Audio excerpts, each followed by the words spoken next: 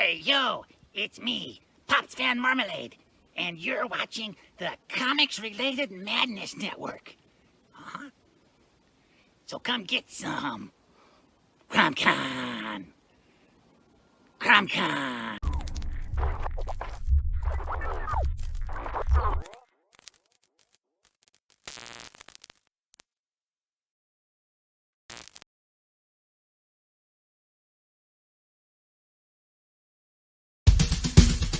First world, come in and take a seat. Pay us no attention, it's all conspiracy. We have satire and parody, some funny, some perverse. If none of it's offensive to you, you'd be the first.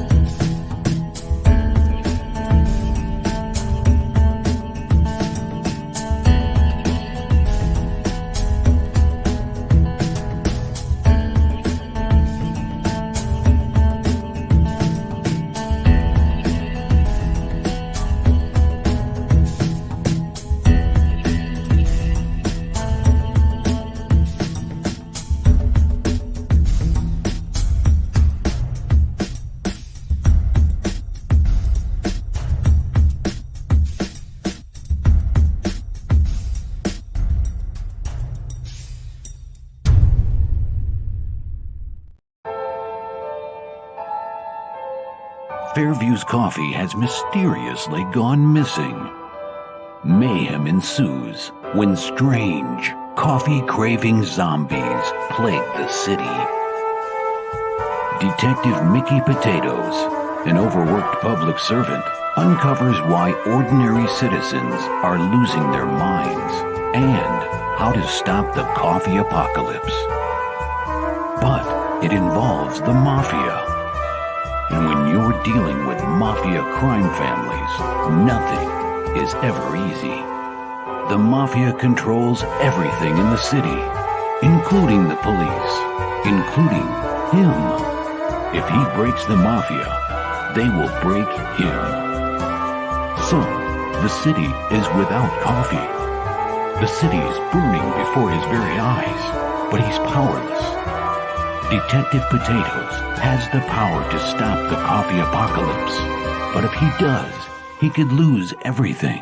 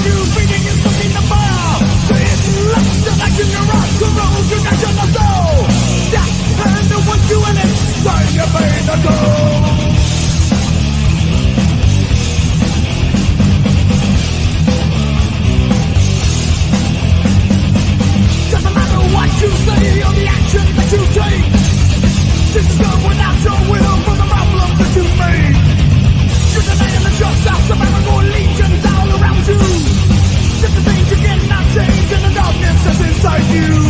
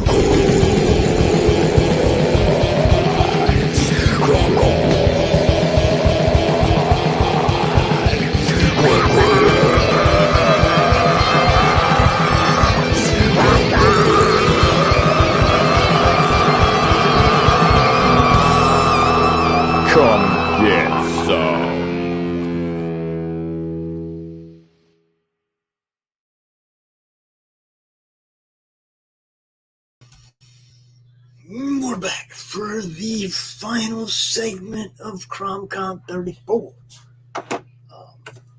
Our first guest, of course, I played his ad just a second ago for Mary Machine Gun, but I don't think that's what he's here to talk about tonight. So, I'm not going to waste any time. We got Max Devill right now. What's up, Max? What's going on, dude? You know it. We doing the thing, man. Yep. Doing the thing. We got, oh, man. You can believe next month it will be 3 years straight. Yep. CRoM Con been going on for a minute. We ain't missed a beat. Yeah, there's never been a month without a CRoM Con. Nope. There was gonna be one. There was gonna be one. What, in December? You were gonna take off December, but then you did it anyways. Yeah, we did the Europe. The Europe, just a 1 day. See, it's always the last weekend of the month. And if the last weekend of the month goes like 31st, then the 1st, Yep. I'm just going to do the 31st. Now and then I need a day off, bro. You know what I'm saying?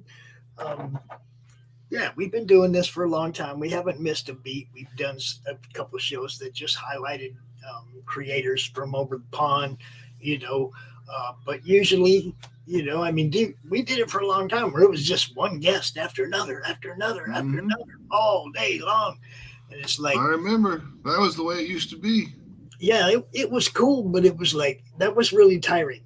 And it was it was a lot for me to try to keep track of and sound like I knew what I was talking about when I got to the third guest. You know, it was like, it was a lot to keep track of. I like this format now where we include the regular network shows that are on the weekend and we just do our thing, you know? Yeah, I dig that too. And well, because I didn't want to miss the horror show. Dude, Brian's show kills it. I love that show. You know? Demon's a good movie. If you go look at his channel on some of his past horror movie club shows, he gets thousands of views, dude. Sweet. You know, he gets a lot of attention on those. Actually, one of the spaghetti western replays that I did of his spaghetti western show, like, went over 100 views right away. Nice. You know, I think the Trinity is my name one. That one went like blew up right away. And I'm just like replaying it. You know, it already went live on his channel like before that. You know. And that's one of the things I like about doing the simulcast and doing all the replays is because if you didn't know about that guy's channel, you know, you didn't know Brian was doing that over there and you saw it on our channel in the replay. Now you know he does it live. You know what time he does it live. You know, go be part of the live show. Oh, yeah. You know, that's the whole purpose is to increase everybody's audience and have a good time. Right? Shit. I see American Comics in the chat. What's happening? It's good to see you, Ben. Always. And we got somebody watching on Twitch. I don't know. I've Twitch and Rumble baffle me. Yeah. Okay. Twitch. I'm not. I mean, Pete knows all about Twitch. I'm not knowledgeable about it at all. Well, I mean, they just baffle me in the point of you think that after a while, the amount of content you have there would get you some kind of pull traction. Yeah, but it doesn't. I mean, you gotta have a built-in audience before the people will even come see you, or you gotta be some half-naked chick sitting next to a swimming pool. I had like 1,000 videos up on Rumble, and I'd get 2 views, 4 views, 15 views, 10 views, and it was like, what does it take to break through and get them to actually promote you? How many videos, or what does it take, right? I couldn't figure it out, and it's kind of the same with Twitch. I got lots of, we've played a lot of these shows on Twitch, and I rarely have anybody pop in and say hi. So what's up, Diggs? It's good to see. I think I don't even know. I think he might have come over from Christie's crowd or crowd, one of them guys. Because some people that do shows on our network do have Twitch followings. Yeah. I'm hoping we get bleed over. I'm hoping we get increased audience from that. More people seeing what you guys do. And speaking of what you guys do, we do Human Hunters right now. Human Hunters number 3. That's what we're working on right now. Here, let me. Yeah, do that thing. Share us some stuff. Oh, hold on. I gotta go pull something out of the oven. Oh. While he does that, I'll just play another ad real quick. Because, we try to represent a lot of different people around here. It's one of our friends. America's southern border has become a war zone. Human traffickers, drug smugglers, and terrorists flow across the Rio Grande with impunity, secure in the knowledge that no one will stop them. A distant federal government lectures Americans on their privilege while punishing overworked Border Patrol agents who were helpless to stem the tidal wave of invaders and determined migrants. Second-generation Cuban-American Marcos Zamora is a military vet, more patriotic than most Americans. No longer able to ignore the chaos at his doorstep, he acts. Joined by his best friend Gus, they hit the border every night, saving lives while stopping violent drug cartels and other opportunists. The government reacts with fury at Marco's attempts to preserve American sovereignty, deploying the full might of their enforcement agencies. But Marcos understands that the only thing the rich and powerful fear is bad publicity, and he records every encounter. Whoever he is, this private American must be stopped. Illustrated by Richard Bonk and written by Eisner winner Mike Baron, Private American is his version of Captain America, and maybe a little Punisher, taking part in this ongoing, violent, and very real battle of good versus evil in the war for American sovereignty. Grab your copy at theprivateamerican.com. We have a secure border, and that is a priority for our administration. Yeah. All right. So now that this pulled out, there you go. Take a little preview. Take a little preview here. It's not quite done yet, but we can dig through most of it. So in the first 2 issues of Human Hunters, the first issue they were getting back a vase for a family that had it stolen during World War II. It's priceless, and they ended up returning it to the owner. And then that guy kind of got the information out to some other people who were not so reputable. These guys, they're drug kingpins, but their daughters have been kidnapped by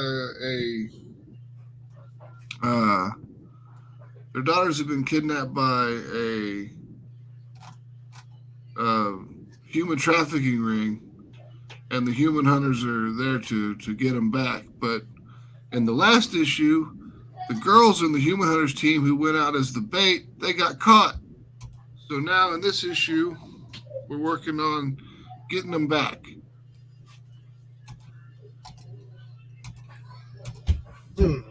So we've got this is sign up right now. Let me get the link over here in the chat so you guys can go check this out. Sign up for it. Yep. There you go. There you go, right there. Got some pages here. Rocky's doing his thing. Yep. We got some pages here. She's telling them the rules, how they're gonna have to behave while they're there. Then the other guys are together trying to figure out what to do. Then we've got the girls are trying to escape. We've got, this is cover A, standard cover A. This is cover B by, this cover's by Mateus Duarte, or by Fern, and colored by Fern Cord. Cool. We got this handy little system now. So you can keep track of it. This is LC Freetest's cover by Bia Navarro. She colored it in. It's nice. It's Cleo. It's our mummy. Then Fabio Semeo's cover. Colors by Fern Cord. Freaking just beautiful. I mean, Fabio's always brings the fire when it comes to his art and everything. I mean, he's just on it. And Alfred Trujillo, he did this one. It's Kara's husband, Alfred. Yep. What's up? What's up, Alfred? You don't know that's Kara Nicole, her husband, Alfred Trujillo. And he's an amazing talent in his own right. Oh, yeah. We've used him numerous times. Yep. Then we've got Fern's cover. One of the girls all fell down in the hallway, I guess. We've got one of our nude covers. We got to cover them up with the Pow Pows, but it's the same thing as the cover A, except for the lights off and the clothes are off too. Then there's Alfred's nude cover, or his not safe for work cover. It's not really nude. Then when you get one of the nude not safe for work covers, at every $1,000 that we raise for the first $4,000, there's not safe for work prints to get added to your order. They add prints. Yep. Print for every $1,000. Yep. We've got Cleo, we've got Christine, then we've got Cleo, and we've got the goth girl that Radu is. Yeah. We've got the goth girl that Radu's messing with, and then we've got Freya. And this was done during February, so that's why we've got her in the Cupid outfit. That's pretty funny. I think she looks like Wednesday. Mm-hmm. That was done on purpose. Because there's lots of girls that are cosplaying Wednesday Addams right now because of the TV show. And then you can get it on digital, of course. We've got combo packs where you can get Mateus Duarte's combo pack where you can get his Not Safe for Work and his Safe for Work cover. You can get Alfred's Not Safe for Work and his Safe for Work cover. We've got the Atrocity Press calendar, which you can add on, which is, pictures of all of our girls, our harem of women, if you would like to say that. We've got the full Human Hunters catch-up, which catches you up with everything. We've got the full Mary Machine Gun catch-up, which is all the Mary Machine Gun books, like all four of the first arc. And then the Ninja Bimbos catch-up, which gives you issues 1 and 2 of Ninja Bimbos. Full Atrocity Press catch-up gives you everything that Atrocity Press has released so far. That's except for Neo Tokyo. Nice. Then our stretch goals. We've got some trading cards. We've got Christine. We've got Cleo. We've got Helena, the goth girl. And we've got Freya. Then we've got Fabio Semeos, and his artwork is of the bookmark. Our sticker is of Helena. And then we've got poker chips for 10,000. Comic book is finished, so you don't have to worry about that. We're just going to print and ship it. Is what we're doing. I got some more pages I can show off, like what the girl's trying to escape. Here's the one that was at the end of the book, end of the free stuff. Then they're trying to lift her up into the ductwork, which she gets into. Perfect opportunity for a butt shot. Bow! It wouldn't be an Atrocity Press book without it, I'm sure. Nope, wouldn't be. But then she ends up falling through the grate and landing in front of all those guys who beat the shit out of her and throw her back in the room. She thinks she's going to escape, but she doesn't. Well, that ain't right. That's the beauty of it all, is that it ain't right.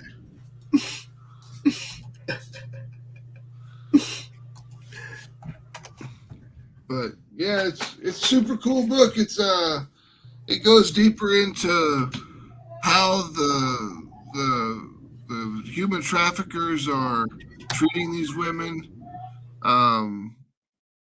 Goes into just the human hunters actually trying to save the girls before they can be auctioned off, and they end up going to the auction. It's very James Bond. Let's put it that way. It's very James Bond. It's got the action in it. It's got the drama. It's got it all. It's got the whole human trafficking aspect of it all. Is we wanted something topical,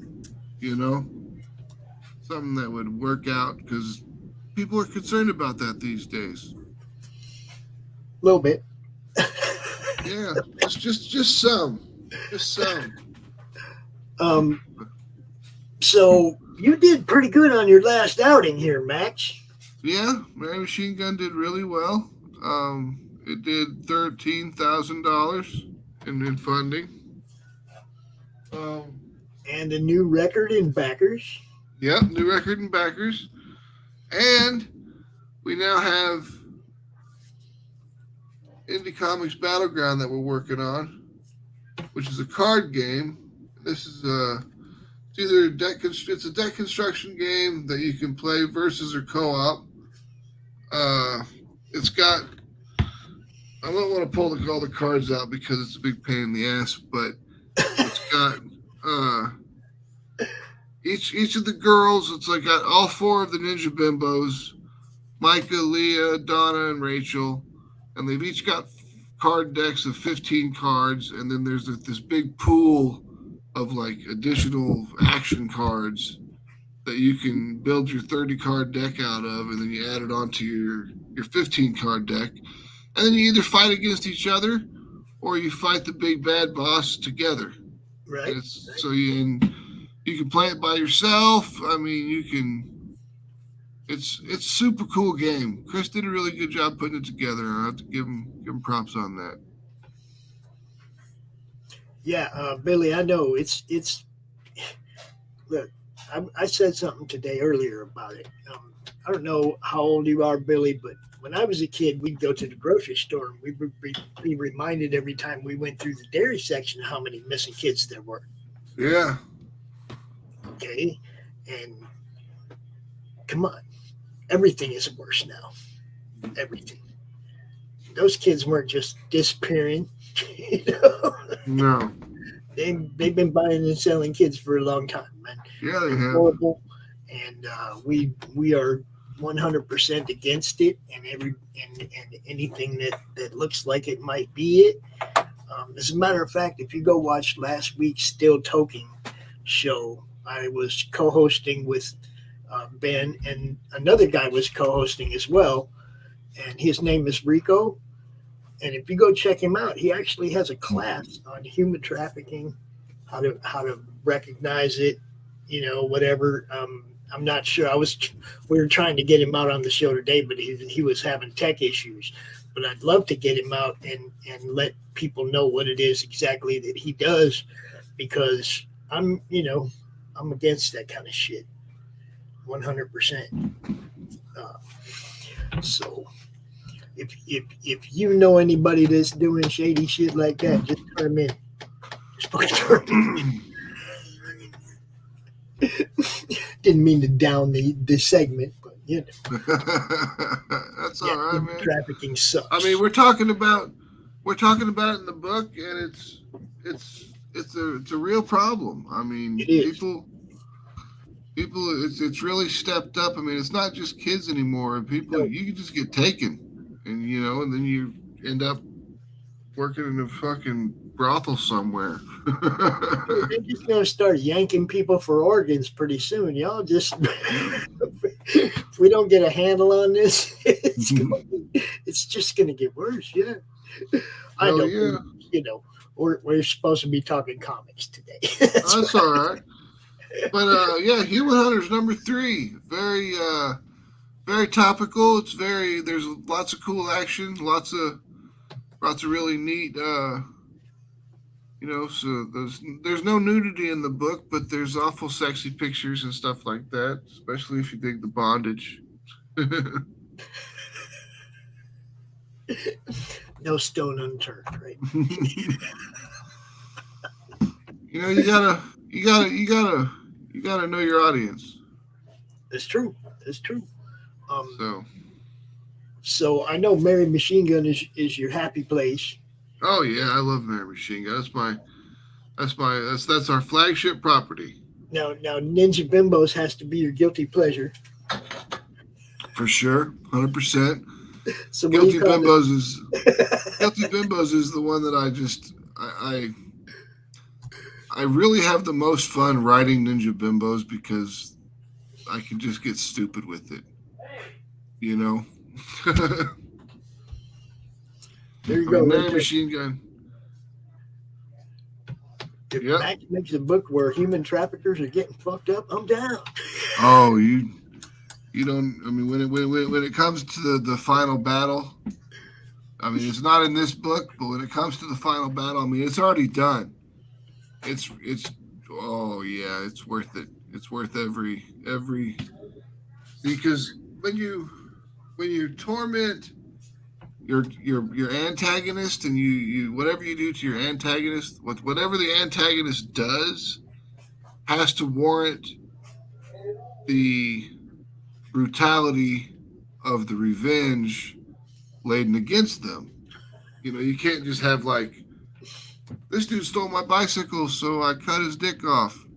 You can't do that.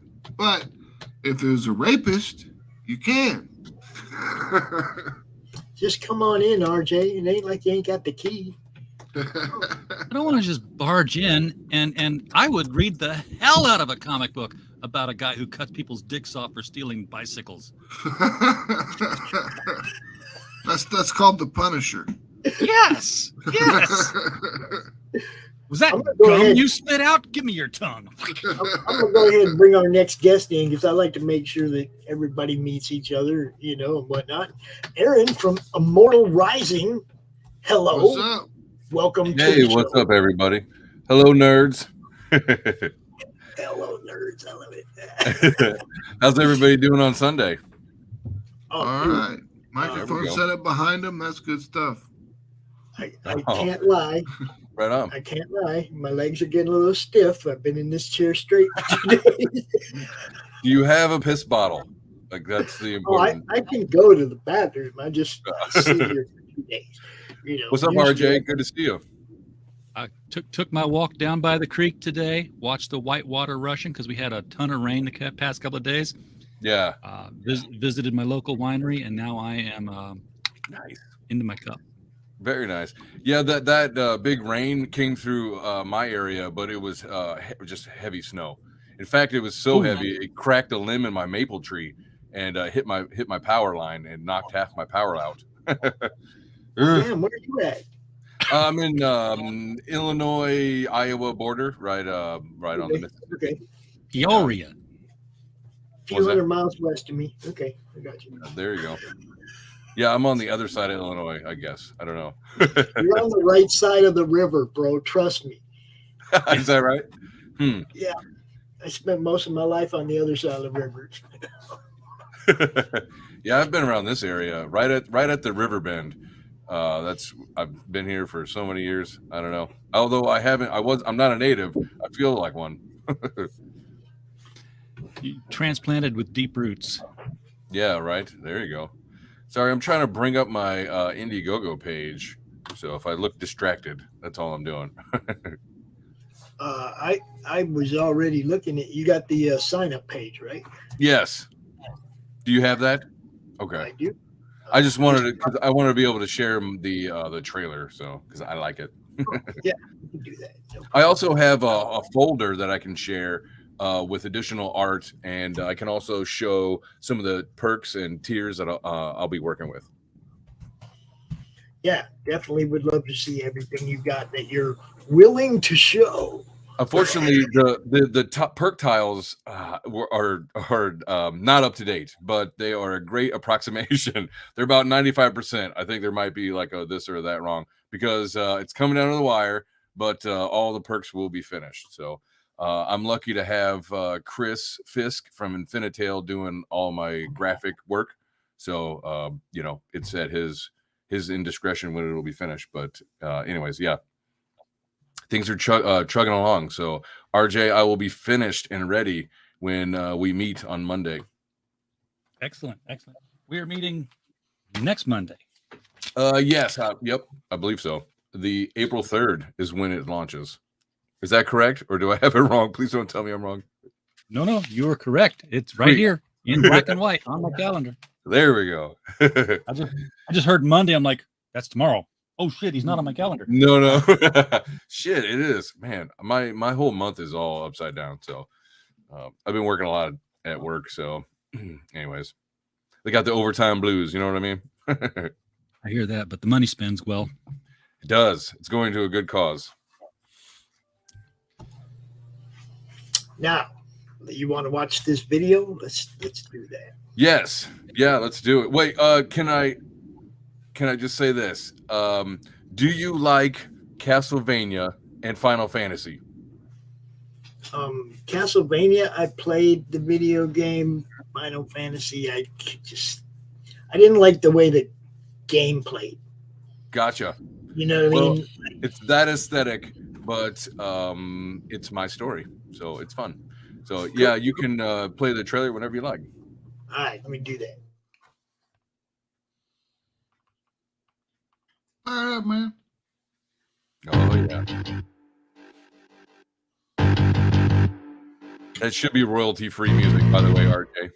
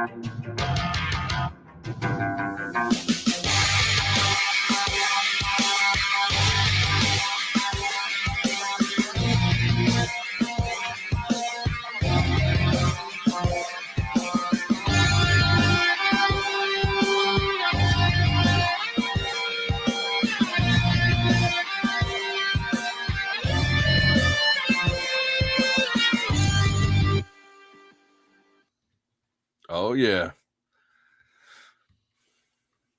that's fun. Music's pretty cool. There we go. Thank you. Got something out of somebody. So, RJ, I remember you said I had a song attached to that video. It was just like for fun or whatever. And you're like, dude, well, don't be taking other people's music. So I said, okay, great point. So I tracked it down. I found it's hard. It's allegedly royalty free. So, oh, dude, I've had to.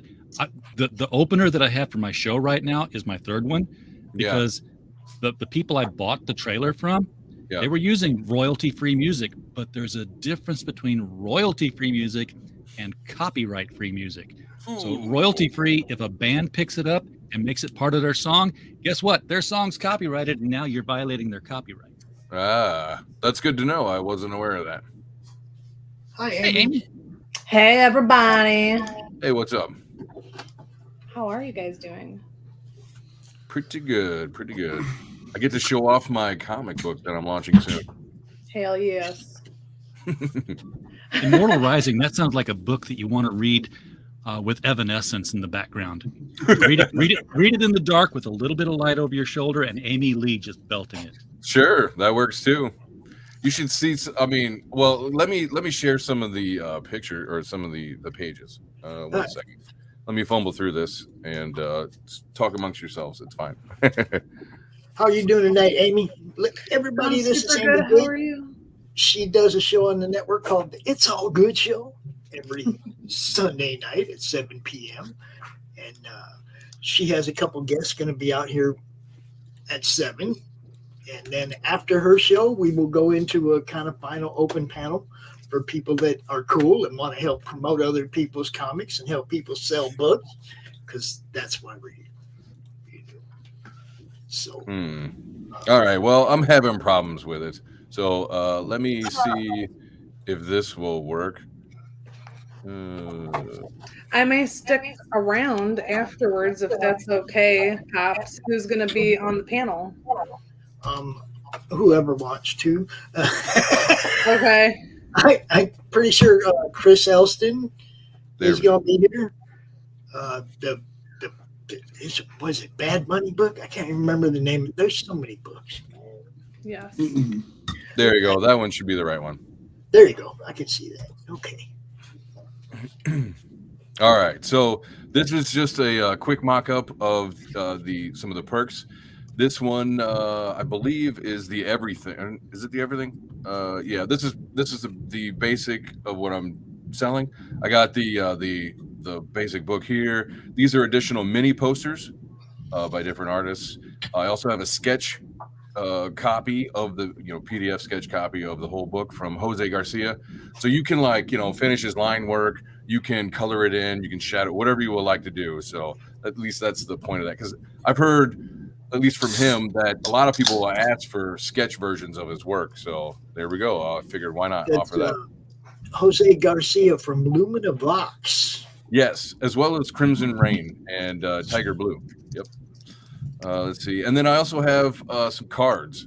So it's not included on this for the picture, but I'm going to do an early bird that will offer a one extra card. So you'll have an exclusive card from this. And that basically rounds out 9. So you have a full sleeve of cards. You got this set of 4 and this set of 4. One is more of like a comic look, and the other one is painted.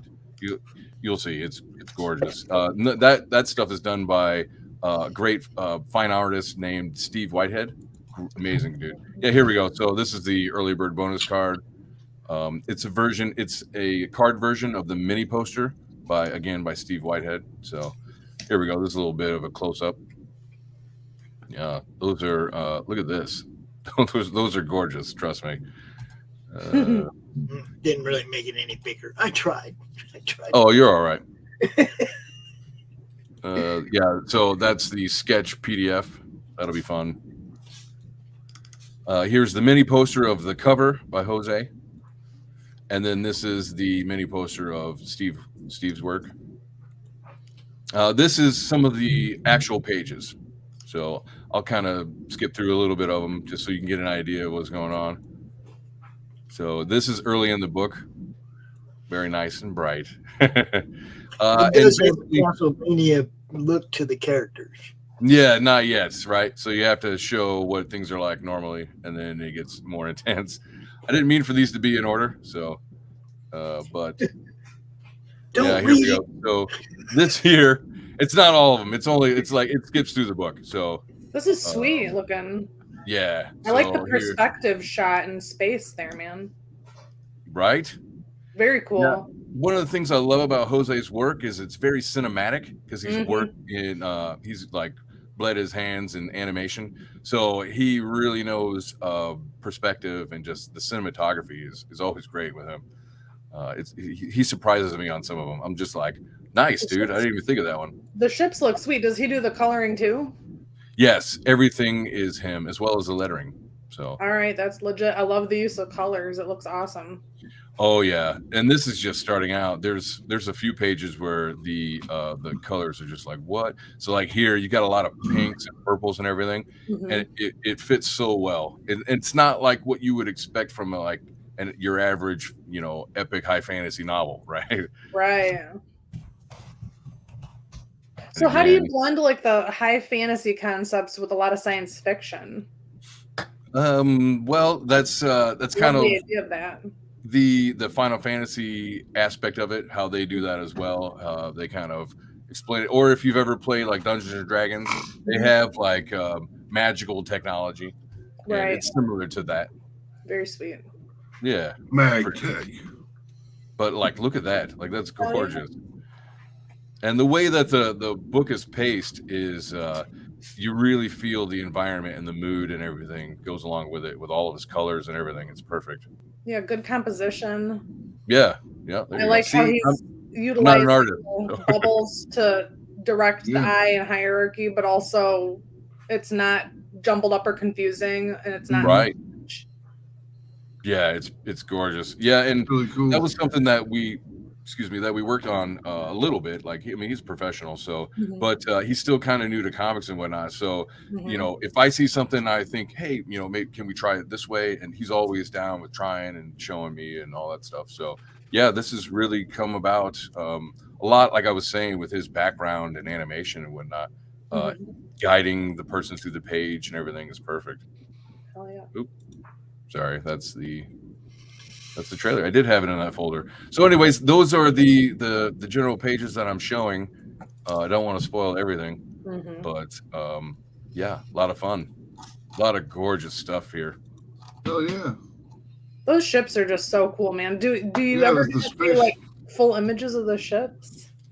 I'm not going to tell you. Oh. Keep your secrets for now.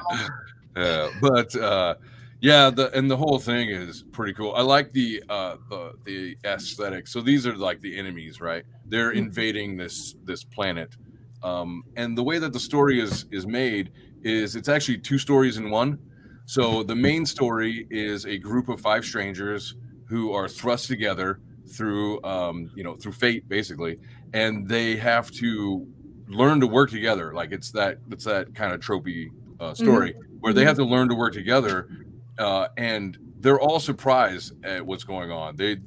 This invasion is that nobody knows anything about it, and so it's a big surprise. And they have to work together to survive, not only in the invasion of this world, but also this world is dominated by undead lords. So you have werewolves and vampires and things like that, and ghosts and whatever.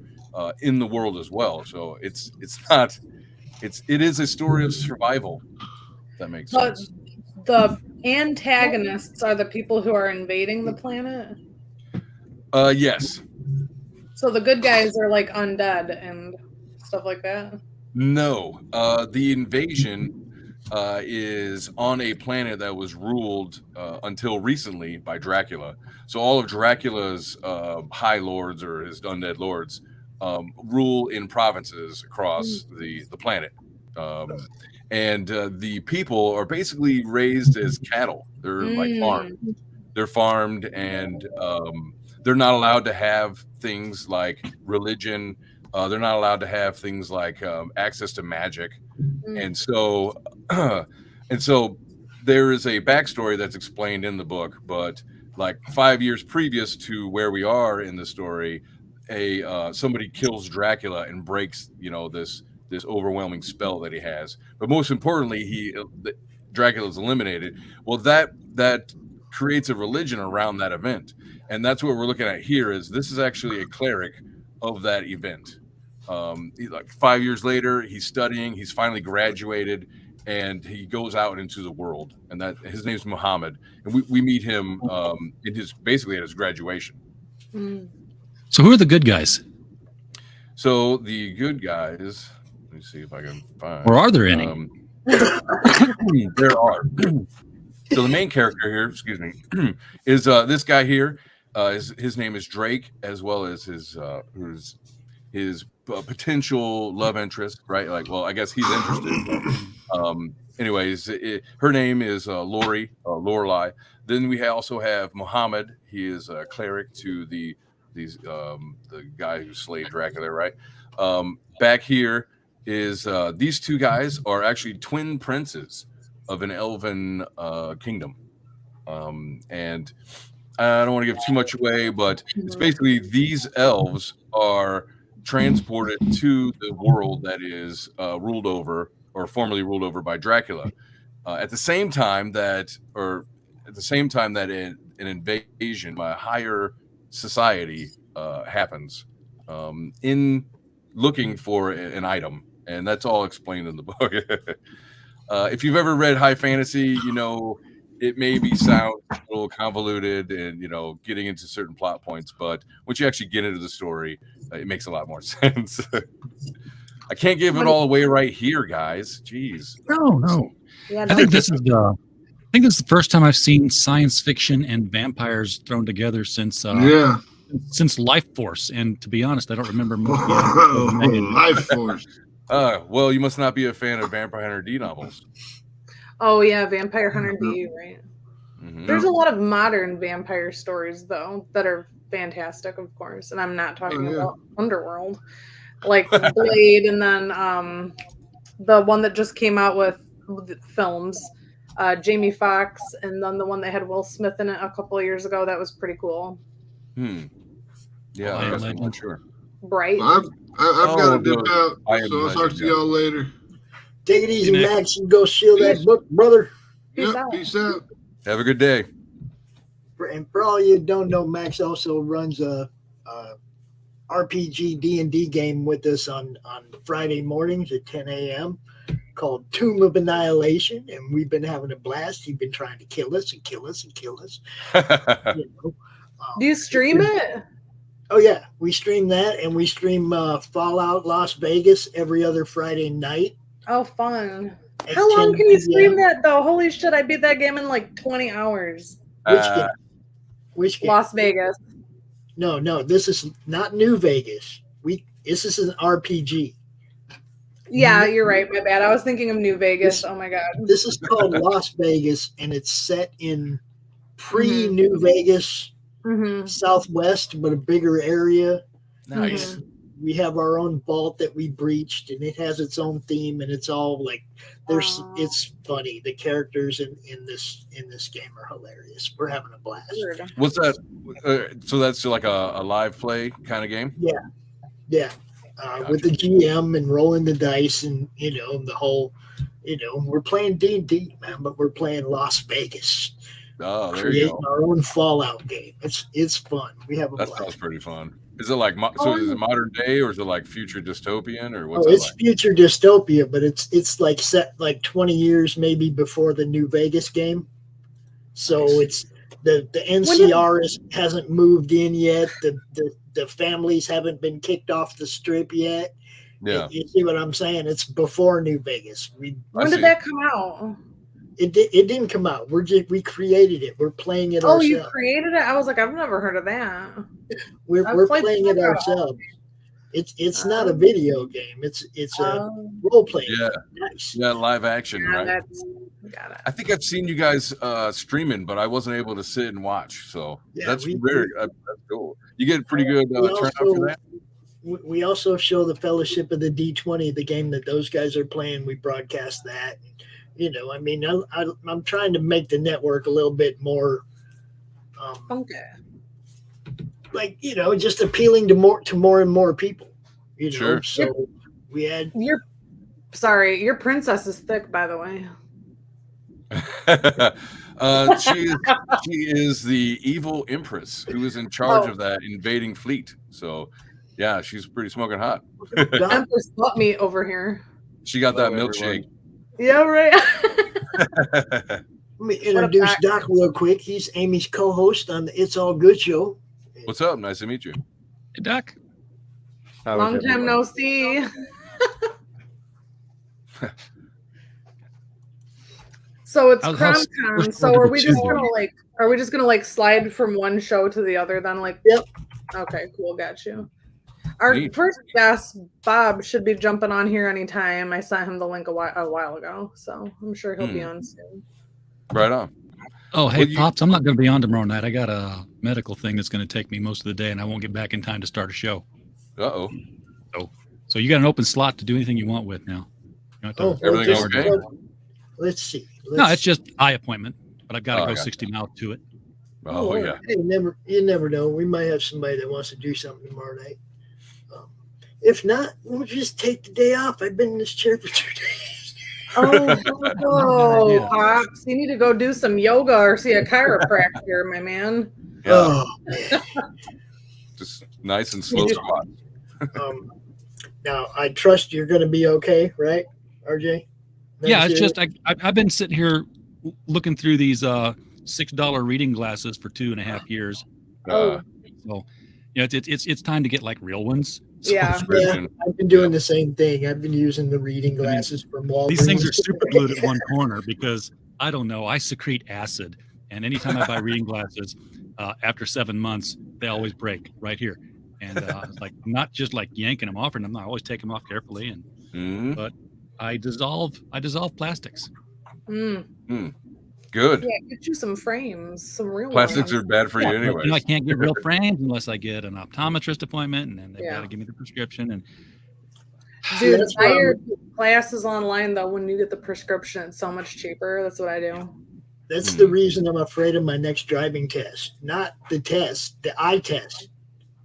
I'm gonna go to look at that stupid chart, and I'm not gonna be able to see shit. And they're gonna make me go get glasses. I've got one of those. I got that next month. Yeah, well, I think mine's in September, but yeah. RJ, what are you drinking?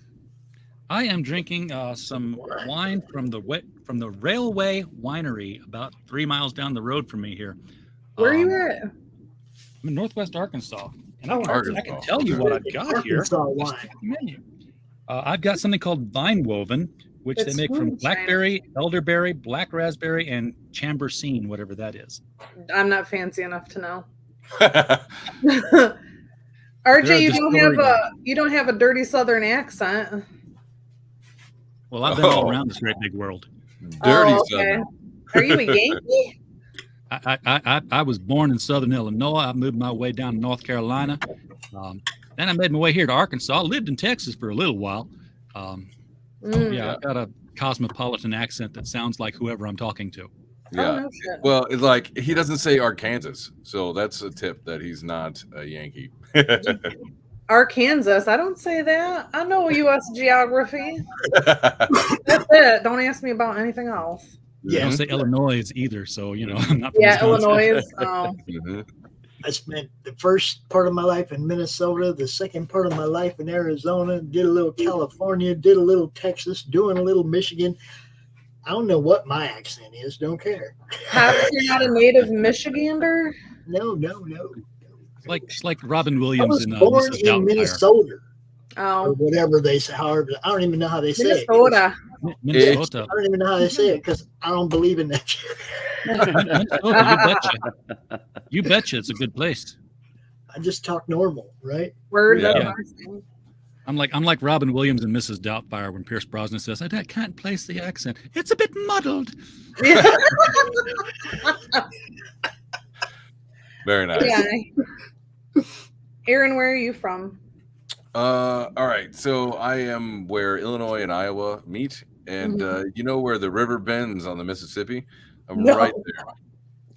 Just around the river bend. Is that near Wisconsin border at all? Yeah, Wisconsin's about an hour away. Oh, okay. I kind of have a general idea then. You said you know geography, so imagine the Mississippi and how it like makes the outline of the front of a man, right? Like it's got a face and all that shit. I'm on his nose. Oh, okay. I got you. You far from So Hannibal? you're on the far side of Illinois. Got it. West side of Yes. it. Yeah, the west side. Okay. Right. How far is that from Chicago? About 3 hours. Oh, I'm 3 hours from Chicago, so we're gonna be like we're in a directional diagonal then. Right. Oh, okay. So, RJ, if you're not going to be able to do anything on Monday, did you have anybody scheduled, or you knew? I did not. I didn't have anybody scheduled, and I didn't try to fill it because I knew that it would be a rush. I mean, I could feasibly get here in time, but it would be like getting here just in time to turn the computer on and sit down. Yeah, that's not So, good. would you like a show to do instead? Huh? I just what? No. Like I said, I wouldn't I get was here. just going to say you could host the panel after Amy's show tonight if you want to. Oh no. If you want to. I'm going to be gone all day tomorrow. I got to get up at 6 in the morning. I don't want to hear that. I got to get up stuff. True. It's true. I get 5 hours of sleep every night as it is. So. Oh, me too. I'm with you. Yep. Yeah. What? Why y'all anti-sleeping? What the fuck? Oh. Well, in the words of Edgar Allan Poe, sleep, those little slices of death, how I despise them. Oh my God, that's what my husband says too. He's like, I may as well be dead if I'm sleeping. I'm like, get the fuck out of here. Yeah, I work with a guy who. As Conan, no. As Conan said, there's time enough for sleep in the dirt. Yeah. I've got a I'm friend. yellow when I'm dead. Weird Al man.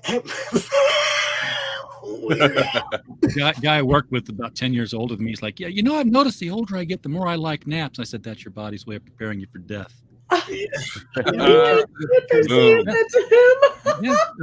Oblivion's not so bad, is it? You want a little more of that? Yeah.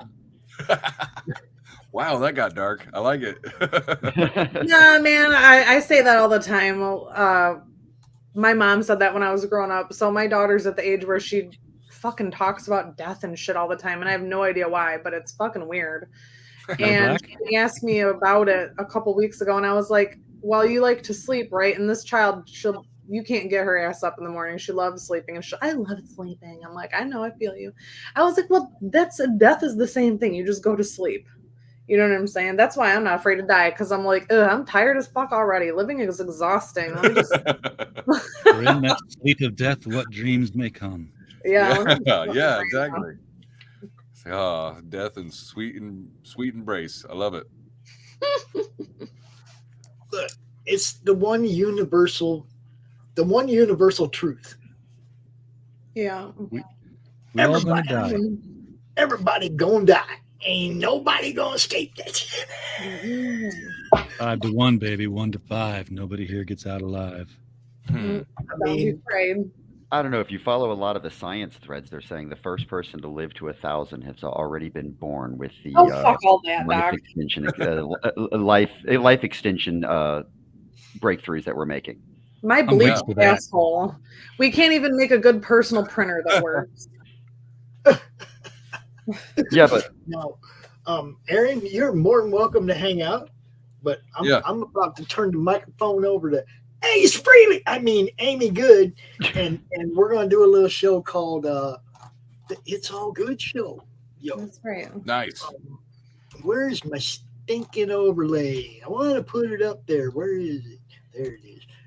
The CRoM Con edition of the It's All Good Show with Amy.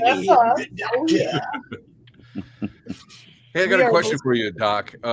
Yes, sir. All right. So, have you ever heard of the novel Time Enough for Love? No, I don't think I have. So it's written by the same guy that did Starship Troopers. And okay. And anyways, so in that book, it's about the oldest man ever alive, right? And in the book, he's born in like 1920 or something like that.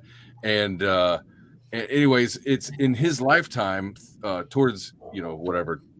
They start developing these drugs and treatments to extend life, and he's able to be the oldest man alive. And most people by then, like they'll expire themselves or whatever because they just give up. They're like, well, I've lived 1,000 years. How long before you get bored with it? But he chose not Never. to. Last Tuesday.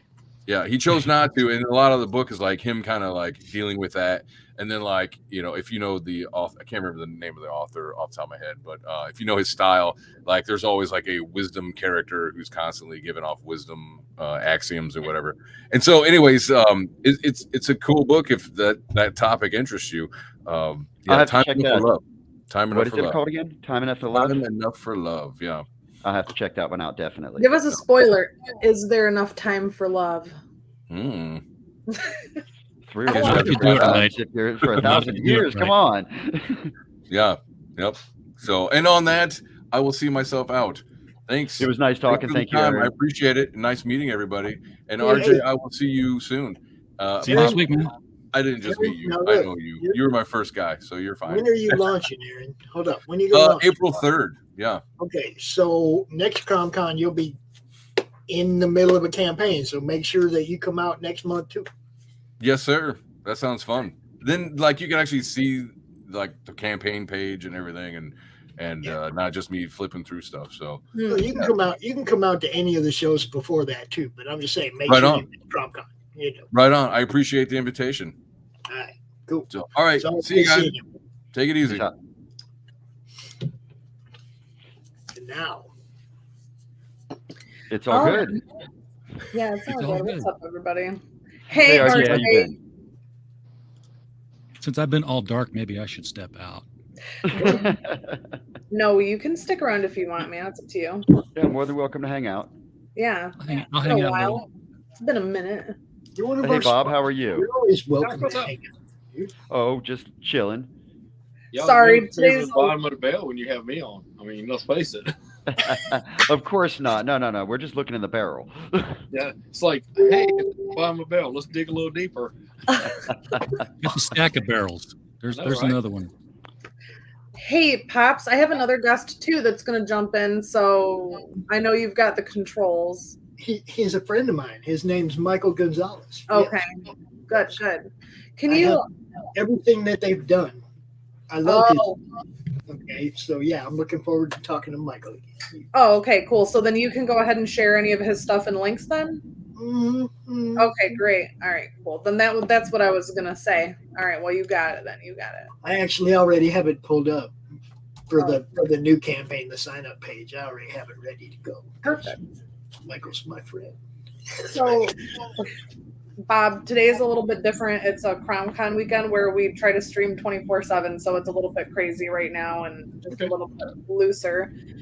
But you are our guest, and you can talk about anything you want, or we can just fill the void for you with nonsense.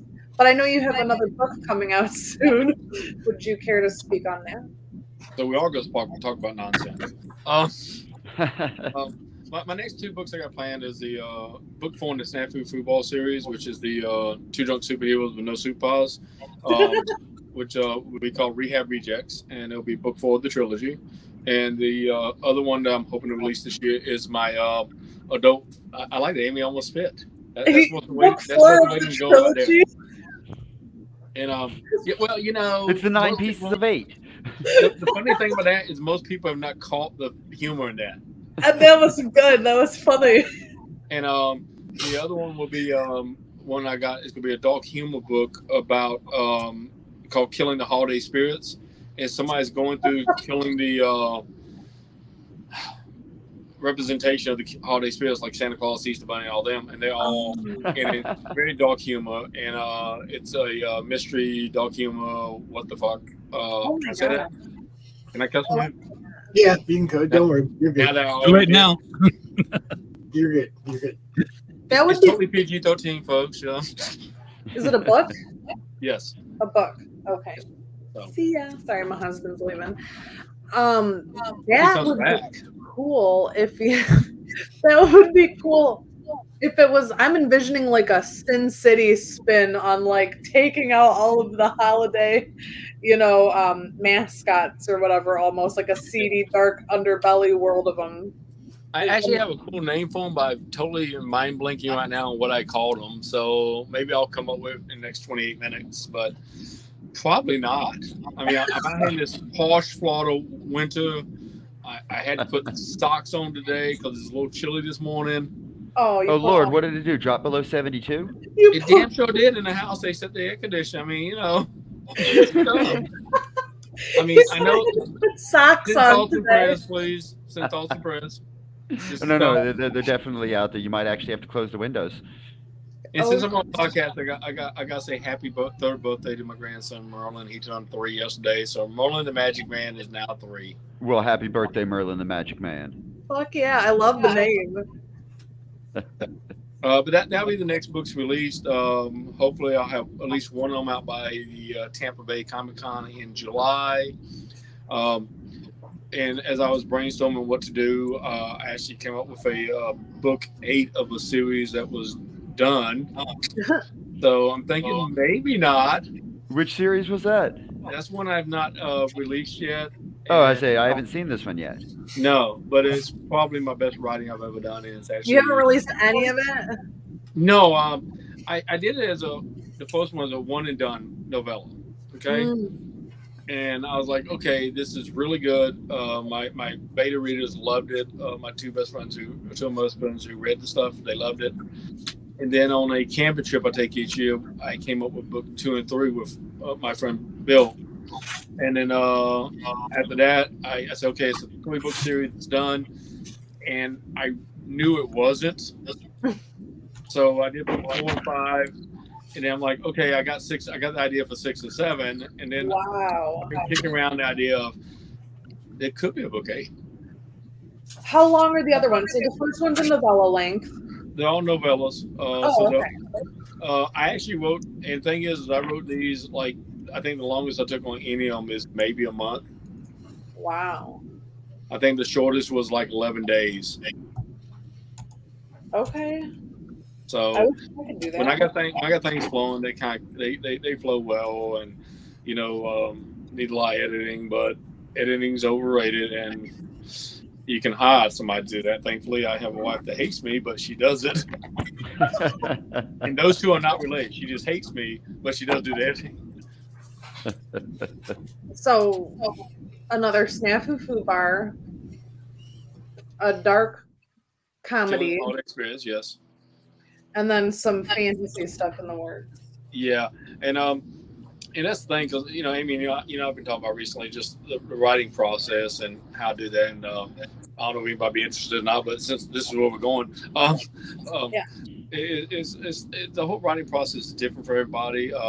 I have a young talented writer I've been talking to, trying to give her some guidance, and she's very good, and it's pacing and how do you tell a story and how do you go about doing that. And I think like Snafu is a good example. Snafu is just 2 drunk idiots. They're in a small town in Florida called Lost Hope. Everything in the story is familiar. You can make up a Starbucks coffee shop and do the Starbucks jokes, because let's face it, it's a wealth of opportunity there. If you're doing a fantasy world or sci-fi, you have to introduce your fans to it, and you got to do it slowly, because let's face it, the average person reads, when we talked about this last time I was on the show, the reading level of a newspaper was like 4th grade or 3rd grade or something like that. So if you throw too much at them, then they get lost, and all of a sudden they lose interest in what may be a really good book. Right. That's interesting.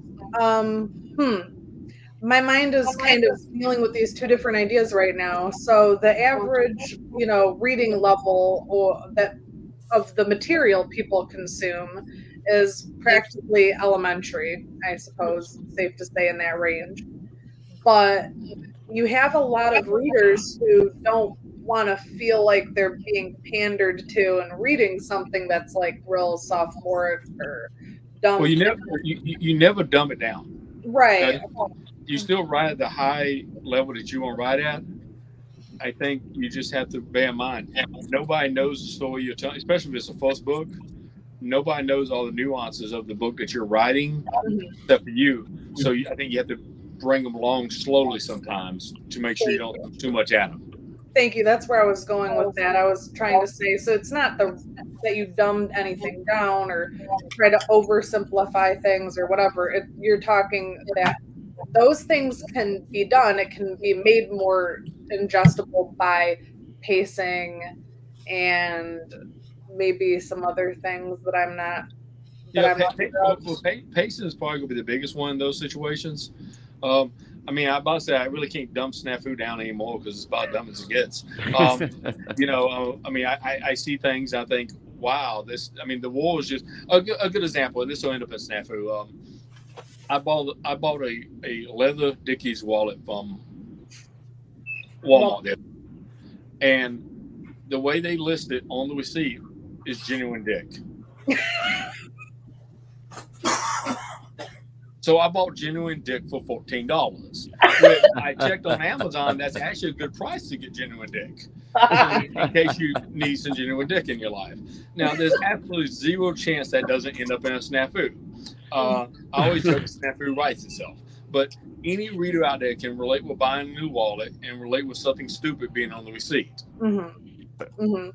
Accessible. It's accessible material. Yeah, and that's why snafu doesn't take time to get into as much as, let's say, you're doing a sci-fi or a fantasy book that nobody knows anything about this whole world you just created. And so the pacing's a little different. You can jump straight into the story. Anything where in modern times everybody knows what you're talking about. You may use different names for the stores, but if you say a big department store is Milk Mart, everybody knows that's Walmart. Everybody knows that's Target. Everybody knows what kind of store you're talking about. Right. And your pacing can be different. And I think a lot of, when I say young authors, I'm talking ones, regardless of age of the author, the amount of material they have produced. Okay. So I think, trying to figure out the pacing is hard because you may emulate some writers who your style and theirs just don't mix. Right. And I found that, depending on what I'm writing, depending on the style I go for, I try to set a certain number of words per chapter based on what I'm writing. It could be on the novellas. I shoot for 1,000 words a chapter. On snafu, I shoot for 3,000 words. Grant snafu still a novella, but I try to make 8. In snafu, I want 8 chapters. I want to be around 25,000 words. Okay. Because and the reason I don't just do 1,000 word chapters on that one is I do segments. But I name each chapter really screwed up things. What is it about the word count for a chapter that does something for you? Does it keep you on track? Does it keep you? Well, if you like a novel, okay, the minimum words for a novel is 40,000 words.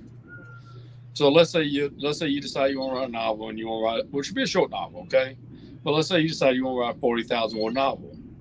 Well, that helps control your pacing because you can tell where you're at compared to the end of the story. Okay.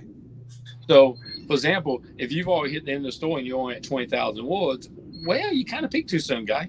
Right. Or if you're nowhere near the end of the story and you're at 40,000 words already, you still got a lot of storytelling to do, so you got to adjust how long that novel's going to be. What would you say then for advice for anyone who wants to write out there? In your opinion, and I get it, like everybody's different. There's no real set rules, of course. But I'm right. Yeah, but you're right. Oh, no. Only on Tuesdays, Bob. Only on Tuesdays. And it ain't almost Tuesday. It's closer than that, I suppose, or closer than it could be. So say for like a 100,000 page novel, which isn't, it's 100,000 pages, 100,000 words. Or 100,000 words. Sorry, I had a long day today. That other one just scared the hell out of me. Yeah. One to stand. What would be to you, like, if you're reading a book or whatever, or you're writing a book, what is your expectation? So when do you think that it should be understood, like, where you're at, what the setting is, what the world is like? Build-wise, in 100,000 words, personally, I think you can develop the story throughout, as far as your world and all that. But actually, I kind of break it down to fifths. I mean, still tell, like my book Rags and Ruins. When I wrote that one, I had the beginning in mind. I kind of had the ending in mind. Okay, but a lot of books, what you do is you kind of go on a side adventure before you get as you go on the main adventure. So the characters are going from A to Z, okay? But they still can go here to B, then go here to C, then go here to D, and they still kind of weave their way there, as long as you tie it in nicely. Yeah. So, like, if you're developing, like Rags and Ruins is a good example. It's a kid who's raised in a junkyard by goblins, okay? And he has his twin brother. He's a story of a Mouch. No, I'm talking about Rags. Oh, gotcha. And it was foretold in a prophecy that these two brothers be born, one be raised by evil, one by good. And so it's the story of these two brothers being raised.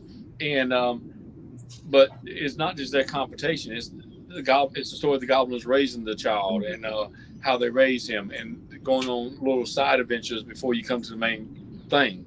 And the people raising the brother and what happens there. And so you go to side adventures and you develop the story and the characters and the world as you go. I would say, like, in 100,000 words, and if it was 15 or 20,000 words, 15 or 20,000, you could probably establish a lot of your world, but you don't need to do it in the first 2,000 words because that's just too much. You just try to keep track. I mean, and that's, like I said, the author I'm working with trying to help out, Officer Guidance, is they had a really good idea on the story. They told it really well. The writing was really good, but they threw too many characters in the first 10 pages, in my opinion. Yeah. And it's not that it won't work. And I always tell people, this is my opinion. You may get 10 other reasons. They may all say, you know what, this is great. So it could just be me. I could just be stupid, which nobody's going to argue. But I think... you don't want to overwhelm people, and you want to have, like, an established flow, right? So, I mean, obviously books are a totally different medium than film. Yes. But I'm going to use a film or the idea of film for this illustration here. If I'm watching a movie, no matter how long or short it is, if I don't have an understanding or a feeling like I get where this is going somewhat within the first couple minutes, I'm like, what the fuck is the point of this? I'm bored. I've turned movies off because, like, 8 minutes into it, I'm like, what like, what's going on? Like, it's just me. What did I start watching again? Well, and on the flip side of that, if you don't know how to end a book or end the movie, and the best one, and this is going to go over terrible comic fans, okay? What was the Batman where Heath Ledger played the Joker? Oh, The Dark Knight. Rises or The Dark Knight? The Dark Knight was trilogy. A good movie up to the hospital scene. And then they wanted this, like, 4-hour chase scene and brought in Two-Face that had absolutely nothing to do with the rest of the movie. It wasn't needed. Yeah. They literally made the movie much longer than it needed to be. And like I said, this is my opinion. But, I thought Heath Ledger did a great job. I thought the movie was actually really entertaining.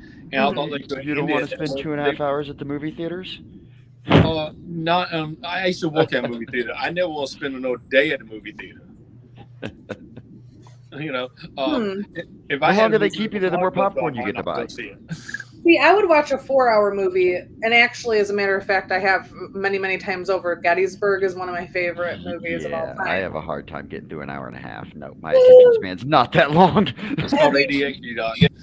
Have you ever watched Gettysburg?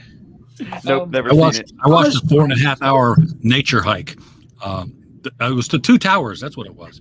But it was. That's what the pause button is for. We come back and we resume the broadcast later.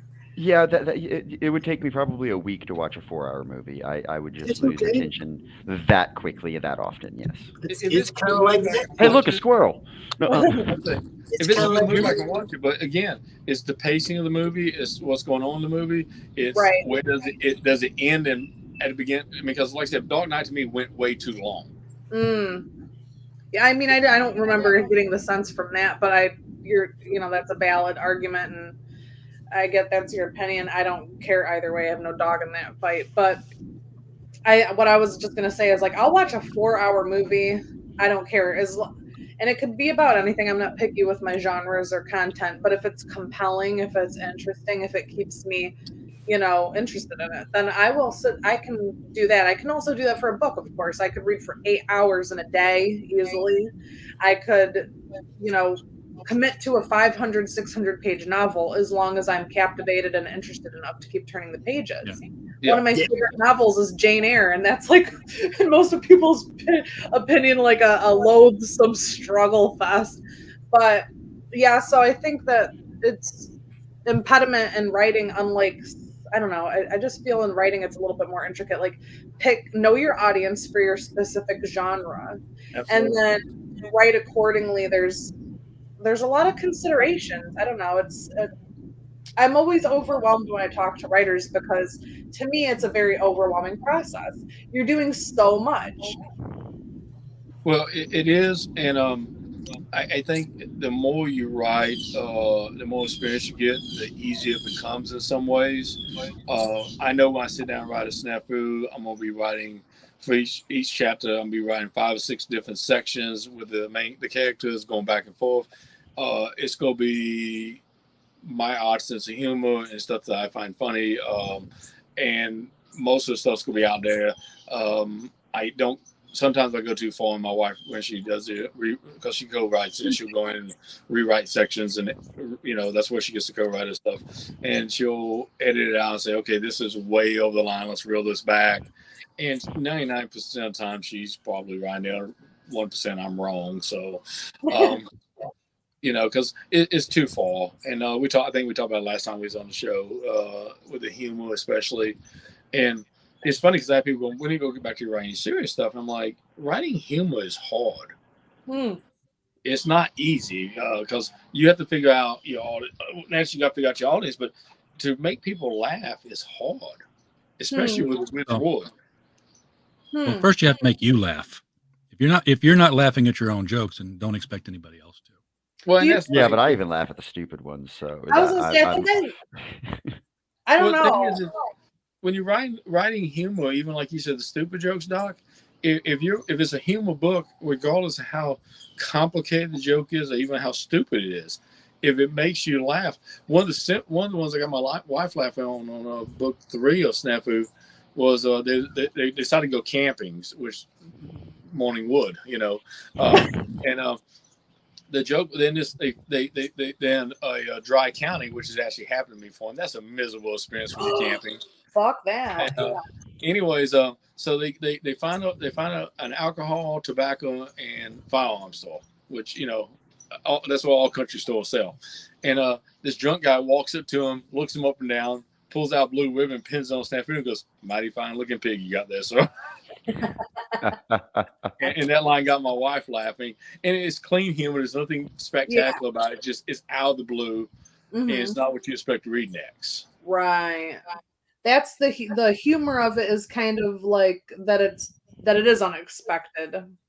Yeah, and like I said, snafu is definitely adult humor, and that's why when I do signings, I know that going in. You also got to remember that humor, like on stage, stuff like that, timing is everything. Oh God, yeah. And how do you put timing down on paper? Yeah. You got to pace it. You got to fine looking pig you got there. Yeah. I mean, it's like it's got to be out of the blue, or it's got to be on the next page. Like the punchline has to be on the next page, so they turn the page and then get hit with it. Doesn't have to be like that. That's more comic book stuff. Yeah, that's like when I'm writing a Destroyer novel, the relationship between Remo and Chun, it's a constant bickering and getting on each other's nerves, and that's the thing that you laugh at is maybe it's not even so much the joke but the situation. Yeah, or the absurdity. That's something that's a natural character part of those two, what they do. If you know anything about the Destroyer books going in, you expect that. You expect him to be a smart ass about everything. I'm dying. It's so hot in here. Holy shit. Well, I also think that it depends. If you're doing a serious book with humor on the side, or humor's a part of it, like you said, the bickering. That's one thing. I've never read the book, but on the same time, if it's a kind of a serious book with humor on the side, it's a lot easier to work that humor in sometimes. It's kind of like the drama movies. It's kind of like the Stallone movies or the Arnold Schwarzenegger movie. The one-liners are funny, but it's still a very serious movie. Right, but I don't think they're meant to be funny. The one-liners are. Okay. For the Stallone. You remember how I said I'd kill you last? Meant to be kind of tension breakers. Yeah. Okay. I guess it's like self-aware humor. That's true. Okay. But like, if you do an all humor book, let's say if you're writing an all humor book, there is an art to keeping people laughing from the very first page to the end. That sounds exhausting. And it is at times, but the world is a funny place and gives you a lot of material. Oh yes, you're smart enough to pay attention to it. Depends. I mean, the wallet thing is gold. You know. Yeah. And just my mind is genuine good dicks price for too. $15. You know. Hell of a and deal. so, and that's the thing. I think it's just a matter of what you write and what you start. Because, like I said, you know, I don't think I could write a serious novel that was very intricate. It's just not how I write. It's not my style. It's not interesting writing. And I got, in my opinion, better things to waste my time on. If it's got humor to it, it's definitely stuff I enjoy. Even my 8 novella books, seven whatever it is, it's a very serious content, but there's a lot of humor mixed in. Right. And I just like the flow because the humor is kind of nice tension. It breaks the tension. It kind of keeps in the real world, although it's not.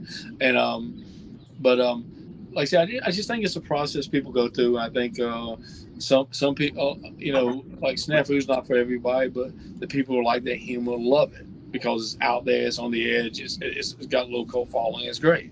But there's some people who won't even pick it up. It's not. Can I ask the panel some questions to segue into like the second half of the show, or we're gonna bring Michael in too? But Bob, stick around, please, if you'd like, and RJ and like don't let me just talk my ass off every second. You guys can get in here. That's just what I do. I'm like the thing that never shuts up. So let me ask the panel a question then. What is everyone's individual favorite sense of favorite type of comedy? Like situational or if you don't want to classify it, like your favorite type Parody. of comedy to ingest? Like, is it when this happens or Parody. I'm going to go first. Parody is my absolute favorite type of comic. I love somebody's ability to take one piece of artwork and mold it into a new form or a new that's funny piece of comedy. That like Weird Al is a huge. I'm a huge geek for Weird Al and his ability to take those songs and change the wording and the tempos and the for fuck's sake, he made a polka out of most of the alternative rock songs of the 90s.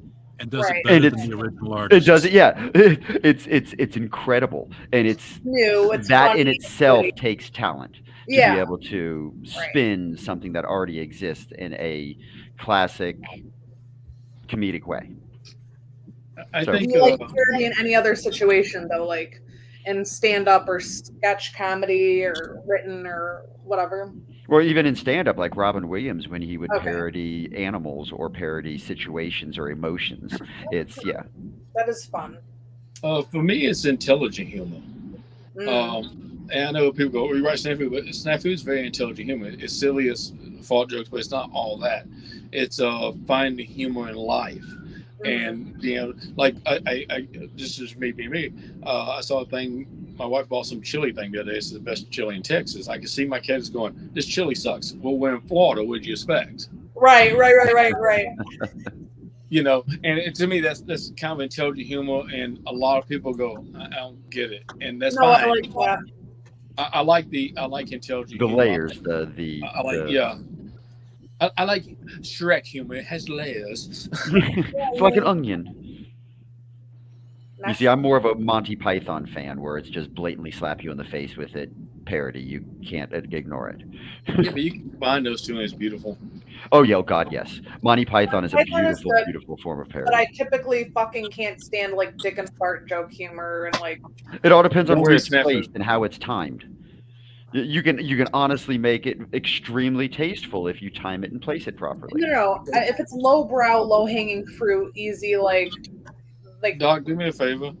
Next time we're talking about dick and fart jokes, do not use the words tasteful. That sounded really wrong on so many levels. You just lost half your viewers. They're like, okay, next preference for comedy flavor. Wordplay. Mm. I love listening to the old back and forth with Bud Abbott and Lou Costello Classic. in the radio days. It's like, well, you got to fill out your tax form and assign your beneficiaries. My beneficiary, what? Your beneficiary's not getting none of my money. Lyrical jujitsu. Did you ever see that math thing on how everything adds up to whatever it was? Oh yeah, 7 times 13 is 28. Yeah. If nobody's ever seen that, so you need to YouTube it. It's a classic funny thing. It's Bud Abbott as Lou Costello as a vacuum cleaner salesman, and he says I can make money. It's 7 times 13 is $28.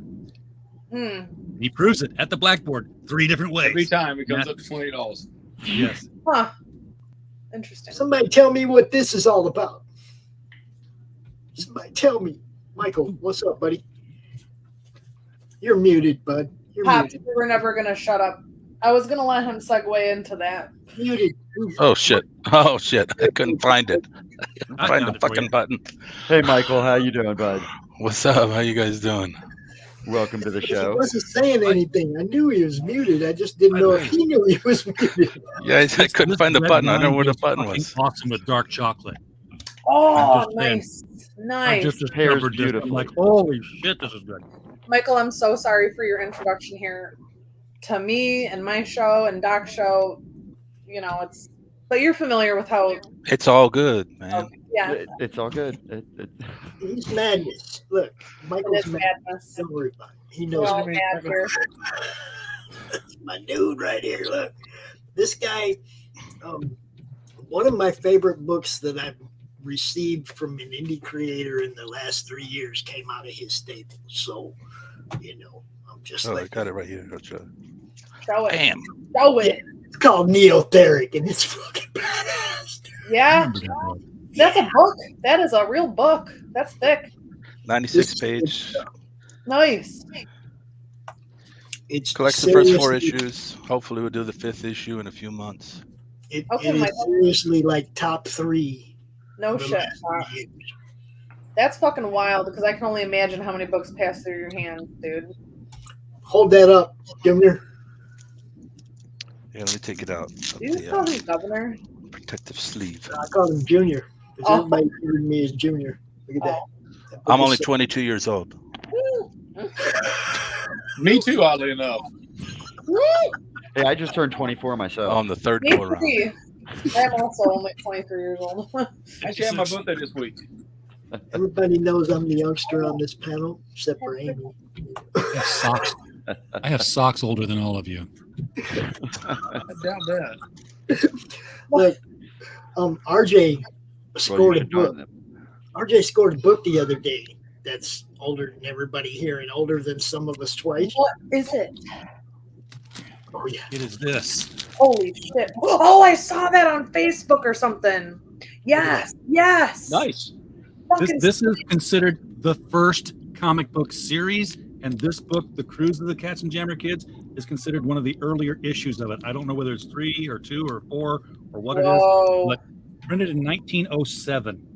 Wow. Where did you find that gem at? 07, In an old country town used bookstore off the beaten path. I paid $215 for this after tax. Yes. Dude, I want to see bought the things like that. illustrations inside. Holy shit. Okay. That is so RJ, I'm cool. jelly. You don't have to if RJ, you like crumple apart, dude, but that's fucking sweet.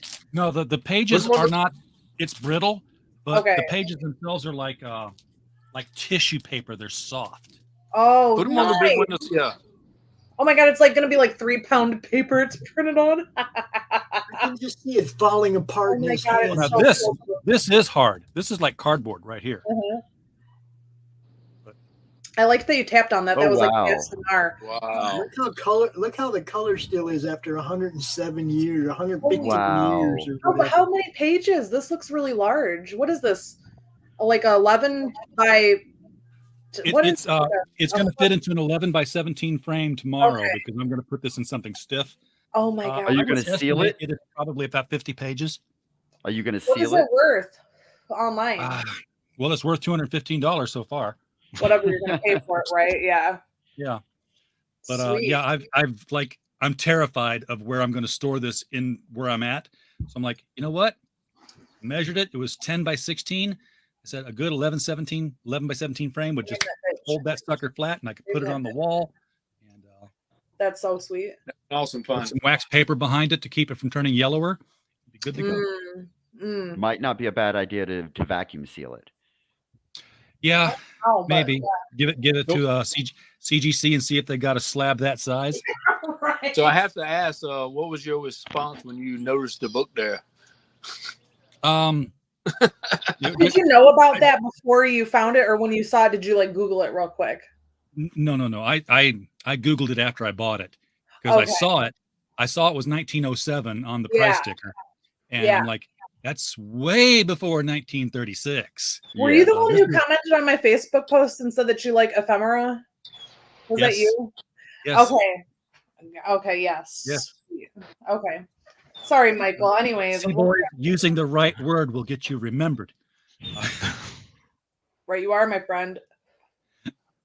So, but yeah, and I had just bought this. I'm like, antique paper. This is. Who hasn't had the dream of going into some place like an estate sale or a used bookstore out in the sticks where they don't really know comics or what they've got, and you just find the thing. Yes. Yeah, it's not even comics though. I'm a collector of antique books, and maybe after the show, when we extend onto the panel, I might have to bring some of my books out. I will. I have books that are printed. I have some from the 1800s from my family. I can show you guys the old illustrations and advertisements. Oh my god, it's sweet. When I first went to this, go ahead.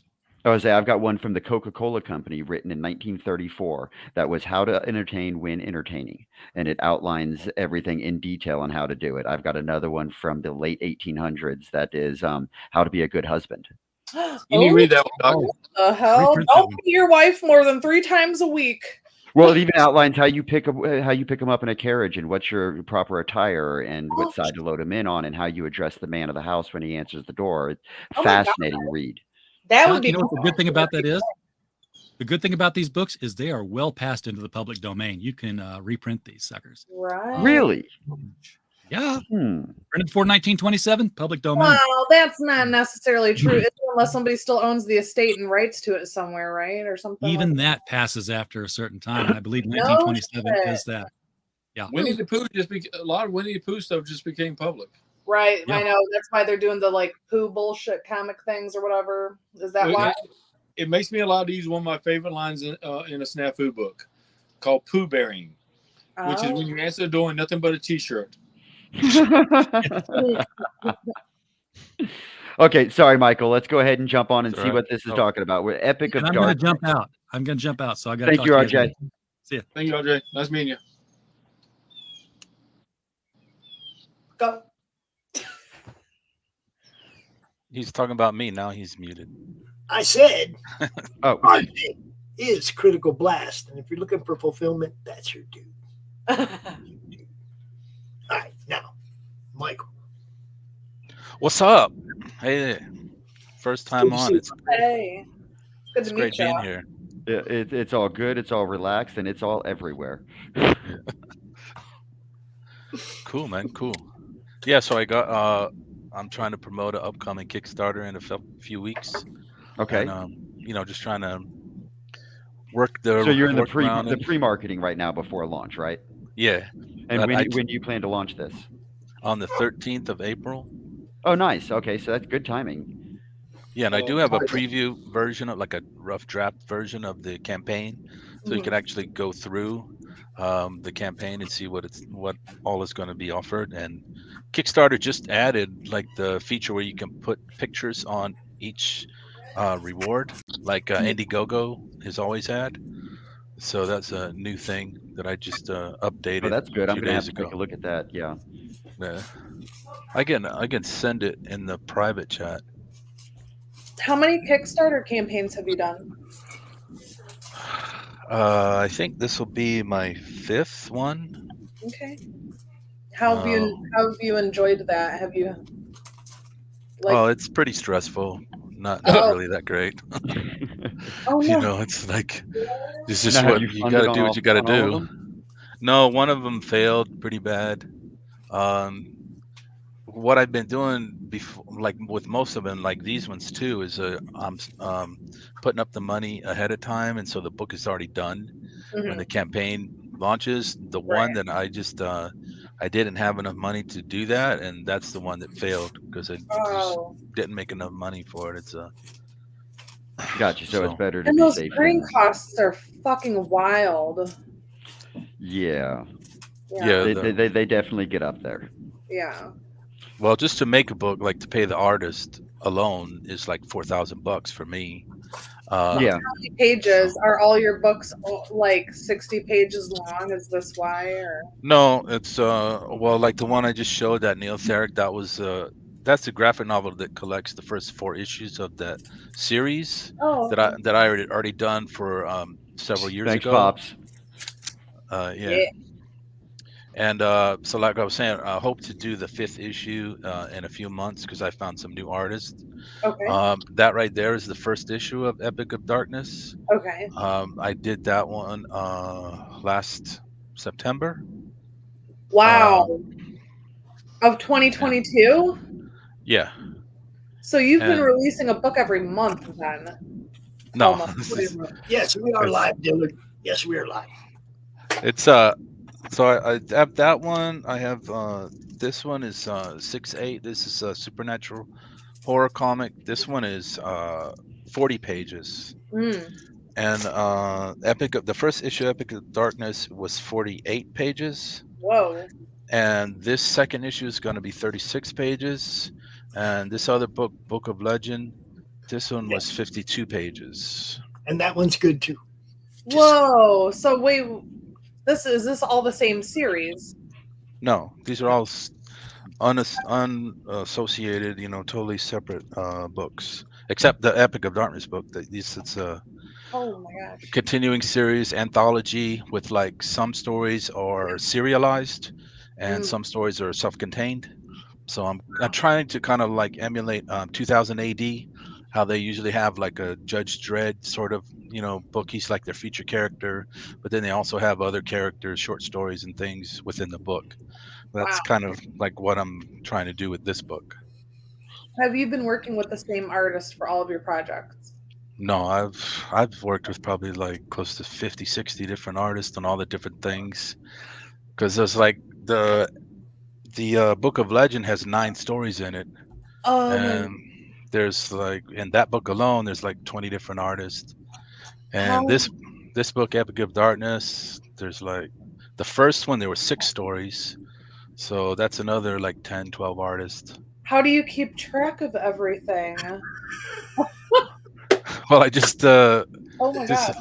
meet people like on Facebook on the different forums, artist forums.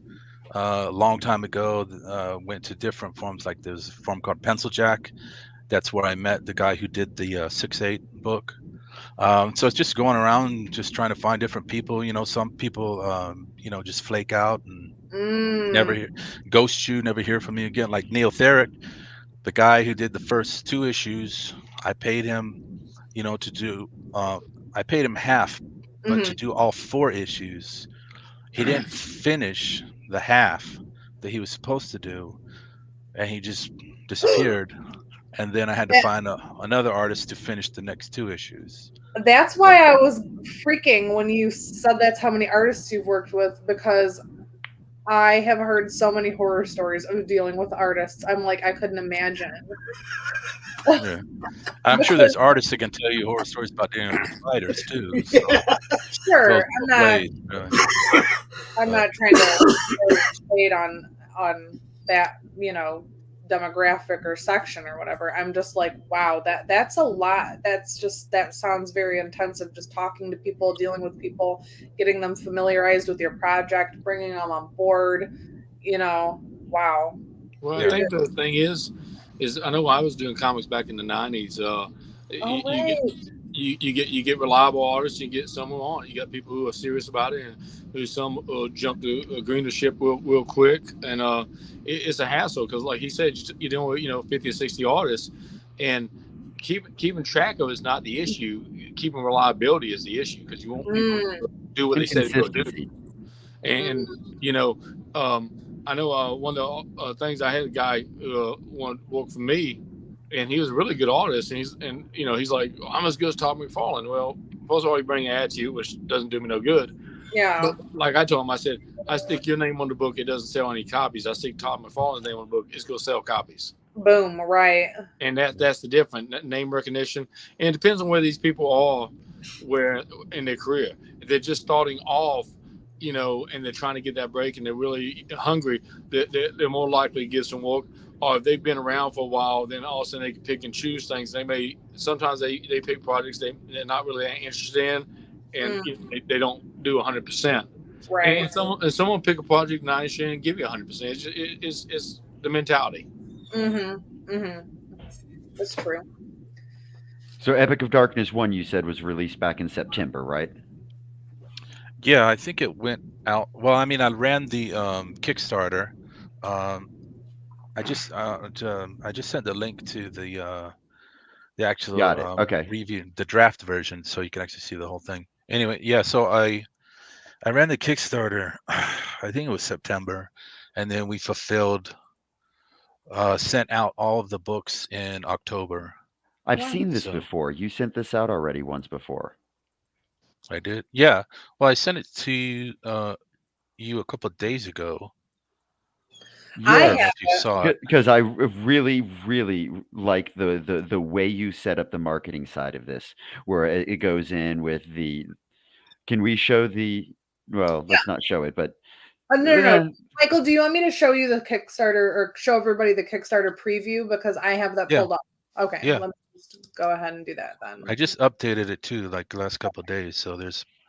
I was literally just speaking about your campaign setup and the style in which you set up the Kickstarter page and how it flows, and I love the way you set it up. I'm actually thinking about using a couple of your elements in my next campaign.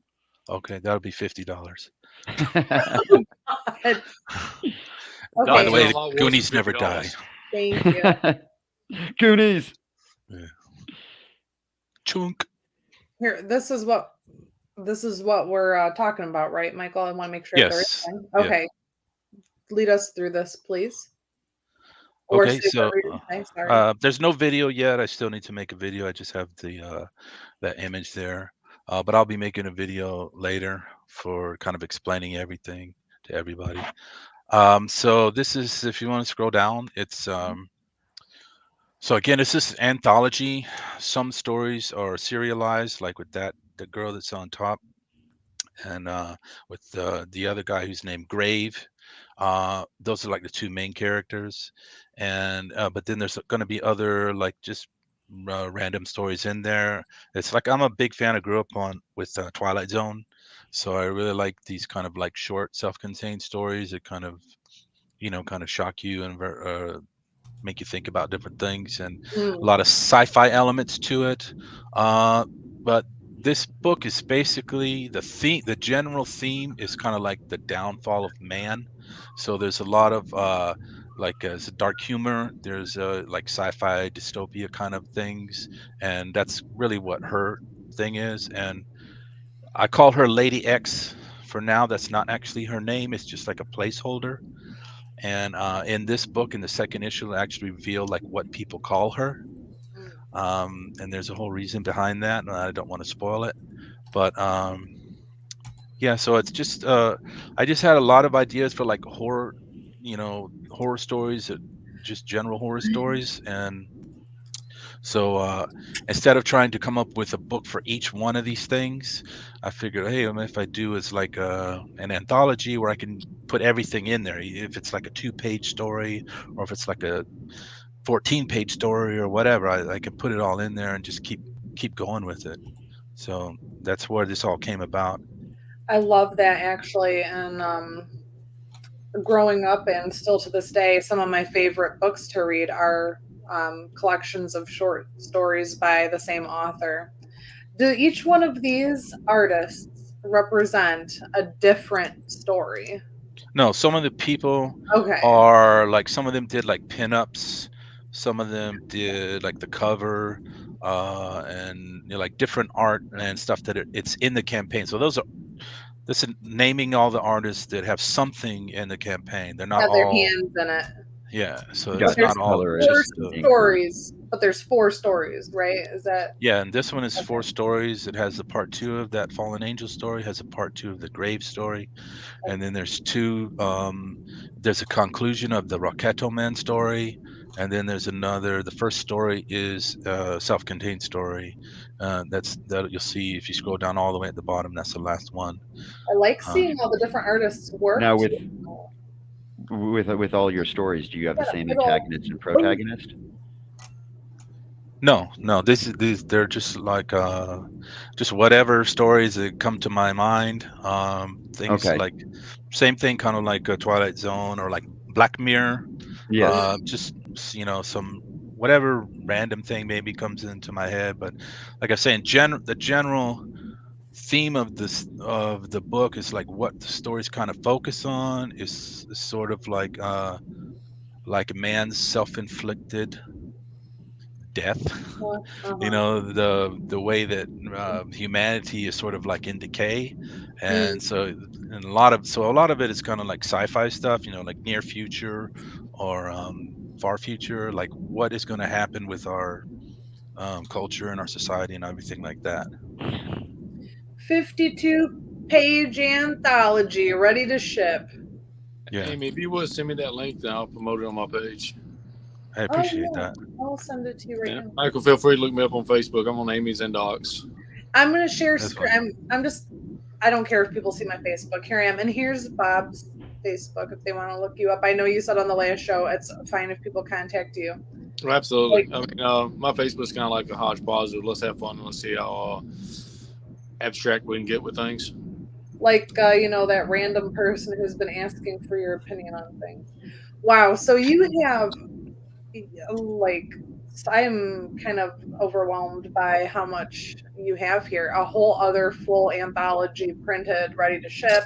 Another anthology coming out. Like this is kind of crazy. You're kind of like your own library. Yeah, that's funny.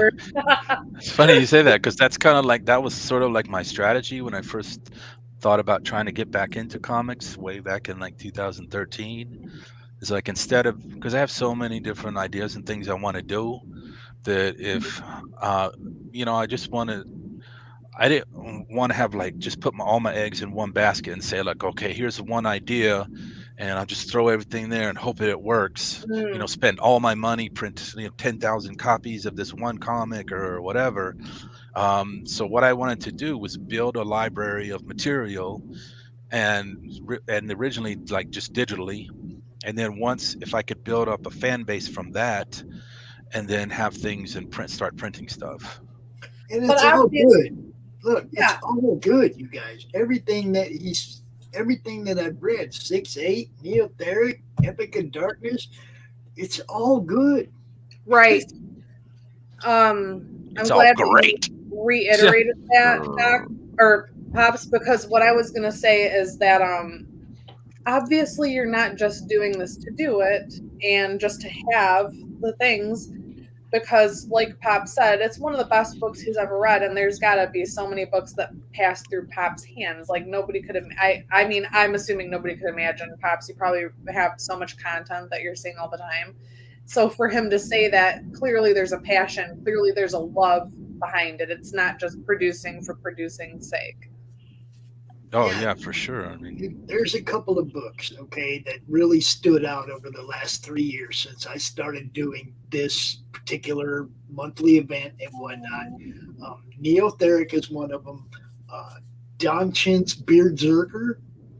If you want to laugh, there you go. There's all the laughter you'll ever get.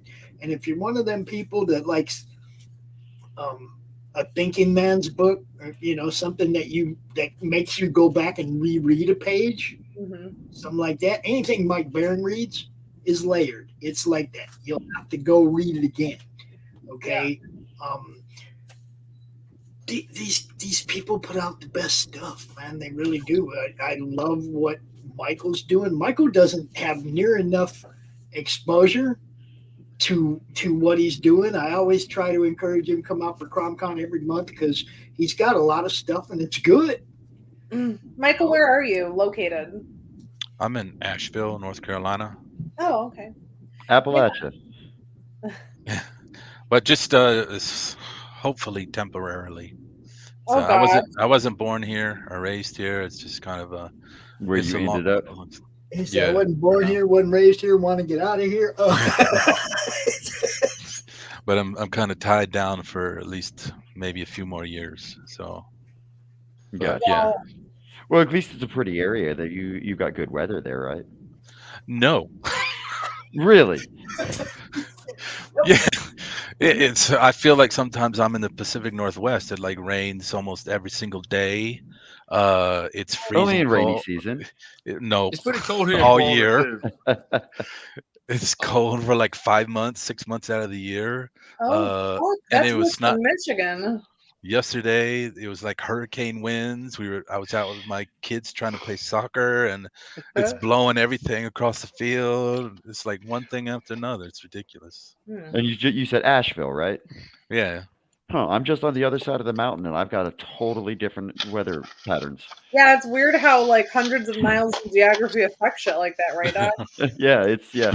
Our weather is just pretty consistent. They only in messed up with to Tennessee? try to predict it. Yeah, I'm over in East Tennessee. Okay. That's one of the Yeah. places I thought Oh, about you're- moving to. No, you Right now, it's a horrible time because it's the highest real estate in the U.S. Oh yeah, I can't move anywhere now. Anyway. highest. The highest, yes, it's Who did 157% you above assert? national average. Who did you usurp? Denver? Who was higher before Knoxville? Oh no, there was lots of places higher before Knoxville, but here recently with this new housing boom, Knoxville right now, from what I was just researching, is 157% above national average. Fuck that. I'll stay here then. Anyways, Michael, go ahead and say whatever you want to say for the next couple minutes before we transition to, I don't know, a group panel, a bunch of bullshit. Who knows? Yeah, we all just gonna hang out. Everybody's welcome. You know. I'm about to jump off because we got to stop finish up in. my grandson's celebration. Okay. Oh, All right, my Bob, it was good. It was good talking with you. And happy birthday Nice to meeting you you, Doc. too. I'll look you up on Facebook. You guys have a good night. I'll send you his link if you want, Michael. But he has your stuff, so. Okay, Thanks for Michael. having me on, guys. Bye. Thank you, Thanks Mike. for coming on. Good night. Good night. So, Michael, we need to talk. We need to talk maybe in the Facebook messages and stuff afterwards too. I need to wrap my mind around. We could spend a whole hour talking about your body of work here because you have so much going on. There's a lot of levels here. There's a lot of different artists whose art I want to see and talk about. And I could talk to you about your process. I could talk to you about how you talk to all of these people and manage your project. I could talk to you about how you run your Kickstarters. I could talk to you about how you work with, everything, what your process for writing is, what your inspirations are. Like, there's a lot here, man. You've got a lot of information that you could share with us. Yeah, a lot of bullshit.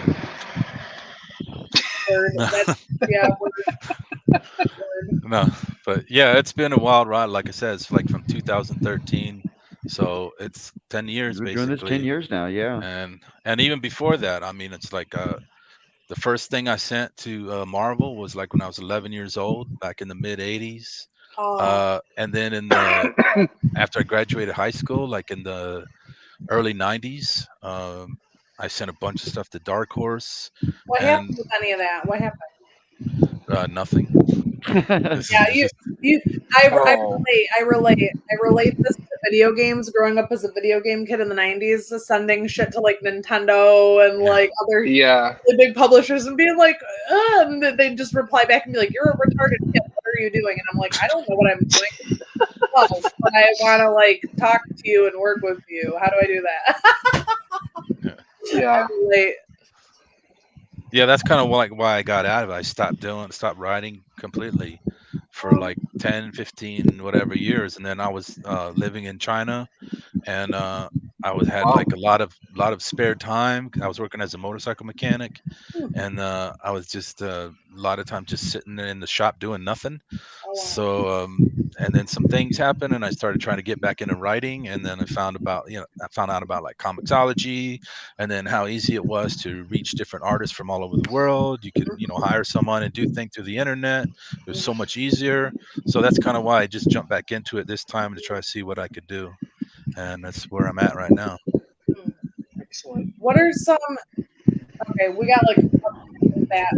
Well, I mean, if you want to stay on, that's obviously fine. Yeah, you're all welcome to stay on. This is Okay. I'll bullshit with you all night. I could ask you 1,000 questions. Actually, I would like to hear questions that Doc might have for you about your projects and stuff. I feel like Doc probably has a million too. Do you? Yeah, absolutely. I have questions.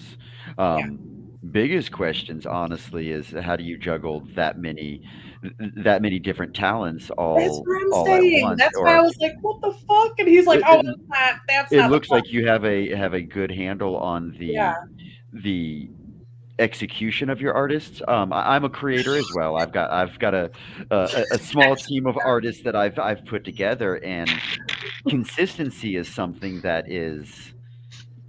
I want to be your artist. I did want to say I want to welcome Christopher to the show. It's like final panel time, and we're just going to hang out until nobody's watching. Fair enough. Amy, if you want to just keep running this, you can. Just keep doing what you're doing, asking questions, have a good time. Yeah, let's do it. Doc, do you want to stay on and talk bullshit? I say, yeah, I'll be able to stay on for a little bit. I actually brought something up that I found cool and interesting that may or may not help people in just image conversion, and I like to play with things. Has anybody ever heard of a program called LeiaPix? It's a AI 3D image converter that is like stupid simple to use. Here, let me. Is this? We didn't talk about this the other day, though. Was that the one where you put the images in and it generates shit? There's a couple of different ones I'm playing with in order to try to figure out a way to take a raster. Well, this is. Here, let me. Can I?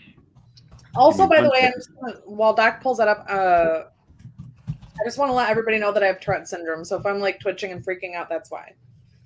I'm not like being rude. People think I'm being rude. I'm not. I have Tourette's. I just want to let you know we got like thunderstorms down here in the southwest of Michigan right now. Yeah, I just heard big thunder. Just letting you know if I get bumped. Yeah. I'm going to make sure RJ or somebody comes in so that they can run stuff till I get back. Just Yeah. Right. Okay. Cool. Well, RJ said he was going to sleep. I thought. Yeah. Whatever. Yeah. Okay. we got RJ. We got Timothy. We got Doc. We got Roland. We got people. Tell Doc to get on. He's fun. I love talking to Doc. We got people that can jump in here and run things if I get bumped. That's what I'm saying. Just none of them happen to be here right now. Put Michael's. When are you launching your Kickstarter for this this project? When? Yeah. On the 13th. That's my goal. Is 4/13. Yeah. Because I should. I wanted to launch it a few weeks ago, but I didn't have all the artwork yet. So I should have everything pretty soon. By the time that launches, because I don't want to launch until everything is in my hand. And everything is all done. I've lettered everything, got everything prepared, all of the, extra stuff in the campaign. Everything's ready to go. So once the campaign launches, like I'm working on this little figure. Shut up! How do you do that? 3D print? 3D. I don't do it. I found a guy on like Fiverr who does 3D prints. Fiverr. That's okay. Cool. Shit. And a guy who sculpted it. It's that character, that Lady X character. But I'm painting him. So I've just been, working on that for the last couple of months, trying to get that down because that's a whole new thing I'm trying to teach myself. But yeah, so I'll have everything ready to go when the campaign launches, and so it'll all fulfill. No worries about that. All right, I'm gonna fix that problem real quick. Mr. Gotthi, Chris, Yes. what's up? I am going to send you admin. So jump out, grab that email, and then pop back in. And that way, if I get bumped, you would be able to run things for me. That's so wild. I'm only like 2 hours from you, Pops, and we've got clear, beautiful good. skies here. It's coming your way. It's coming your way. It's coming from the east. No, from the southwest. We're down here in the southwest. You're not southwest. St. Joseph East of me. I'm south of Lansing. I'm south of Kalamazoo. Oh! I thought you were downriver. Oh, you're by Kalamazoo. Okay, yep, it's coming here. Okay. Yeah, I'm west of Three Rivers. Oh, I don't know why I thought you were by Trenton or something. I'm dumb. Don't worry about that. I'm stupid. Yeah, the boonies, baby. Yeah, you are. You are in the boons. So let me go send that to him real quick because now he's out there waiting. Okay. All right, I gotta say, I gotta go. I got kids that gotta go to bed, so I gotta put them to bed. Thank you. And you Michael, said you're let's have launching you your on campaign again on very the 13th. soon. Let's have you on again very soon. I can do a full hour with you if you don't mind picking your Sure, brain. yeah, I would probably definitely your- appreciate it. You know, Okay, anytime. yeah. Let's do it. Okay, And again, cool. he's launching your campaign on the 13th of April, right? Yes. What's up, big players? What's up? Hopefully, What's up? 413. Good luck. It's a great number. I love the numerology to it. Yeah, 44. It's 4 plus 1 plus 3 is 44. Oh, Yep. That's Reggie Jackson. That's my number. That's my number, not Reggie. Fuck Reggie. 13 is Not literally, dude. No, I know that, but Reggie Jackson, man, what's wrong with you? He said 13 is his number. Is that what you said? No, 44. Reggie Jackson is the greatest home run hitter of all time. Numerology of 413, April 13th, 44. Yeah, 3 The plus 1. numerology is more based on 420, but it's okay. Pops, I gotta talk to you Isn't about it supposed that. to be 23 or something like that? Pops, I gotta talk to you about that sometime. Okay. Okay. Yeah. Okay. Later on, Michael. It's always good Thank to you, see See you guys later. Thank you for Have a having good me. night. Thanks, you too. Mike, have a good night, sir. Thank you very much. Nice. All right, so real quick, Christopher, will you introduce yourself? Tell everybody who you are and what you do. Oh, you're lying. Chris Elston, one half of Flash Delirium LLC. We put out 4 books. 4 books already. We did Pop Singer about a year ago. That was just a short little horror story. Then we did Rabbit's Badass Song. We did 3 issues of those.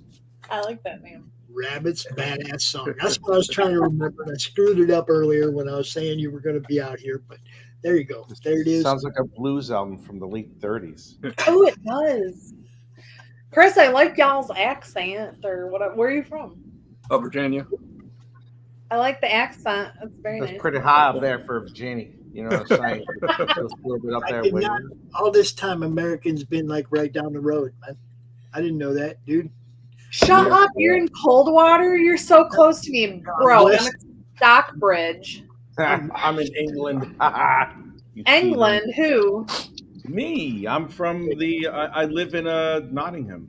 Oh, no. Really? Yeah, he really does. He hangs I out in do. Sherwood Forest. Yeah, I live by not Sherwood Forest. You stupid fuck. No. Some of this shit you just can't make up, right? Yeah. But you're not, obviously. Where were you from? I forgot. I was born in Brooklyn, but I wound up here in Nottingham, the United Kingdom. Yes. Oh, my God. Okay. Rich, didn't I talk to you on Doc's show a little while ago? Possibly for a few. Yeah. Am I stupid? I mean, I know I'm stupid, but weren't we talking about you guys both teaching art and stuff? Yes. Yeah.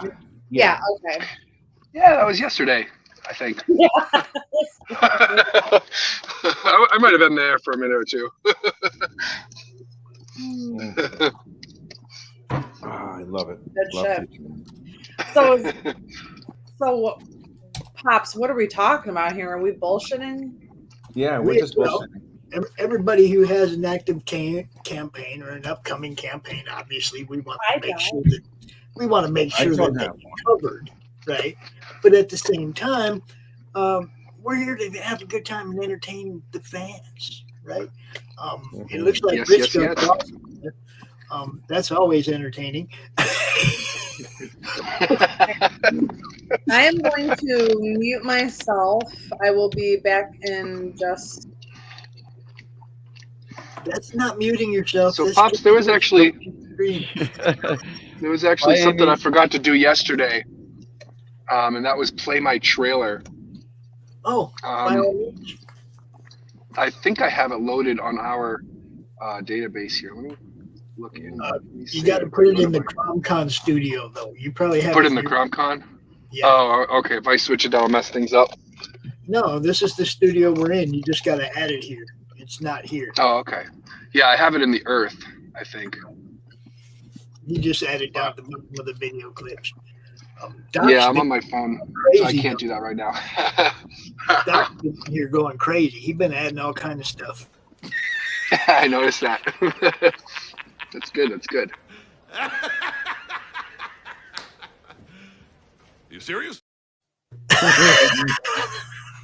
I love it. But hey,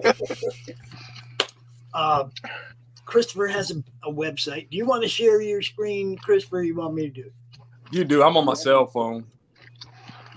Actually, so the website's actually not working proper right now. Yeah, it's better to go to my Instagram page because that's where the new campaign link is at and everything.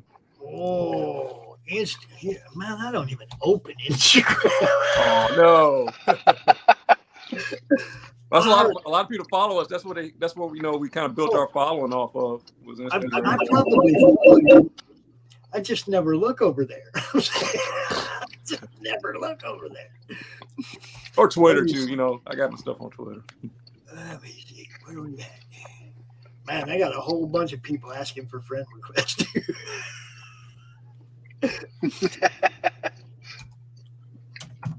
Is it under the Delirium or Delirious? Yeah, it should be. We changed the next Splash Delirium team. We kind of switched up a little bit.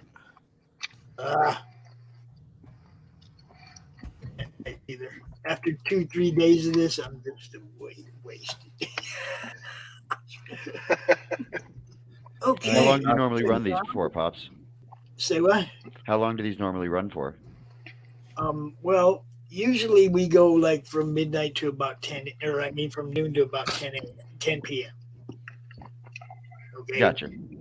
We've had times where the panel has gone till 2-3 in the morning.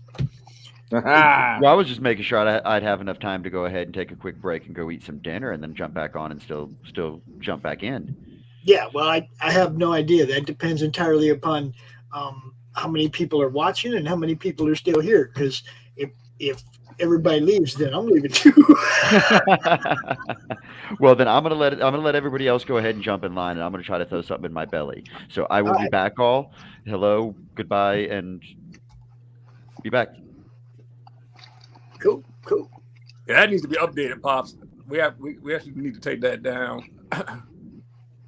Yeah, I just shared the wrong one. Ooh, see, that's what I'm talking about. Some thunder action going on in here.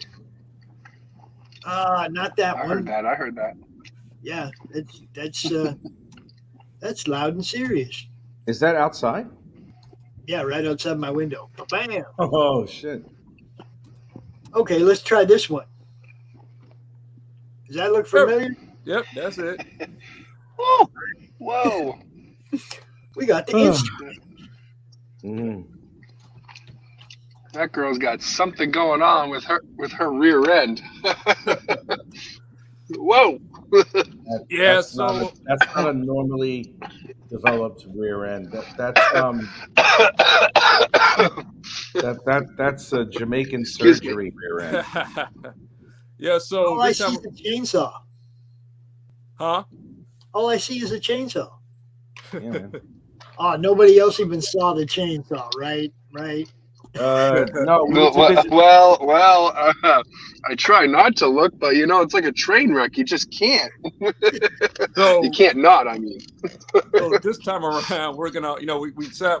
I don't know if you read issue 3 of Rabbit. We got to a stopping point. We could take a little break. We just want to do something a little more fun this time around. People seem to like pinup books, so we like horror, and I really want to get more into horror stuff. So I said, why not just do like a horror themed pinup book of just kind of doing a homage parodies of like the famous slashers as females. So now you had a That's a child. big old ass. You had a child not that long ago. How's daddy life? oh, pretty good. Nothing hasn't really changed much. I still doing, working on projects. It's got a little one now. I mean, I wasn't sleeping that much anyway, so he didn't take that away from me. That's awesome. And how's the wife? Everything good? Oh, she's good. She's laying down now with him. I think she's watching some. She's taking a break. She's watching something on Netflix or some shit. I don't know. I know she watching that Waco documentary. That's what it is. Why ain't she watching us? Wow. Rich, there you go. What the fuck happened to this person? Roberto Art. He's actually pretty famous artist. She got the Freddy Krueger hand. Yeah, it's a monster Freddy Krueger, like Candy Claws. So Yeah, yeah, it's be a sue the Yeah. Jesus Christ. And then Oh my we got- good Lord, help me. Look, I see Morticia. Somebody's an ass man. well. So right here, hey, that's what sells, right? But so we got Freddy. So pretty much like you get we'll start from the top. I guess left corner. You got Lacey Lake Stalker. Chaz came out with the names. Lacey Lake Stalker, which is pretty much homage to Jason. Then you got Dollface, which is Michael Myers homage. Candy Claws was obviously Freddy Krueger homage. Then you got Heidi Head, Leatherface. Then you got Bella Buzzsaw, which is Pinhead. Leatherface. Homage. Really cool though. Yes, we got a lot of good. We've actually got a lot of good feedback off this. This is probably one of my favorite love artists. that. Miss Henpai. She's actually doing all of them. That's really cool. Yeah, she's a phenomenal artist. We were lucky to get her. That's why. So the campaign's gonna, you can sign up now, but we're actually gonna drop it next month. I don't got an official date yet. I'm still waiting on artwork, but hopefully by the end of April, if not mid-April, we'll be launching. So Good luck. Good Oh, yeah, stuff thanks. comes out of that. Good stuff comes out of that collaboration between you, your wife, and now this. Look, that art flying, bro. Oh yeah, like I said, this is a fun thing. If it does well enough, we make. We thought about doing like a little comic, a little comic book to go along with the covers and stuff. But people like pinups, so we said, why not? Let's give it a shot. If we're gonna do it, I was gonna do something a little different. So we did hard. Yeah. Look at that. They fulfill, yo. Woo. Yeah, we always fulfill. Sultry, I looked at that fast and I swear it said slutty. I'm sorry. It's sultry, my friend. Yeah, 2022 Rabbit. Look at that, Rich. You know what? That's fucking sweet. Oh, that's what is that? Your artist, though, who did the last image I just saw. I've drawn everything. Point, dude. Can you go back to that last one? Yeah, So Halil. good. So good. That's a splash page from issue 3 of Rabbit when he fights the chainsaw guy. I like it. Looks good. I like it. I like that layout. I like the colors. I like that layout. I like that because you The have HUD everything. looks a little bit funky, but I like the colors. I like how you have the layout going in one direction. It's going down towards the right, and that leads The the eye. colors are really cool. I like that. The teal on the yellow is fucking awesome. Yeah, the colorist, I forgot his name, but he does work for Dynamite, and he does a couple of actual publishers. So They know the colorist knows what's right there. I can tell. oh yeah, I wish I could think his name. He was a great. I love working with him on stuff. He's fast. He's real professional. He's a great guy. Yeah, it's a very good coloring work for sure, dude. The He lines. actually he gave us 2 versions of that too. That was the one that we all kind of agree was better for print. But there's another version of this cover. Color. I need to probably upload it at some point. Yeah, that would be sweet to see both. This is from the last campaign we did last year, or earlier this year. No, last year. Yeah. Last year. And we did the It's so hard to remember. Yeah, no, Everything kind of blends together these days, as far as time goes. Check that out, yo. Yeah, somebody got that. Somebody bought that one. So Wow, that's really cool. the Instagram link. Let me see. Let me get it to you, dog. Is that real? Yeah, I made it. Yeah. Oh wow. I made that. Pre-print? Huh? No, I made it by hand. It was custom made. Oh, wild. Wow, that's crazy. Did you take apart like other Batman action figures to make it yourself? So the funny thing was, I know guys do that with like GI Joes. Oh hell no! I'm sorry, that was me. So I'll tell you what how I did it. So I was at the Dollar. Here we got this place called a Dollar Tree, and they got everything's $1.25. Sure, Dollar Tree, we got those. And they had like these little weird figures. They were kind of like offsets of GI Joe figures. They're like $1. I said, hell, I could get these and do some stuff with them. So I got like a whole bunch of them, and I took them home. Used my Dremel, had my epoxy clay, and just remade them up. Okay, Amy just got a call she has to take, but she'll be back, I'm sure.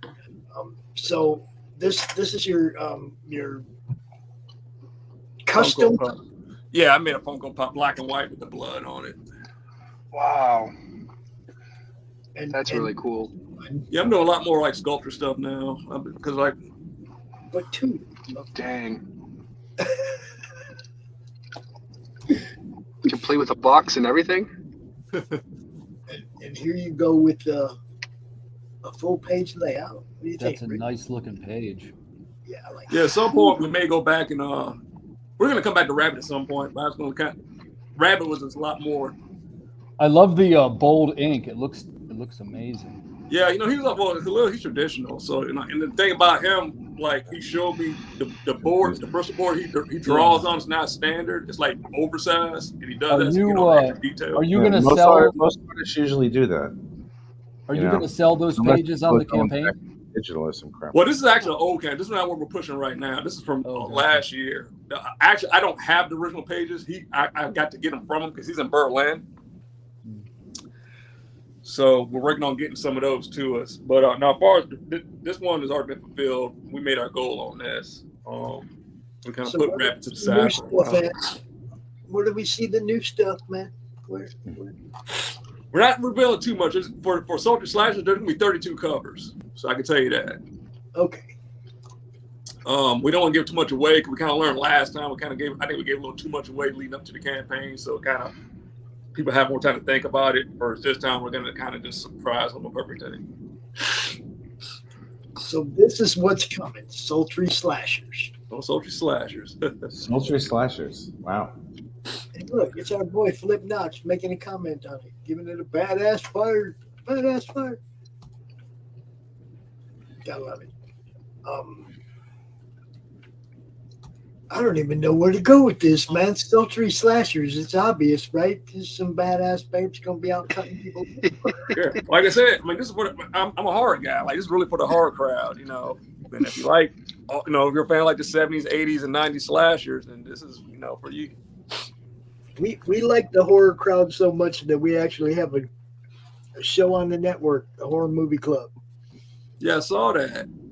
Dude, always a good time. And we could probably bring you out after this launches and show it off during the show.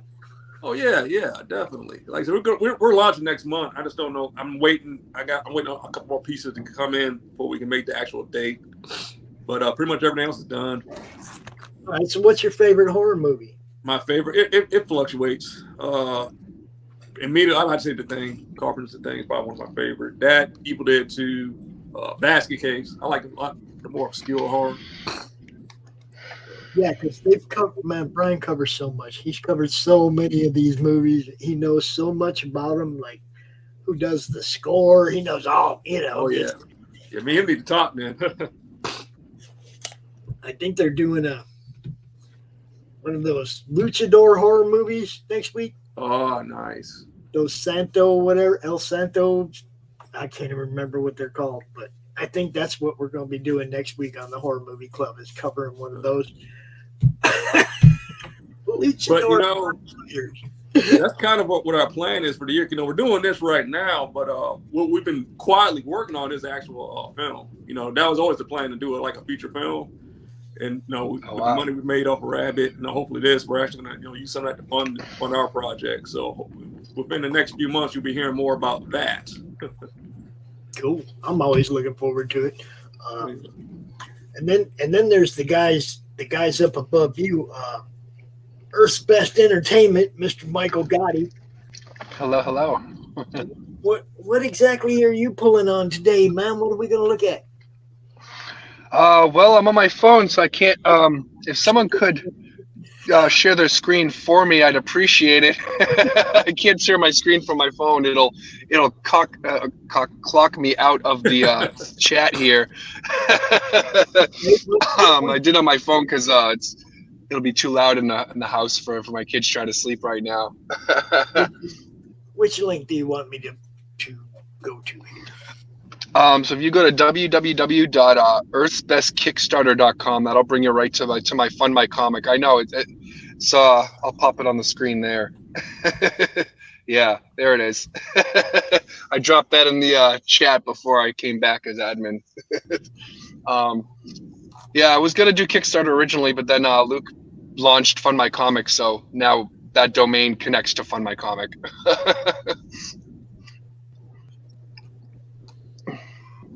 There it is. Yep. I wanted to go see if I can pull it up because that's part of. You got to be able to go looking for them, right? That's right. That's right. You got to have domain names are so usable, so easily to use, and I love them.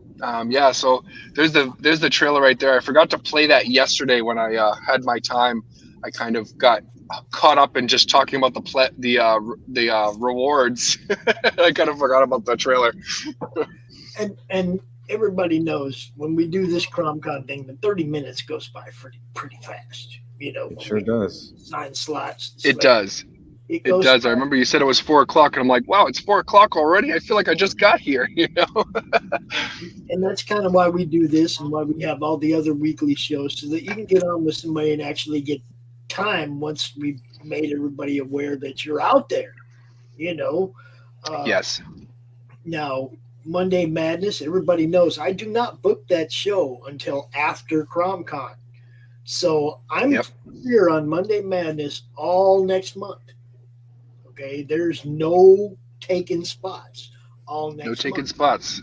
So I'm gonna have to take one for sure. Us to get on Monday Madness this month. Now, after CRoM Con, booking is open.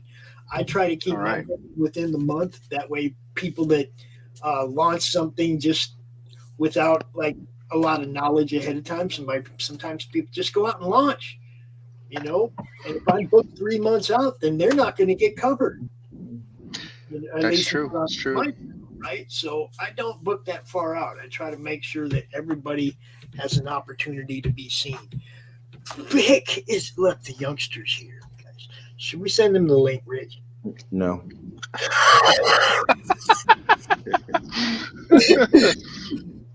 Oh yes, we. Is Vic that 15-year-old? Yeah, he should be going to bed now, and his mommy should be reading him a story. Yeah. It's a school night. Yeah, shouldn't he be saying his prayers or something? It's like, God bless mommy and daddy and the milkman who looks a lot like me. It's like, come on, man. All right, I'm gonna play this trailer real quick before we get in everything else. Thank you, I appreciate it. You all see, this is Fund My Comic. This is Luke's page, and this is Michael's. Is this live already, or you haven't gone live? No, it'll launch on the 17th, but you can view it right now. You can sign up for just like on Kickstarter. You can sign up to be notified when it launches. And you can see down here, you got the share on Facebook, share on Twitter, all that stuff. What platform is this? This is fundmycomic.com, Luke Stone's new crowdfunding campaign. Okay. Basically, it was built because of all the shadow banning and all the stupid shit going on the big two. Mm-hmm. People getting flat banned and just all kinds of weird stuff's been going on. So Luke built one that's for you guys. It's not for lawn chairs. It's for comic people. Yep, it's comics and tabletop games. Yeah, comic related stuff. Amy, where's that pretty girl that was here a minute ago? Amy will be back. She's on the phone. All right, well, she needs to hurry up because she's pretty. You need to go to bed. She's married. All right, here we go. I'm not hitting on her. I'm just saying she's pretty. Duh. Jesus, I know she's mad. Again, we have to talk about making this so we can enlarge this. Oh yeah, that I don't know how to do on that site.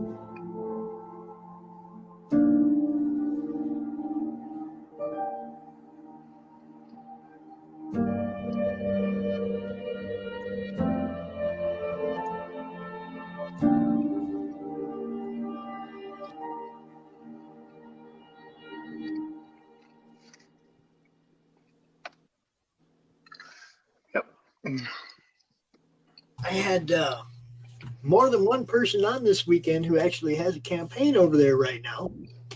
Okay. Which is awesome. Edwin was on earlier, whose campaign launches at the end of the month as well on Fund My Comic. And he said it was easier for him to set up his campaign here than his Indiegogo. What do you think, Michael? Was it easier to use? I would say definitely easier than Indiegogo, and I would say definitely on par with Kickstarter if you're used to Kickstarter. Because when I did my only Indiegogo campaign, I actually did have a hard time. You'd think they'd be very similar, but they're actually completely different animals. But Fund My Comic is definitely very, very, very user friendly, and I was able to get all this stuff up pretty easily. The only hiccup was I didn't realize it was Pacific time, so I had to go back and change the time. But again, it was not hard to do that.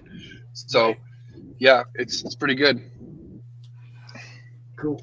I'm looking at it. I'm trying to look at your campaign and look at this. See, that's the whole thing. I'm divided between the site and the campaign. Let's talk about your campaign. Sure. I'll worry about the site later.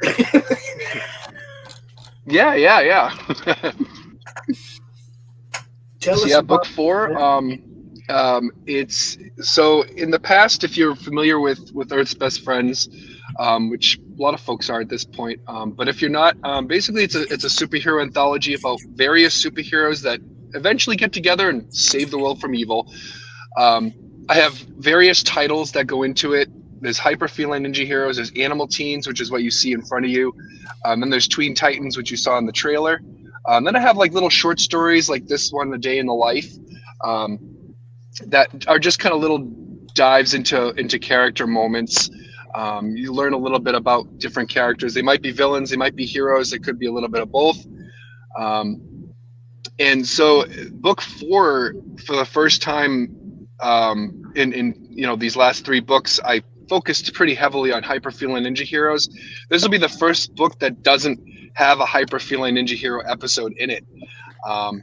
Now, mind you, book 5, when I do book 5 in probably 6 months or so, I'll pretty much say the fall, right? It's like spring and fall. We'll have some super Hyper Feline Ninja Hero stuff. They more or less are probably like the title. That's kind of what I started with and everything. But so I'm focusing a little more on Animal Teens. I'm getting folks ready to learn about Sandra and Jack Blade, which are these characters. This is Jack Blade here. He's I mean, he's actually known in Hyper Feline Ninja Heroes. You see him as the vice president of the world. Little background about that. So this is kind of an alternate timeline of Earth where in 2008 there was a dramatic event that happened that basically allowed this defense contractor Miracore to take over the world since China. China has their own thing going on, but basically from the United States all the way to the Middle East and Russia, basically everything that's not China or Asia basically is owned by this company Miracore now. And so Vice President Jack Blade, he's the vice president of the world essentially, and but he's only 17, but he's a genius. That's why he's in that position of power. Randy Rhodes taking over the world. 17. So this book, so we'll go to Animal Teens first. You know, Animal Teens is about these teenagers, kind of along the lines of like Animorphs mixed with like X-Men. It's kind of got this theme of them not wanting to use their powers, or most of them don't want to use their powers. There's actually kind of a split in the group. There's 5 teens now. This is Animal Teens number 3, where TJ, who's the last essentially member of their group, because it's a group of 5 kids, he's the last to finally like transform into his animal for the first time. So the reason why I say it's a little bit like X-Men is because they get their powers basically through some kind of event or puberty or something like that. It's not puberty for him, but it is just like a traumatic event. He's being picked on by these jocks, and then all of a sudden he transforms into an ape and goes crazy. And then the rest of the Animal Teens have to kind of find him, because he kind of disappears, and find him and kind of calm him down or whatever. And so with the Animal Teens, there's TJ, who's the youngest of the group. He's 15 actually, and then you have Harlan, who's the main character that's been introduced in Animal Teens number 1, who transforms into a giant rabbit. He's the one that's kind of gung-ho about wanting to fight crime. And then you have Sheila. And Scott, who are kind of like the token goth kids a little bit. And they're very anti-using their powers. They're very afraid of the government and Miracore. Because in this world, you know, Miracore, because they own the world, there's nothing stopping them from doing mad science experiments, right? There's no more world regulations on science like that, because they own the regulations now. So there are crazy genetic experiments that go on. There are crazy things that happen. So Sheila and Scott are very afraid to use their powers publicly. They're very afraid of what the government might do if they realize that they exist. Harlan is like, but we have these powers, and, you know, kind of much like what Stan Lee says in Spider-Man, you know, with great power comes great responsibility. You know, we should be using these powers for good. And then you have TJ, who, when he just gets his powers, he's like, yeah, I'm with Harlan on this, right? And then you have Jamie, who is kind of in the middle of it. Like, she's good friends with Scott and Sheila. She's also good friends with Harlan. So she kind of jumps both ways at some point in the story. And so that particular episode that you see in book 4 is TJ's transformation into an ape, and it's pretty cool. And then there's a story that, what's that? I say, when are you launching that one? So this is April 17th, basically a couple of weeks. Yeah, so I'll definitely be willing to take one of those Monday Madness slots closer to the 17th for sure. And speaking of that, on the 15th, I'm having a live stream extravaganza pre-launch party. That's the Saturday. A Saturday at what time? 1 o'clock. 1 o'clock. I had to think about it because I offered to some of my European friends that since I do a laundry live stream, I offered them to come on at that time with me, because it's 1 o'clock is a little late for them in their time zone. Right. So I was like, well, if you want to come on at 8 a.m., which would probably be like noontime for you, you know. Yeah, so I offered that to them as well. But yeah, 1 o'clock is for basically the rest of us. I don't know. I might be able to pop in a little later than that. But there's these extravaganzas, historically, I've done a few of them now. They usually go for about 2 to 3 hours, depending on how long we can keep conversation and fun stuff going. It's basically kind of like this. We all just kind of get together and chat, and I mean, yeah, I'll be promoting Earth's Best Friends and stuff, but I only have so much to say about it before it's like, yeah, so anyway, That's why we do everybody in, so we can jump from person to person and talk about different things, right? Exactly. The 15th, I think at noon we have the Counting Corpses that usually runs for about 2 hours, but I'd probably be able to jump in after 2, but I have obligation to the network. Sounds good, yeah. Hey, Pops, how's that horror show of course. lined up for next month? The horror show is basically, that's Brian books that. What happens is you come out, you get to know. Usually he throws it open after we cover the movie for a little bit, and then he'll throw it open so people can come in and comment about it live during the show. And once he gets to know you and stuff, then it's like, oh, you got a campaign? Well, hell, we got to get you on the show and cover the campaign. So, it's just to come out in the chat on Saturday nights, get to know everybody, jump in when the link's available, and come hang out with us. All right, cool deal. I'll do that. Next week, you gotta watch. But I'm needed in there, so I'm gonna let you guys go. We'll be dead. Oh yeah. Thank you guys for having me on. But yeah, let's get together. We'll talk, Pops, soon. Hey, nice meeting everybody. Anytime you want to be on, man, you let me know. All right, guys. Hey man, good chatting with you. Yeah. Always. Peace. That's Chris Elston. He's in the Comic Related Madness. Rabbit's Badass Song, and now Sultry Slashers.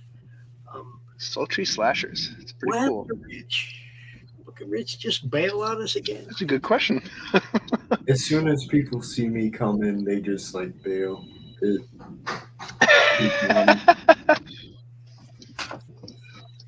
Hey, it's good to see you again, man. So let's go ahead and let Timothy throw his campaign in the hat. Hell, yeah. You're muted. You got to unmute. You're yourself. muted. Thanks for the heads up there, Pops. Before I got too much of my wind out. Hey, my name's Timothy Fling. I'm a writer and creator from York, Pennsylvania.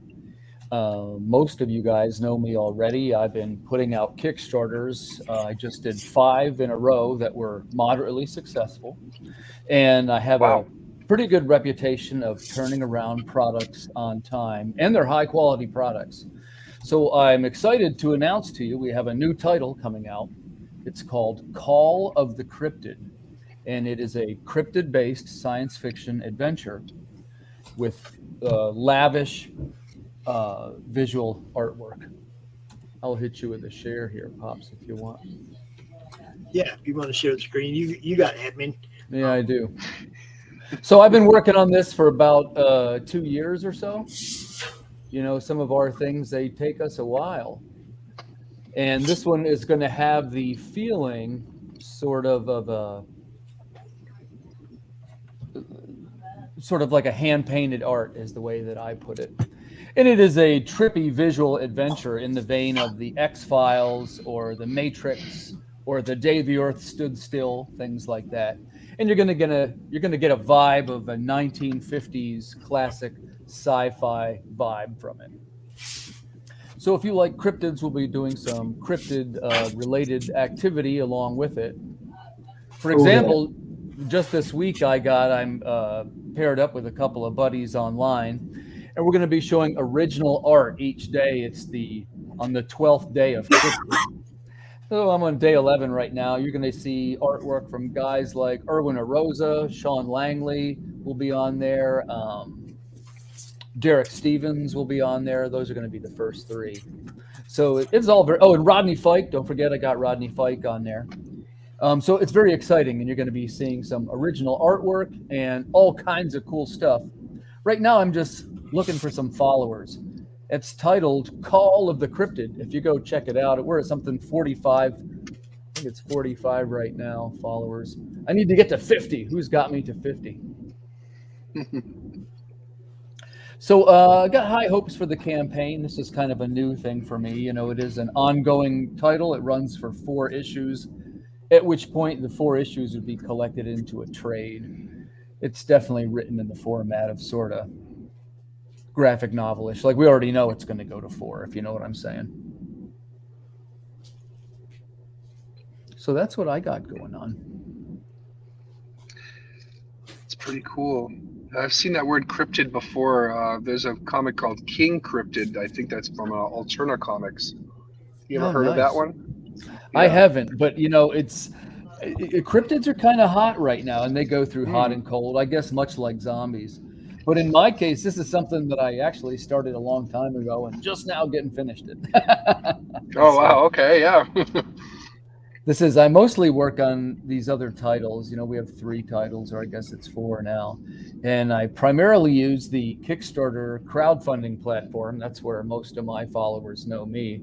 And as a matter of fact, I'm just finishing the current campaign that I'm in. You know, we're mailing out posters and CGC books and that kind of thing. So it's pretty busy over here, man. As soon as one book is done, you know, you have the next one coming out. So for us, that's the next one, Call of the Cryptid, a cryptid-based sci-fi visual adventure. Each issue will have a new and terrifying monster. The first issue, you're going to be seeing the UFOs, aliens, the Men in Black, and Bigfoot are all going to be in the first issue.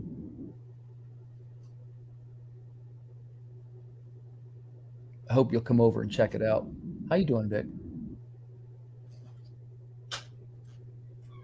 Good to see you, buddy.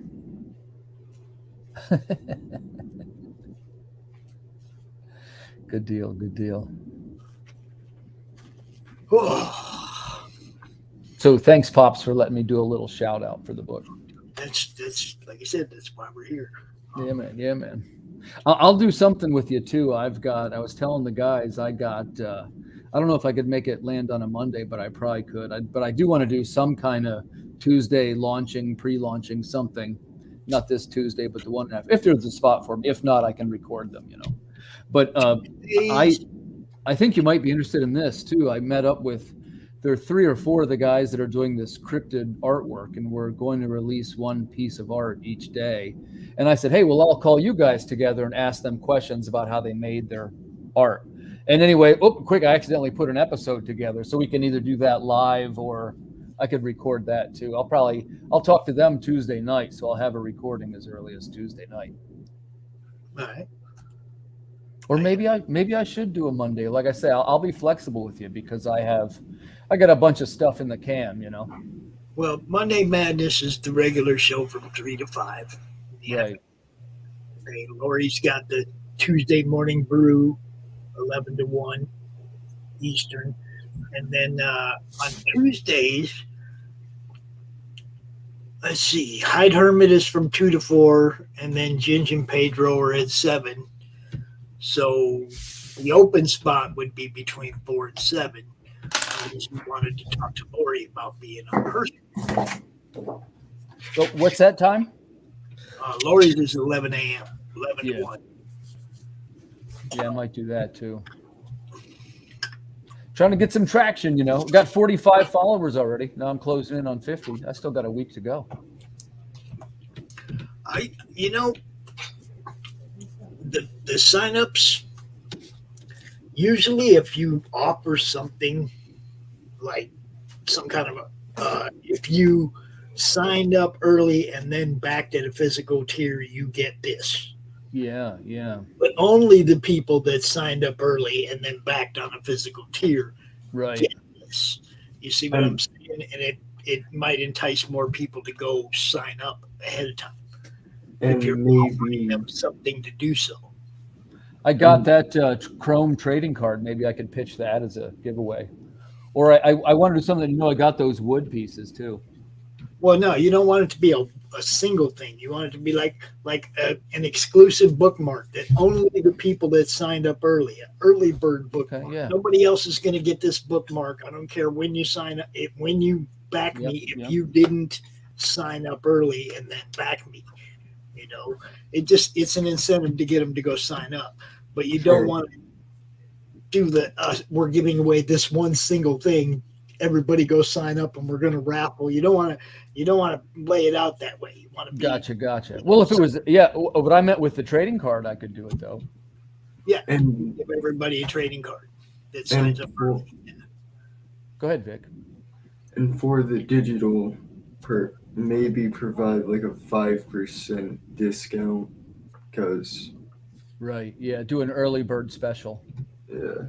Thank you so much, Dawn. Dawn's been keeping track of all the links. Yeah, thank you, Dawn. We appreciate what you're doing in the background there. It's now that we have a lot of links and a lot of things to display, that's super helpful to have the producer person at all times. So thank you for what you're doing. Yeah, that is so cool.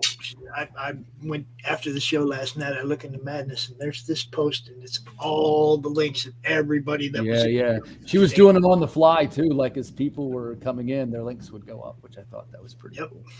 A little more interactive. Yeah, and it's Pops. I've been listening to you. I've been trying to do more and more of the live things, and you're going to be seeing some more of that, particularly this week with the original cryptid art series. There's going to be 12 series of art. And the doctor is back. The other doctor. It's the other doctor. We got too many doctors. We got doctors, I'm gonna grab my drink. All right. We got doctors, professors, firemen. The doctor. The Doctor Who. The Doctor what? The Doctor I don't know. Welcome back, my friend. Dr. Phil. Any doctor but Dr. Phil. Well, sorry, I was starving. Dinner was done. Mental illness. We don't want to be Dr. Fauci either. I'm just saying. So what were we talking about when I was so rudely we just jumped out to go eat? We just been bouncing over people's campaigns, stuff like that. But if you have a topic you'd like to broach. Not necessarily a topic, but I'm loaded with shit. You know me, Pops. I've got something that I mentioned in our show that I don't mind sharing as long as nobody minds the content of it. And also, I wouldn't mind talking about my next campaign that I'm going to be starting next month. We have issue 2 almost finished of First World, so I just have a last little bit of details to finish up, like the covers and credits page and things like that. But all the main art, the line work, the coloring, all of that is done for issue 2. I've just got to go through the final editing process of it. And First World is good stuff too. It's another one of those make you think and make you laugh. And if you didn't laugh, I can't help you. Yeah, no. It is a satirical parody of the fuckery that we find ourselves in with the political climate and the social pressure cookers and the whole 9 yards. So it's like a Saturday Night Live meets Mad Magazine meets a little bit of Alice in Wonderland. I'm going to say a 1980s Saturday Night Live. Yeah. Not before they got weak and soft. Back when there was like no gloves put on, the punches were raw, and yeah. And you can add the first 3 seasons of South Park too. Yeah, I'm still trying to pitch it now. I think it would transition wonderfully into an animation. Remember, kids, the Earth's not flat; it's a dodecahedron.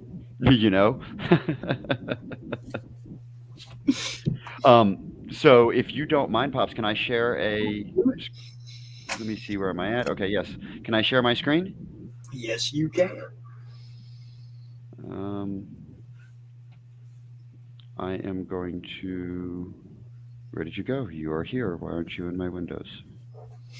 Because of reasons.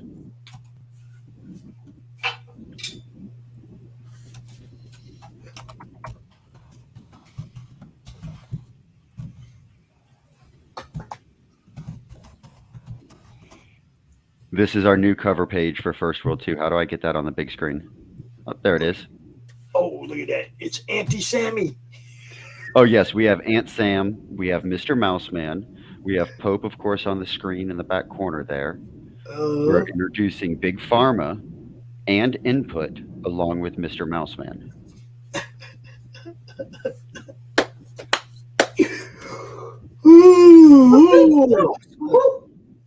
I gotta know. I mean, Mr. Mouseman, that's got to be Fauci under that mask. You know, Mr. Mouseman runs a place called Amuseland right outside of Major City, and he also financially supports majority of Hollywood and Big Pharma, believe it or not. Yeah, Misa. I completely believe it. Kind of who that transitions into. Now, I have learned quite a bit going from issue 1 to issue 2. Like, for example, issue 2 is 40 pages. It's quite a bit longer than issue 1, and we are able to touch bases on a lot more things than we did in issue 1. Issue 1 was just us figuring out how to do this. Now, I do want you to know we have our own take on Mouseman. I don't know if you've seen this or not. I don't know if I can even find it. I'm looking for it. But we have our own take on the mouse. Do you now? Yes, I just have to find it. That one? Yeah, it's gonna be. I have so many files of CRoM art that sometimes it takes a while to find the piece I'm looking for. But yes, we have our own take on. Oh, don't tell me I ain't got no room.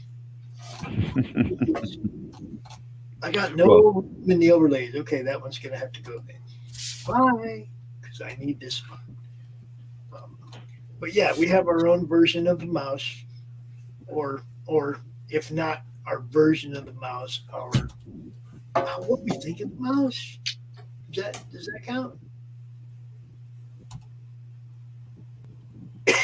There we go. Yes, I've seen this before. Ha ha.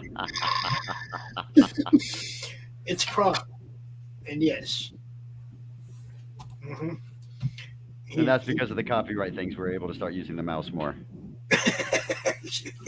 I'm not trying to make any money off it. I don't care. Well, no matter what, it'd be protected by parody laws, right?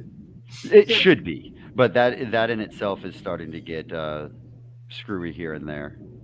Yeah, well, I mean, look, AI is going to muddle the waters so bad when it comes to copyright law.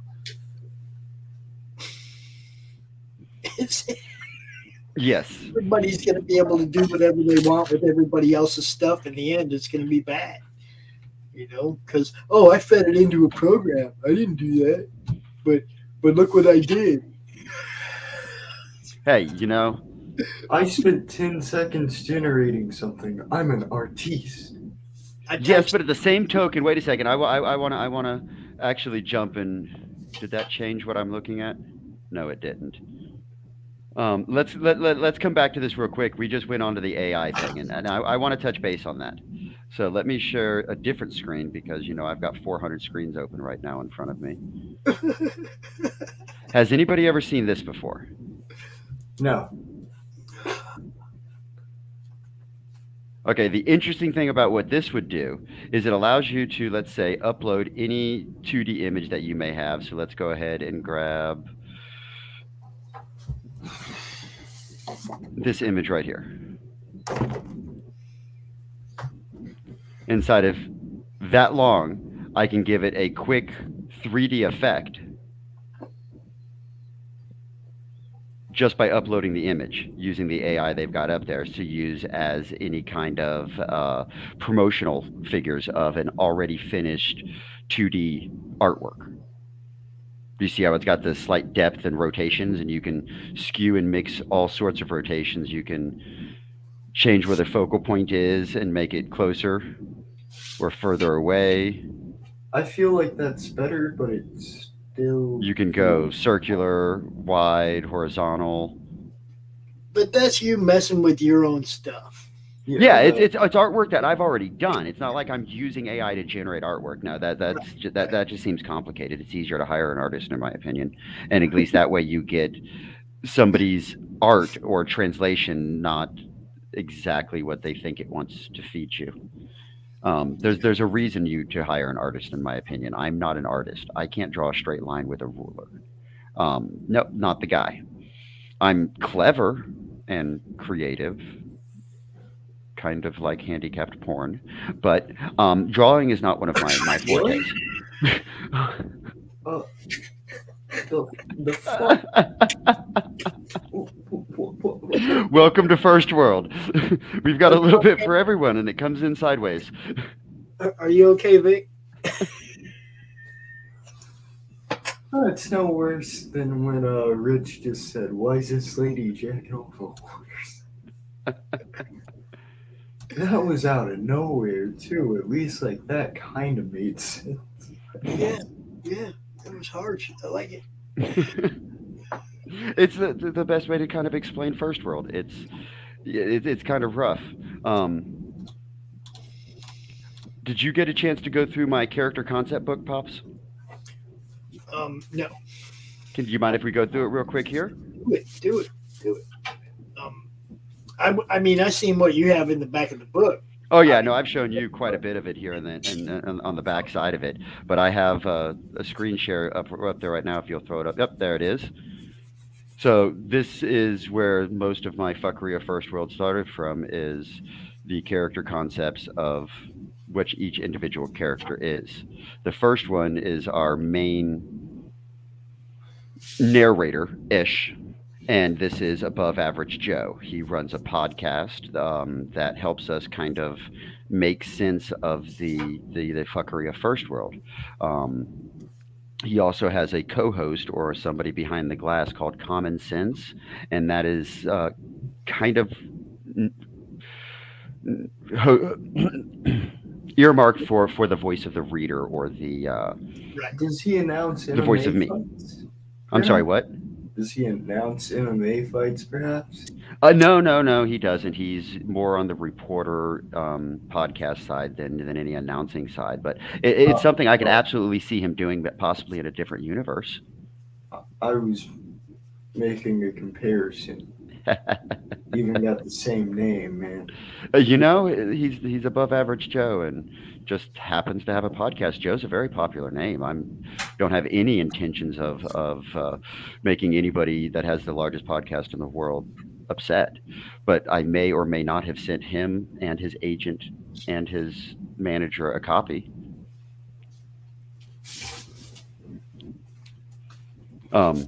Anyways, this brings us into Anon and the LOL3, or what I like to call the League of Three Letters. That would be the CIA, the FBI, the DEA, the IRS, the COP, the three-letter agencies. They all sound the same, look the same, and do the same thing. They even have a difficult time telling each other apart. Now, we highlight Anon because Anon is one of the standouts of the League of Three Letters and allows us to blow the whistle on the entire Harambe effect that we use as a narrative tool to tell First World. So we take in 2016 the death of Harambe the gorilla and use that as a parallel timesheet, or a vehicle in order to drive a parallel universe. And that takes us into Auntie Sam, who kind of heads up the League of Three Letters. Auntie Sam really doesn't need much explanation. She is the post-op Uncle Sam, and it's kind of who runs the government of First World. Moving along, we're going to go right into Big Pharma. No more introductions needed, you see, because he represents the pharmaceutical industry at large, and obviously we do mean large. He's a gelatinous blob that has a gluttonous appetite for control and money, you know. He looks like Farm of the Hut. Farm of the Hut. I love it. We also have Devil's Advocate, also known as D. She works for Above Average Joe as his street reporter, also used as kind of a narrative tool. She may or may not be loyal to the Above Average Joe's experience.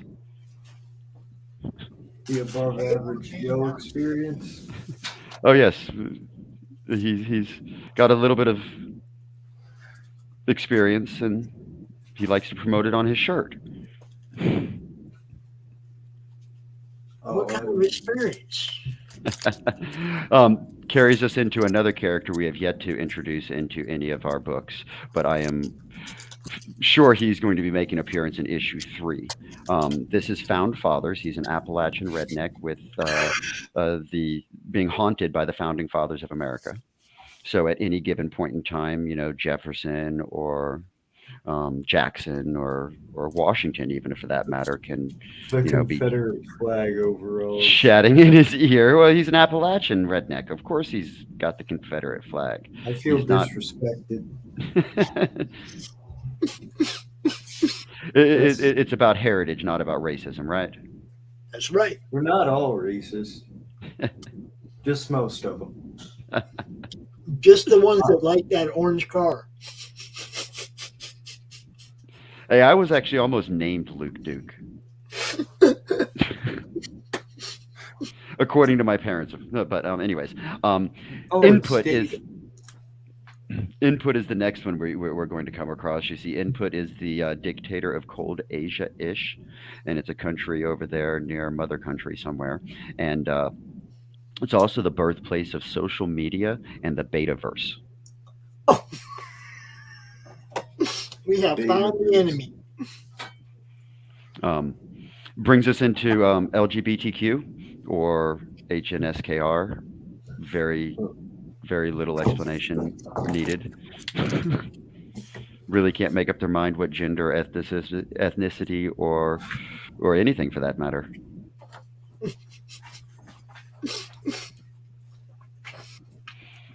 And in issue 1, we get introduced to the wonderful Mama Nat.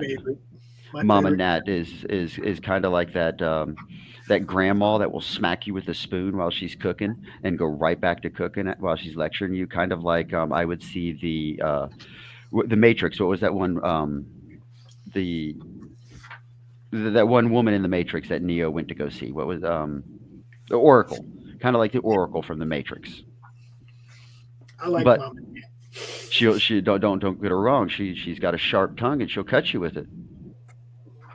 I got the shit slapped out of me by someone's Italian grandma. Yeah. Kind of like Mama Nat.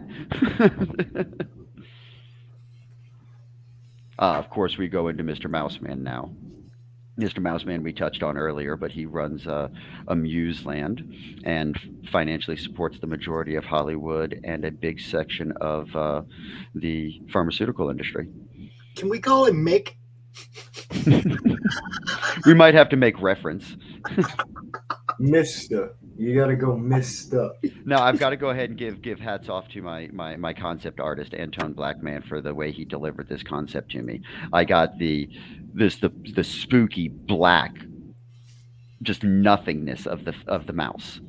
But then we've got a white version that allows us to see all the detail, or a high detail version, so we can see kind of just how creepy and ugly this mouse really is. And then on top of that, he gives us a scale reference with, a standard human on just how tall and creepy this mouse really is this really is. Dang. I just had to give my artist props to that. I love the way he delivered this concept to me. Slender mouse. Papa Time. Papa Time happens to be one of my favorites, you see, because he's a demigod like Mama Nat. He has, limited control over time and lives much longer than the average bear.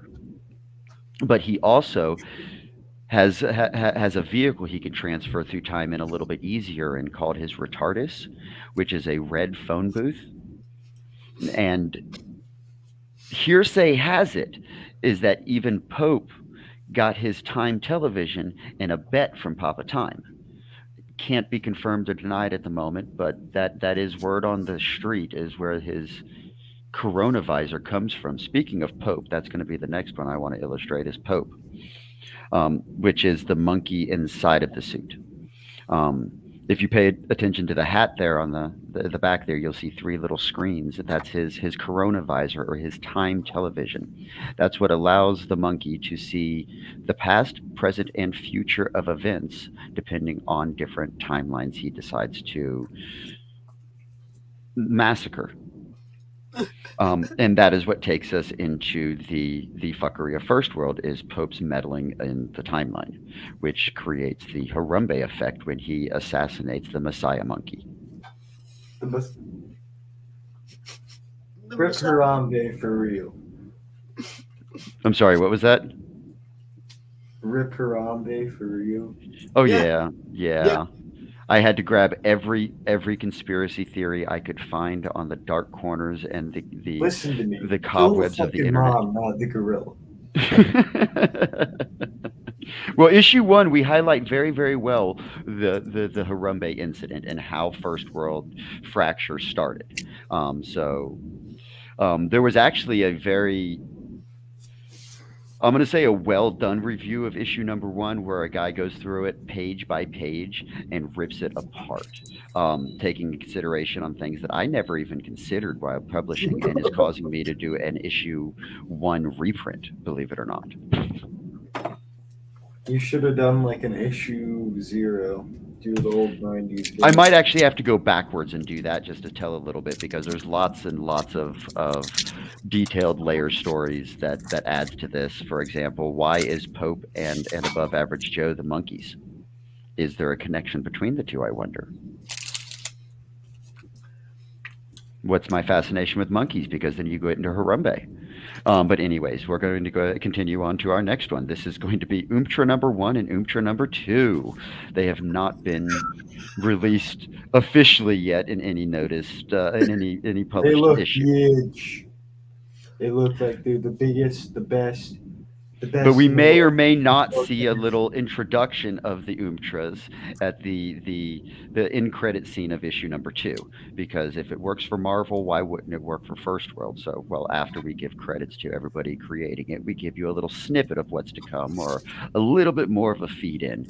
And well, Umtra 1 and Umtra 2 is going to make their debut mainly and be a big part of the storyline of issue 3, when we start to get into the 2016 presidential elections and the emancipation of Mother Country. Brexit, emancipation, anyways. Moving on. These are some of the election, right? failed concepts that we went through in order to go ahead and get to some of the better concepts that we ended up landing on. So Found Fathers originally was a mountain man, like a lumberjack mountain man, and it needed to be a lot more. I like the Flavor Flav version.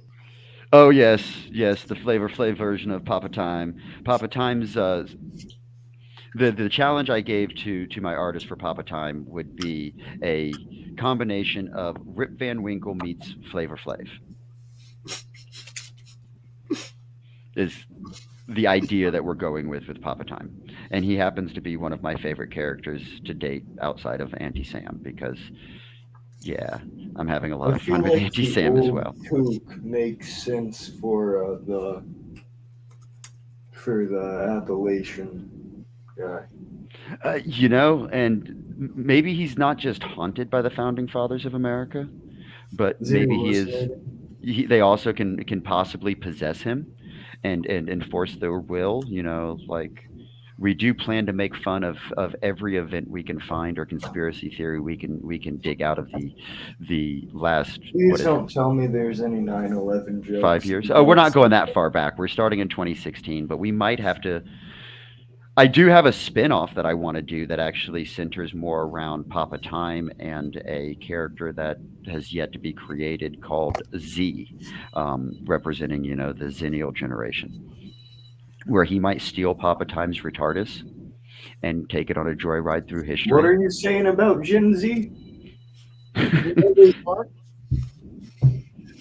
might steal Papa Time's retardus and take it for a joyride through time. That would give me an opportunity to continue the parody of the fuckery events throughout time. We'll call it Brat to the Future. I think Big should be a young A young Papa time. You got to I'm use that white. like this. That one that just had his face all up in the camera a second ago. Square head. That one right there, Doc. That face right there. I think that could be a young Papa time. Yeah, it could be. Many centuries ago. Yeah. Many moons ago in a galaxy far away. Something. Not too far away. Back when they called him millisecond.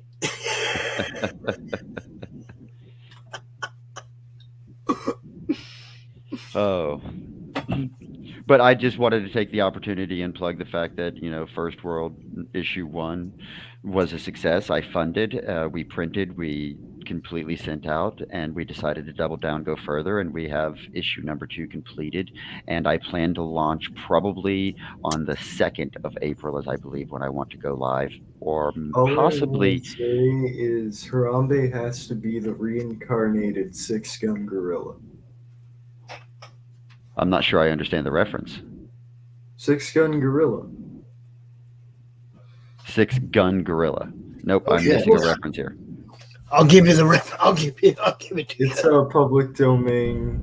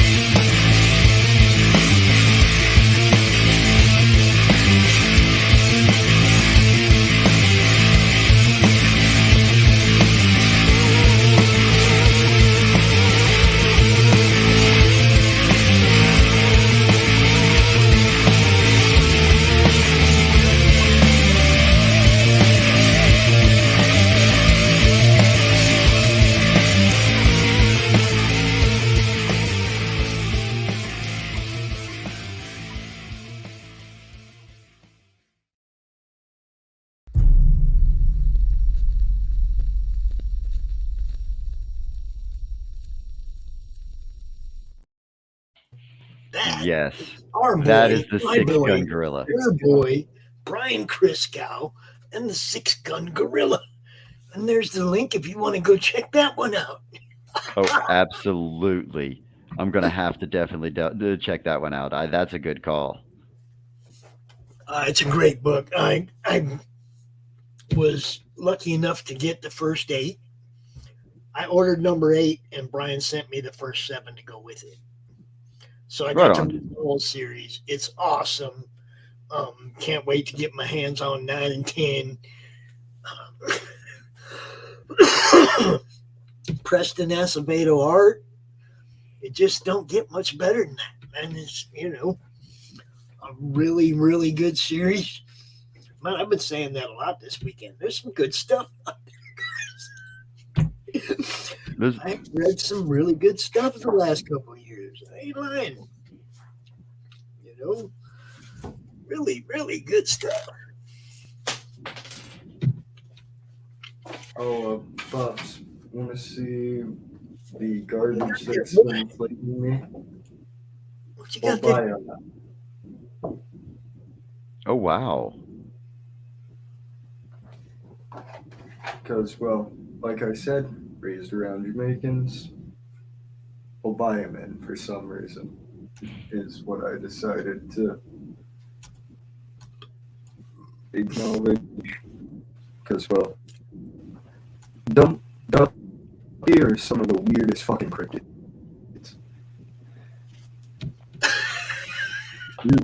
You got like this ox that just chases people if they're out too late with devil tails. Its eyes are stabbed, knives everywhere, but somehow its eyes are still glowing.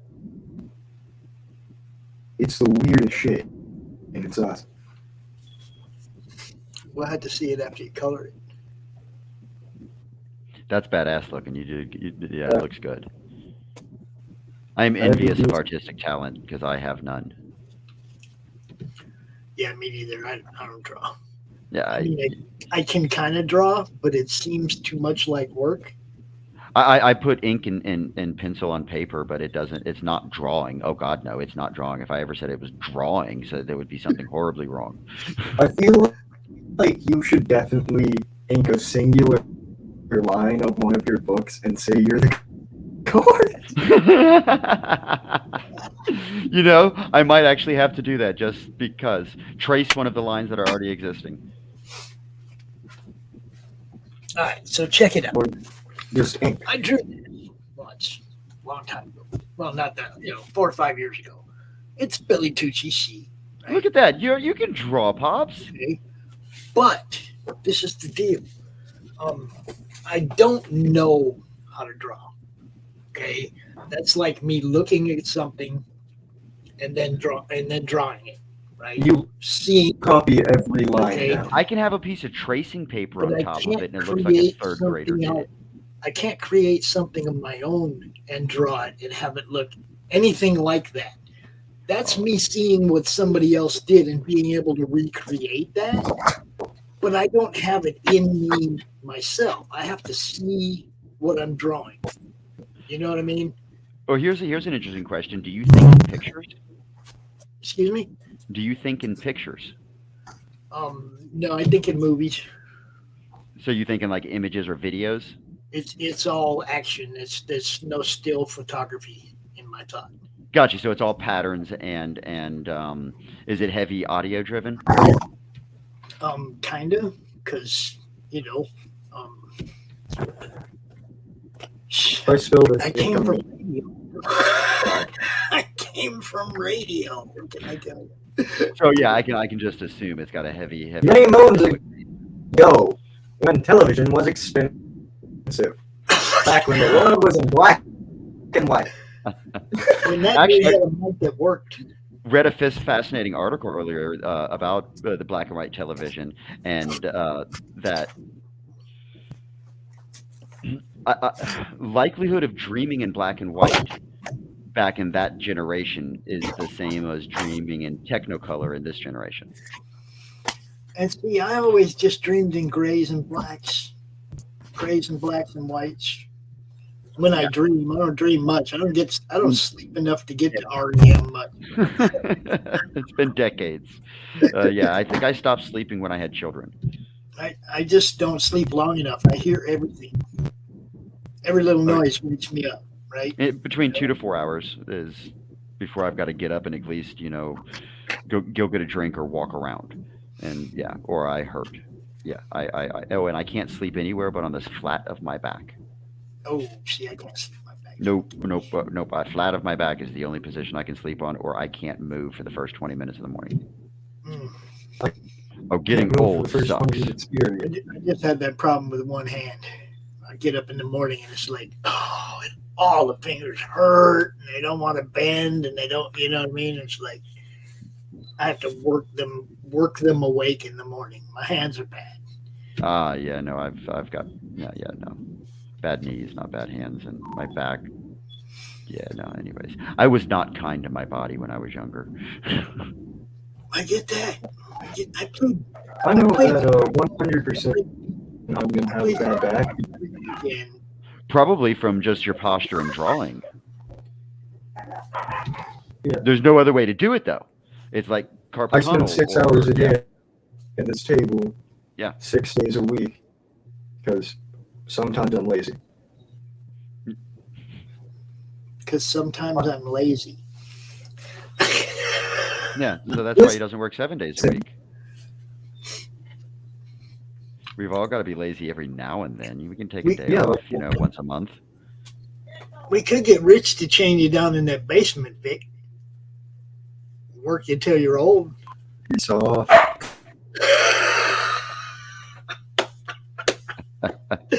Nope, not today. I got dogs out feeling good.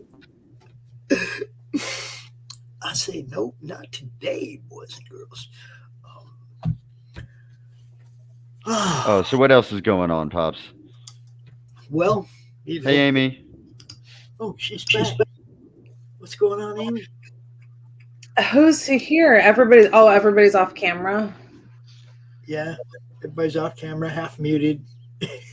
They're just hanging out and chilling. We're chillaxing, all cool, and tomorrow we might shoot some b-ball out by the school. I like that. And I guess I don't need to be super. It's like late night lighting. Everybody's like dark. Maybe I could turn my light on in the room. I just figured I wouldn't because it kind of highlights the anti-Sam behind me, and I've got to shamelessly plug it as much as I can. I'll just be like everybody else then, and like darkly colored and muted.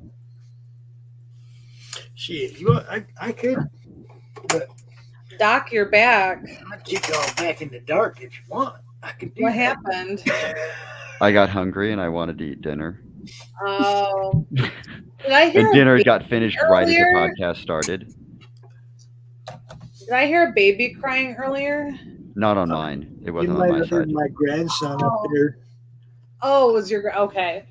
I heard a baby, and then Doc laughed, and I was like, "What?" Oh yeah, no, I'm past babies ages. No. The only babies I play with are my grandchildren. No. Yeah, I was confused. Nope. Not a baby, but he's like, when it's time to go to bed after the weekend, and he got to get up for school the next day, and he's, I think, A little bit more vocal than than yeah, some. he's like, I don't want your man, Your grandson, Pops? Yeah. How old is he? He's 7.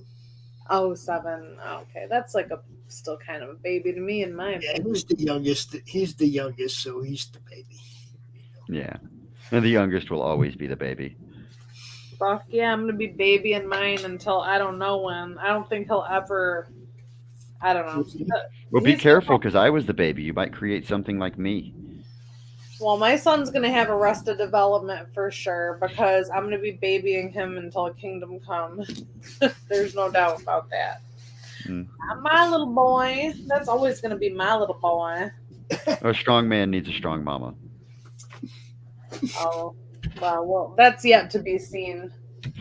So what's going on? What's going on with everybody? I was shamelessly plugging First World, and I went through the character concept book and kind of explained all of our characters to Pops and everybody on the panel tonight, and hoping it might get a little bit of just notice. And we also were talking about the release of our next Kickstarter campaign, which I'm shooting for and debating whether or not I want to do the first week of April, or should we hold off and do it on 420? That might just be a good day to launch that. That could. Just might be a good date to choose. That's a Thursday. That is a Thursday. We have, I don't know, we're probably good. Let me see. We're probably good from 4 o'clock, 4:30, 5 o'clock to 8 o'clock. And RJ does the show Thursday night at 8 o'clock. We might be able to just do a. Oh, wow. Oh, and I would love to get on RJ's show again. I loved being on his show. He's Yes. such a cool guy. I agree. And he has such a good voice for Oh, yes. the shows and stuff. Yeah, Oh, and he's very animated. He's a pleasure to do a show with. he is. Is Yeah, anyone talk to else RJ and talk, if you want to talk to him and see if he'll do a launch party for you on 420, I would definitely be there and promote the hell out of that. That might actually be fun. Oh, here we go. Oh, there's other people here. I think it would fit the First World outline, don't you, Pops? I love it. Look, made me laugh. I don't care. I'm always Actually- guilty. I need shit that makes me laugh. What can I do?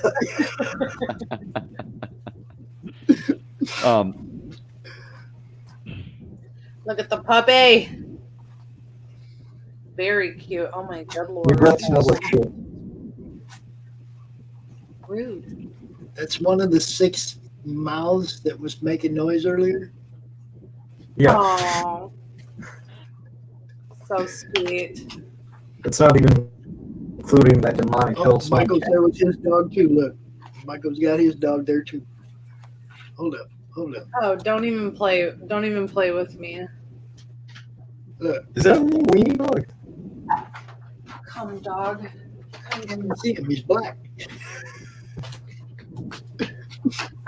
You want to see some good dog action? Come here. I got a good dog. Come here, Giblet. Come show your big face. Giblet. All right, fine. Pancake, you come. Yes, Pancake. Oh my. Interesting name. Try to climb up. Come on. Yes, you're mad. That is a hefty dog. She's the little one. She gets angry. She's still gotta weigh like 60 pounds. No, she's like 75. All right. Jibby, come here, my beautiful big foot. Okay, that makes a bigger. Giblet. He's like, I don't want to get up. Yes, I don't come want up. to get up. Giblet. Up. There's my Because boy. look at him. Things are like pure muscle. Oh. There's my big fat potato. There's my big boy. Okay, I'm up here. I get to kiss you. I get to kiss you. I get to kiss you. You showed him your beautiful face. Okay. Yeah, there's my stinker. Okay, stinky butt. These are my old. They're both 9. Oh, you can't handle it. It started getting itchy. Okay, good babies. Good babies. Go on. Now go away. Oh, Go away. now go away. Maybe come here, lady. I want a beer. Oh my God. I'm tired. Just my baby girls. I'm tired. Oh, You leave me alone. I'm tired. You're my good girl. so lazy. Yeah. Oh, she's sweet girl. She's not feeling good here lately. Hmm. But she is a Rocky? Rhodesian Ridgeback. She's got a mohawk going down the back of her spine right there. Yeah, I had a friend that had a Rhodesian, but they were brown. Yeah, she's also mixed with pit bull. Oh, okay. So yeah. But she's had a very rough last few months. And what was it? November, she flipped her stomach. Oh shit, yeah. And when a dog flips their stomach, you have like a very, very small window to be able to get them. Yes, I have a friend that has Great Danes that had that issue with. And then in January, she was diagnosed with Koepp, which is something that she had to go in and get most of her teeth removed. And she's had a rough couple months. You don't say. Does somebody not like being on camera or being picked up? I want a little dog that I can just hold all the time, baby. Because my Little dogs are evil. Yeah, I like the bigger dogs. No, stick with the size dogs you have. You've got good size dogs. That was my thing. That was my preference. When my husband and I first moved in together when we were, I was a teenager. I think he was 21.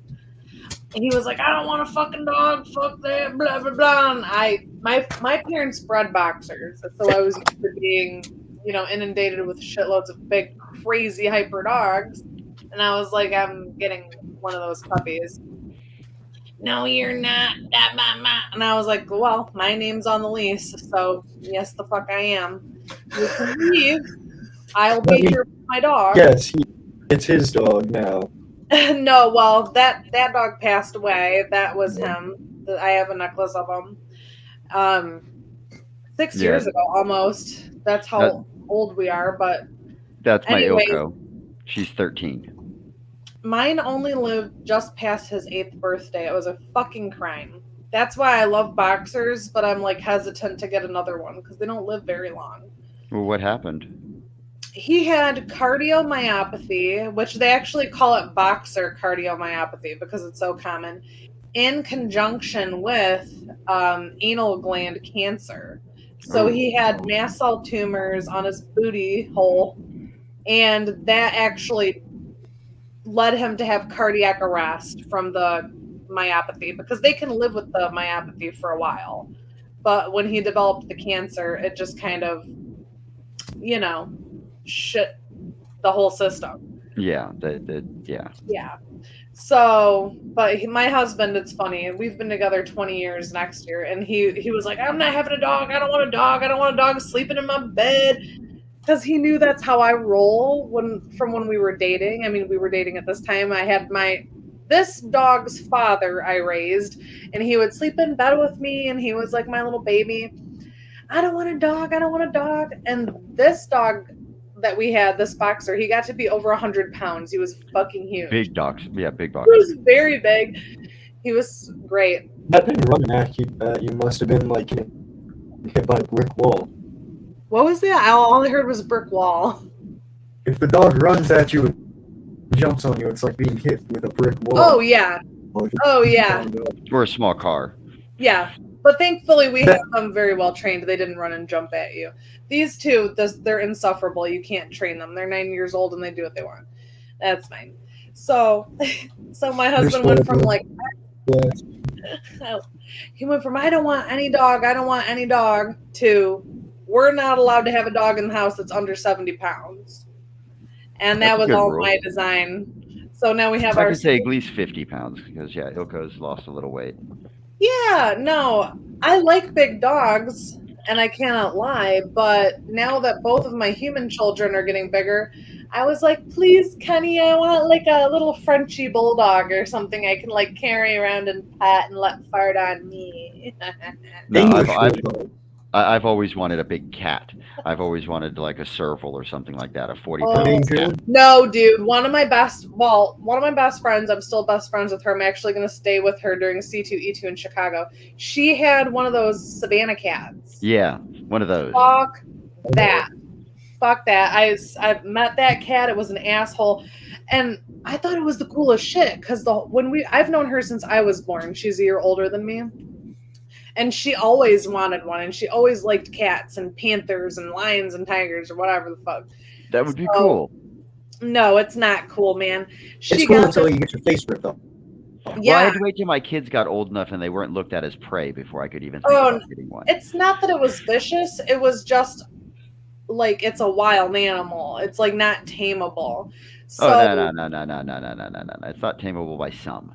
Give me a cat. I don't care. Dude. I'm telling you. I take my cats in the shower. No. I will, no. Yes. My cat used to pick them up and jump in the shower with me. It scared the shit out of me. And it's been multiple cats I've been like he jumps on your foot. I like cats, but this thing was fucking. I love cats. I'm a cat person and a dog person, but like her cat was wild as fuck, and it's huge. It's huge. They're like a 35, 40-pound cat. Right? Yes, they are. They are, and I'm like, okay, I have 70-pound, 100-pound dogs. They're babies. That cat was the size of my pit bull. It just didn't weigh as much. It was fucking huge. Yep. Well, and it climbed different. Yes, it has big ass claws, and it would still do cat things. Like it climbed on the counters and it sat on the garbage can and it did this. But it's a big fucking. Well, cat. the domestic cat is the most messed up things humans could have ever done to the feline. Come on, nature created it's it was nature's a pre-existing perfect killing creature. machine. We didn't do anything to it except for and it's like 10 pounds spots. now. That's hilarious. We just I'm talking about from like the saber tooth and the panthers and the tigers and the much larger cats. We didn't breed cats down. No. They domesticated themselves. I think Yes, twice they domesticated if themselves. my readings have been truthful. They made themselves little bitches. Yeah, twice. Twice? But that's kind of twice. They've actually proven that cats have domesticated themselves 2 different times in human history. Right, allegedly. Is it at least 2 different times? Or 2 different that we've been times? able to track so far, according to this time around. But history is written by the winners, right? We win because we can write. So therefore, we're minimizing the defeats of the cats. The cats probably domesticated themselves like at least 20 fucking times. Oh, they've been dominating humans for millennia. I love all the cats. Yeah, That they're and the just like. squirrels.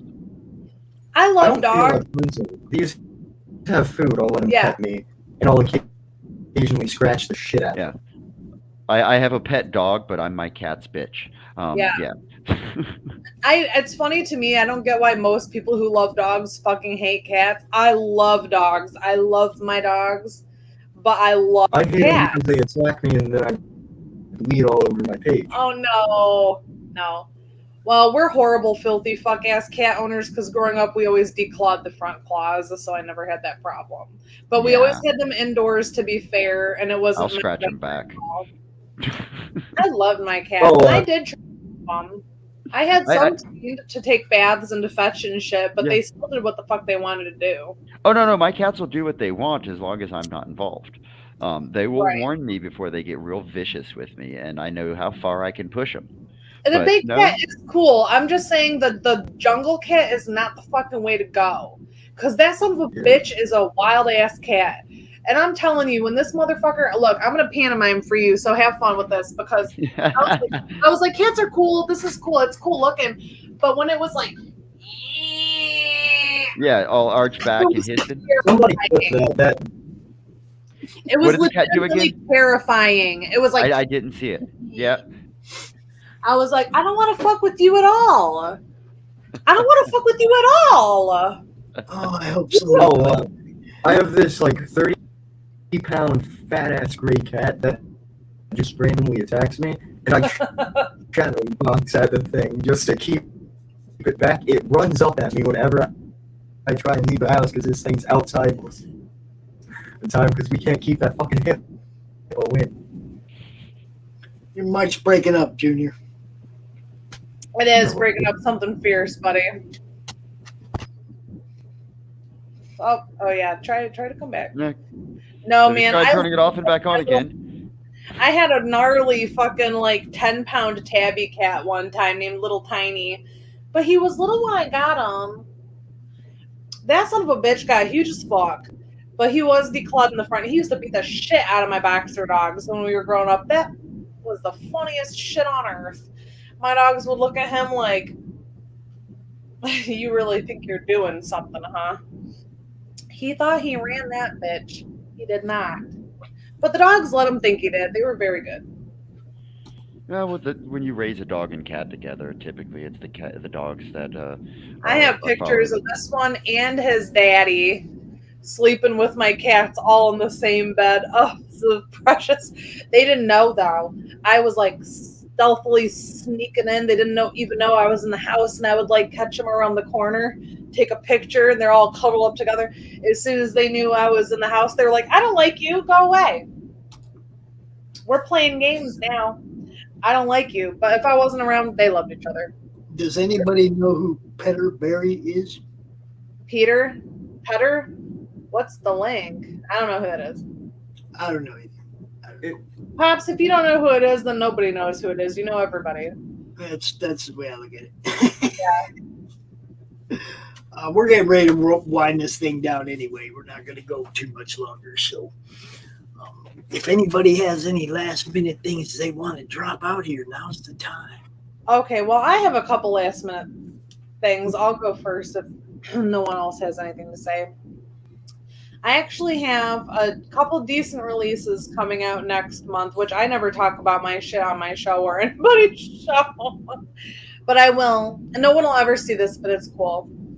I have a variant cover coming out for a really well-known series and artist next month. Yeah, in April.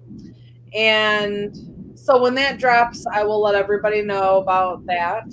And also, Doc and I are releasing some First World issues, re-releasing, revamping, redoing, and reworking like a part docs of First World starting next month. And my original comic is dropping next month, but I'm not crowdfunding it or anything. It's going to be an exclusive whatnot release with a bunch of people.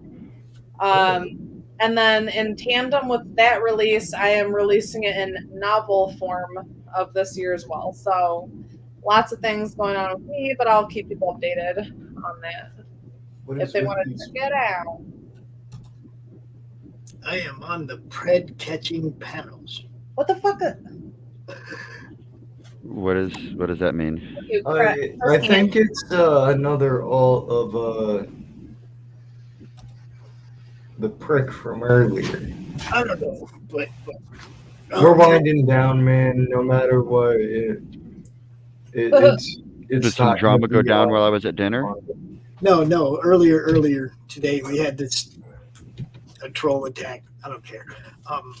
Basically, though, Peterberry, whatever it is, if you want to get a hold of me in one of them other forms of social media, introduce yourself and whatnot so that we know who you are.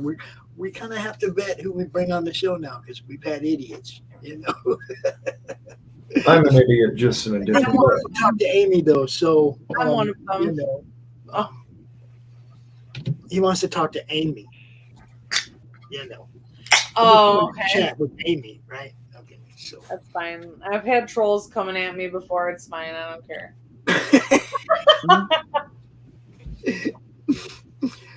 It makes my life better. Lets me know I'm really doing something. Was that light beer from Miller? Yes, I have my tea and my beer. Okay, it's cool. You know you have fans when people hate you. It's the witching hour. I went to church today. I can have a beer. Fuck it. Oh, is that the criteria? Glory, hallelujah. Yeah, glory, hallelujah. Yep, comics, beer, and all the bullshit. Beautiful, beautiful. You can talk to me if you want to, but Pops can talk to you first because I've literally had so many fucking trolls trying to talk to me. How dare a woman make comics? It really is that, though. It really is that. And Really? they think, I shit you not, and they think it bothers me. It doesn't. I come from video games. And people think that, you know, oh, you come from video games, so you're like high on this pedestal. No, baby. I'm 34 years old. I'm almost 35. When I started in video games, you couldn't get a fucking job if you were a woman. This was like 15 years ago. And not only could you not get a job as a woman, but nobody in video games wanted to talk to you if you had an opinion or you weren't extremely left-leaning. And I'm not a fucking right-wing person. I'm like pretty much right in the middle politically. Like I've got both sides. Like I think pot should be legal. I think that, you know what I mean? Like I don't have a problem with gay union, but on the other hand, like I like guns. You know, I'm just me.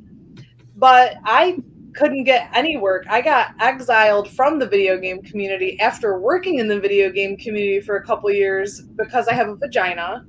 And the men who worked there, who didn't have any college degrees, were threatened by the fact that I had two and did their job better. And I didn't have an issue with voicing my opinion.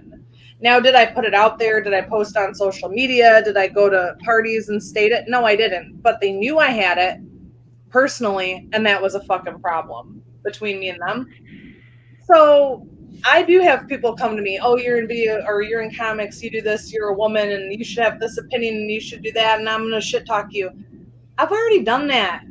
I've done that my entire fucking career, actually. Before I was in video games, I was in fucking art school. Do you think that I wasn't a fucking pariah there? Everybody in art school had green fucking hair with half their head shaved and wanted a boy. Speaking of pariah, blood and mud, back it or else. Did fucking Klonopin and fucking horse tranquilizers as a fashion statement, and I'm over here working 2 jobs and paying for my own wedding. Yeah, I didn't get along with those. Horse tranquilizer. Yeah, ketamine and shit. You know what I mean? Like, oh, let's go do a bunch of ketamine and smoke pot and like paint with our fingers and talk about new age shit and like summon some UFOs, dude. And I'm like, I gotta go to work. I gotta go to work and pay for my wedding and buy a house. I can't talk to you right now. Like, I'm down to get wasted with you, but like, I can't be doing all the other bullshit. You're dumb. So I've always been a fucking outsider. You think that shit bothers me? I really don't. Yeah, no. She helped me create First World. What? No. No shit. I already fucking said, and I got. I'm not gonna put his name out there, but I gotta talk to our artist because you know how he said he might want his name on this issue. I'm gonna straight tell him don't do it because I'm not gonna fucking lie to you. Like I'm not. You have no idea about the inundation I get from trolls on all my different social media. I have people that are like, go kill yourself. Like, I hope you get cancer and die because they know I've written and done different shit and drawn different shit. And it's like, first of all, it's my job. Who the fuck this goes? Go fuck yourself. I don't know what's going on with you, but you have a lot of mental health problems. That's a hell of a thing. That really sucks. To be honest with you. But it's just because of some people that I promote. You know? Yeah. I don't get it. I don't get it. It didn't stop me. Didn't stop me. Not even a little bit. It's a hell of a thing to be that mentally unstable, to be offended by what other people are doing that doesn't affect you. I've never been like that. And I've been crazy. Even if you are offended, stop trying to mess with anybody else's stuff. Like, be offended, own it. I don't have to be offended for you. You can be offended all by yourself. Yeah, but that's their way of being offended all by themselves. They're like, I have to make other people aware of my feelings. I gotta put it on my blog that has 10 whole readers. This is what I think about being offended. Do you remember the kid in school that sat on the dunce stool? Well, no, I wasn't born in 1915. That was me. I went to a Christian school and they legitimately brought out a dunce. Russian school? Oh my god, I grew up with a bunch of Russians. Okay. I got kicked out, don't worry. You understand the stool. It's over there, separate from everybody else. Right. Go over there and have your moment. Yeah. Right. Go over there, be offended by yourself, because it's a singular and personal thing. Yeah, go be in It's time not a hive. It's not a. Where's the rest of my stool? It's not a hive consciousness thing. It's not. And you know what? Actually, to be honest with you, I'm gonna make it into a whole like I own that though. Like I'm gonna tell you how I own this. Amy does stream. She does stream right here on this network right now. Night, 7:00. I'm telling you. I found the rest. It's to the people who feel like they need me or anyone else to validate them or recognize them in order to be anything. It sucks. That sucks ass. And I feel really bad for people of any age, of any walk of life, of any political spectrum in today's current year that feel like they have to reach out to somebody else for validation. It sucks. That's shit. Because I remember being a disillusioned teenager and feeling like that, except I didn't have social media when I was growing up because I'm 34. I didn't have a smartphone until I was like my 20s. So I don't know what it feels like to be able to, at the tip of my fingers, have other people's opinions right there accessible, or be able to fuck with people at my fingertips, literally. So I could only imagine if I was a teenager or a disillusioned stupid idiot, I would probably be doing the same things. I would probably be reaching out to people and being like, "You're dumb. You did a thing I don't like," and that sucks because I feel the unfortunate thing they have to deal with is every second they spend trying to get validation from a stranger is another second wasted before they come to the reality that it's all on them. You know, a lot of people my age's Twitters are like just some random stream of complaining about stuff. Mine's I'm watching Alf in the background while I'm drawing. Why do I know about this show? I'm 16. That's my entire Twitter. He knows about this show because he hangs out with old people like Why is he on? Is it even legal for him to be on here without parental fucking consent? What the fuck? Alf is awesome. I've never. Good night. Jesus. I'm old enough to remember Cartoon Network. I remember when Cartoon Network debuted. You know, actually, Cartoon Network's dying now. Yeah, that's kind He's of over sad. 6 foot. He can get on any ride he wants. I have a house. My husband and I bought a house a couple years ago. We moved over 100 miles from where either one of us grew up to buy this house because we were like, this is our fucking dream house, you know, and we've been renovating it. It's an old Victorian and it's got 7 bedrooms and I turned one of them into an art studio. So my whole story here is I've been out of art school for 10 years next year and I have never taught. I've critiqued and guest critiqued in college and shit, but that's been the extent of my teaching experience. But I have a lot of people in my local community who want me to teach their children art. And I actually just had a parent reach out to me today and say, I have a 16-year-old daughter. Her dream is to make a living off of her art. Would you talk to her? And like, maybe we'll pay for her to learn from you. I don't offer that. That's nothing I do. I'm just going to say maybe is no. If you want me to teach you something, you definitely pay me. It's not a maybe. Oh, well, yes, they pay me. They would fucking pay me. Don't get me wrong. It's whether or not you choose to teach them is the question. Right. And that was weird to me because I've had people reach out to me and be like, would you teach my kid?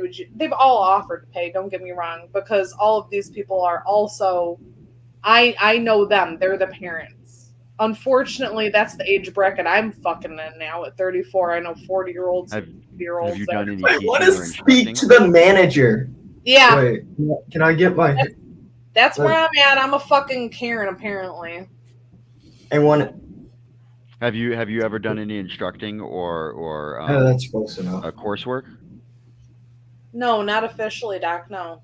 No, I'm just curious because that was something that I ran into as a hurdle in my career, and I ended up actually taking a couple of classes that helped me teach a little bit more effectively and efficiently than I thought was possible. I already thought I could do it. Well, I don't listen. The thing about me and Doc, you probably know me well enough to know this, is I don't presume to know shit. So when I actually had several parents reach out to me in the last couple of weeks, would you teach our children when school is out during the summer? Obviously, they'll pay me. And I was like, that's fine. So I immediately reached out to professors I know.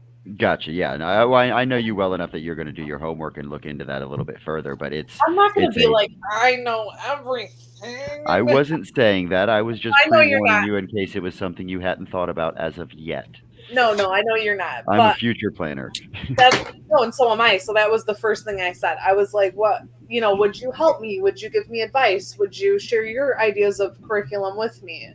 Because I'm not teaching classes like on your level, but if someone's going to put their children's in my hands, and these are people that are in their teen years, they're getting primed for college, I want to know. I want to be able to prepare them, Yeah. I remember taking Spanish from a family friend back when I was younger. Oh, yeah. I know that kind of shit. Yeah. Yeah. And it was one of those. Taught math by like tutors and shit. Yeah, no. And I used to help with other industry professionals or other smiths that do what I do. And yeah, no, I was about as clear as mud looking back on it. Right. I thought I was doing a good job. Right. But no. That would be my fear. Like, I know what I'm talking about. Why don't you get it? Yeah, and that was like looking at a Picasso painting. You're so close, all you see is the dots. Sure, and trying to explain the painting as a whole is what some people need in order to interpret. And yes, I'm just ranting and rambling now. I will step kindly off of my soapbox. What is Shadow? What is your name? Actually, Vic? Vic. Yeah, his name is Vic. Vic. Well, you're 16 years old. You are everything that I hope for the future. You seem like an open-minded person. Hubert School. What's that? I say random stuff. Don't mind it. I think he said he wants to go to the Hubert School. I don't know what that means. Kubert, like Hubert. Hubert. Gotcha. School. The art school. Yes. Not like the little orange guy. No, not like Yep, Hubert. that's the first thing that popped into my mind. That's how old I am. I know. No, I like his mindset. That's how I was when I was a teenager. I was like, I'm not a conservative. No docs here. I'm not liberal. I'm not this. I am a liberal. I'm just whatever. I just want to know whatever, and I want to hear everybody's story and figure it out. Doc is not here because the storms wiped out part of his daughter-in-law. Stepdaughter. House. You've got to stand in, Doc. It's okay. He had to go and help her move some stuff out of the house because it's flooding, and that's why he's not here. But we still broadcast the show to his network because he usually co-hosts CRoM Con, and we take care of our people. What's up, Well Red? We're just getting ready to shut it down, though, man. You're a liberal. Nobody has a problem with that as long as you're not an insufferable shithead. I am, just in a different way. So I don't even know how you would go about being an alternative lifestyle teen anymore. I can't imagine how hard it is for these kids, right? Be a straight white male. Right, because listen, I graduated high school in 2006. Okay, I'm not fucking ancient, but That's like before I was born. Then. Yeah, and I'm not even gonna say when I graduated high school. Me neither. That's exactly 1 year. Back in the 1900s. Well, anyways, I graduated high school in 2006. Back then, if you wanted to be a cool kid, I mean, like the super edgiest of fucking edgy, which no one dared to do. You were a punk rocker, which was me.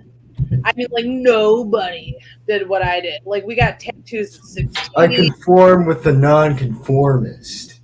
Absolutely. That's what I used to say. I was like, I'm a nonconformist conformist, and I knew what that meant. I was being ironic. And I was like, I don't shop at Hot Topic or Pacific Sunwear. I only bought my clothes of the Salvation Army to make a statement. I was like, everybody else is a fucking conformist, you pieces of shit. No. I'm realizing most things I own are from a flea market. I don't know how you even go about being a nonconformist teenager now. That shit must be so many extra fucking hoops. I had to do is be normal. Well, Yeah, what but we would classify as more normal back in. At least I'm not one of the dumbasses vaping in the bathroom since I was 6 years old. Oh, that's been a thing your whole life. Wow, that's been a thing your whole fucking life. That sucks. Damn, it's got it rough, y'all. He's been his whole life growing up. People have been vaping. My sister is 8. She is 6 years younger than me, and I thought she had it rough because she grew up in high school with social media, and I didn't. And I was like, damn, that's a son of a bitch to have to grow up with social media. This poor kid over here has grown up with social media, people vaping, people fucking being like, I'm going to cut my dick off as a statement. That's some bullshit. I'm on social media. Did you see what I posted? I feel like this. We didn't do that when I was a teenager. We were like, I'm going to meet. People didn't cut their dicks off? I'm old enough that when we made mistakes, nobody recorded it. I'm gonna just go out there. We're gonna end this after I say, look, you don't hand the cutter a bigger knife. You damn sure don't point at a body part after you do. Leave the kids alone. Let them grow into who they're going to be and make their own goddamn decisions. Hey, I'm up right now. Thank you, everybody, for watching, for hanging out all weekend. You know what's up. CRoM Con, last weekend of every month. We do this 40 weekly shows on the network. You can't miss it. Michael does one in the morning. Amy does Sunday night. Timothy does Thursday night, Friday night. Vic just hangs out everywhere. We got 40 weekly shows on the network. There's something for everybody, man. Check it out. Check it all out. Cats and dogs and be a shit show. And drink. And talk about how old we are. I am going to play some of these awesome matches for some of these cool people that are part of this network. And back in my day, indie comics were black and white. I didn't even know what comics were back in my day, baby. So I feel like I know what they are now. They're this. There was no loud morality. America's southern border has become a war zone. Human traffickers, drug smugglers, and terrorists flow across the Rio Grande with impunity, secure in the knowledge that no one will stop them. A distant federal government lectures Americans on their privilege while punishing overworked Border Patrol agents who were helpless to stem the tidal wave of invaders and determined migrants. Second-generation Cuban-American Marcos Zamora is a military vet, more patriotic than most Americans. No longer able to ignore the chaos at his doorstep, he acts. Joined by his best friend Gus, they hit the border every night, saving lives while stopping violent drug cartels and other opportunists. The government reacts with fury at Marcos' attempts to preserve American sovereignty, deploying the full might of their enforcement agencies. But Marcos understands that the only thing the rich and powerful fear is bad publicity, and he records every encounter. Whoever he is, this private American must be stopped. Illustrated by Richard Bonk and written by Eisner winner Mike Barron, Private American is his version of Captain America, and maybe a little Punisher, taking part in this ongoing, violent, and very real battle of good versus evil in the war for American sovereignty. Grab your copy at theprivateamerican.com. We have a secure border, and that is a priority for our administration. And they look like this too. Hello, my name is Sim, and welcome to the Netverse.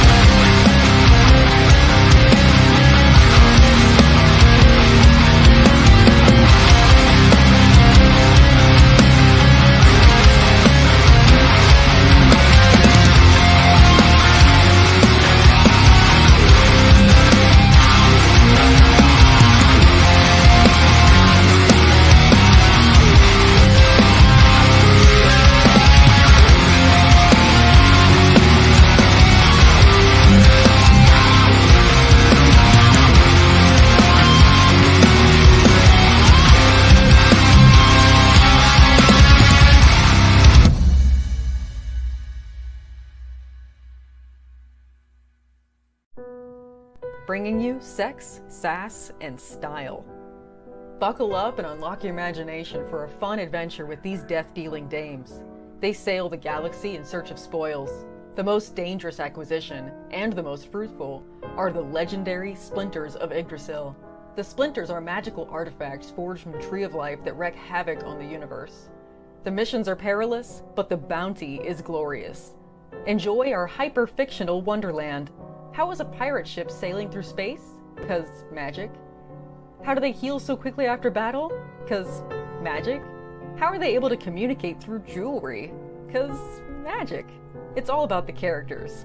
Abo, rough, robotic, ready. Mo, carefree, callous, courageous. Mistress Graven, daring, diplomatic, dominating. Betsy, academic, accountable, aristocratic. Nefara, ancient, assured, adrenaline junkie. Bruto, proud, prominent, protective. Fisty, independent, incendiary, invigorating. Roxy, superficial, scarred, secretive. Once you get to know this diverse crew of mythical miscreants, you'll be anxious to find out what trouble they'll get into on the next episode. Go to abogrizzly.com and order both halves of the first episode today.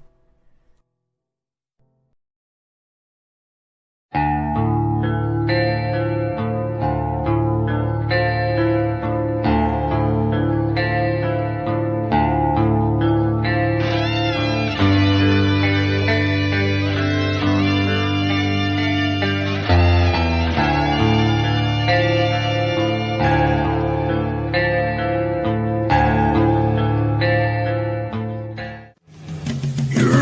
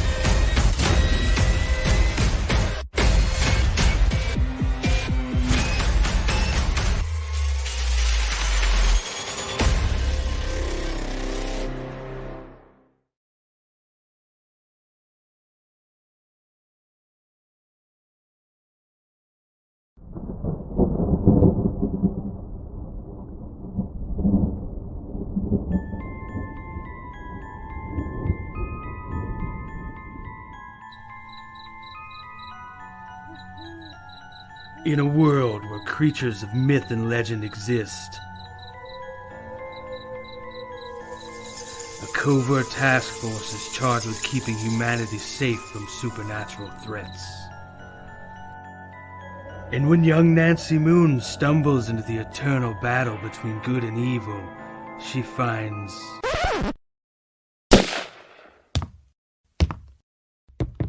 Oh my god, will you shut up? What's happening? Agent Beckett here. Aren't you tired of stuff like that? Want something different? Roll the tape. Whoops. Sorry about that. That's a song I'm writing for my ex. Okay, here we go. Yeah, that's more like it. Alrighty. Welcome to the world of the mythicals. We have it all. Monsters. Magic. Government agents. He's the strong silent type. This guy. Ugh, gross, dude. Get some kind of cream or something. Lots of 90s style action. Pew pew pew. And that strong female lead alluded to earlier. Not to mention a dashing field commander with a great sense of fashion. Look at those glasses. South River Studios presents The Mythicals, Issue 1. Buy it, if you dare. Ugh. Will you can it already? How'd you get free? Now beat it before I lose my cool. So what are you waiting for? Back it today. Like right now. Back the Mythicals today. Hey friends, Morgan Quaid here to tell you about a little project called The Crimson Folly, a D&D inspired comic anthology which takes place in a fantasy tavern called, you guessed it, The Crimson Folly. I'm working with more than a dozen artists from all over the world to bring this story to life through sequential comic artwork, intricate portrait pieces, sketches, and of course, words! My aim is to produce a combined comic story and art book. The first 40 pages will be a comic book telling the main story of the folly and using different artists to build out each section of the story. The art book will then contain sketches and short stories relating to characters from that story. So if you're a fan of D&D, fantasy artwork, comics, or just great storytelling, you'll love The Crimson Folly. Yes, you will.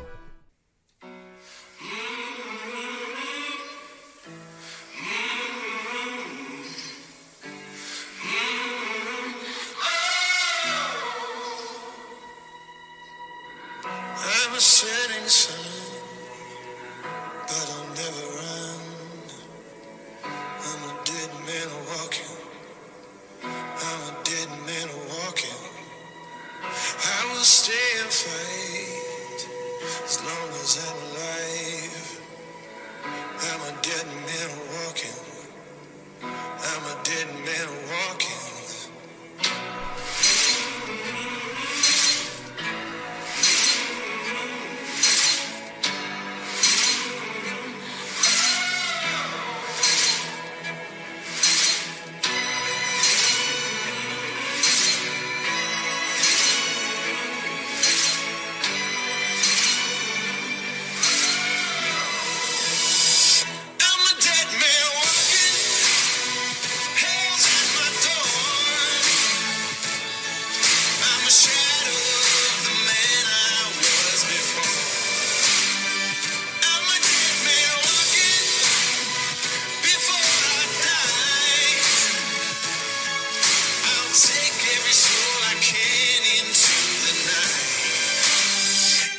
Till I die.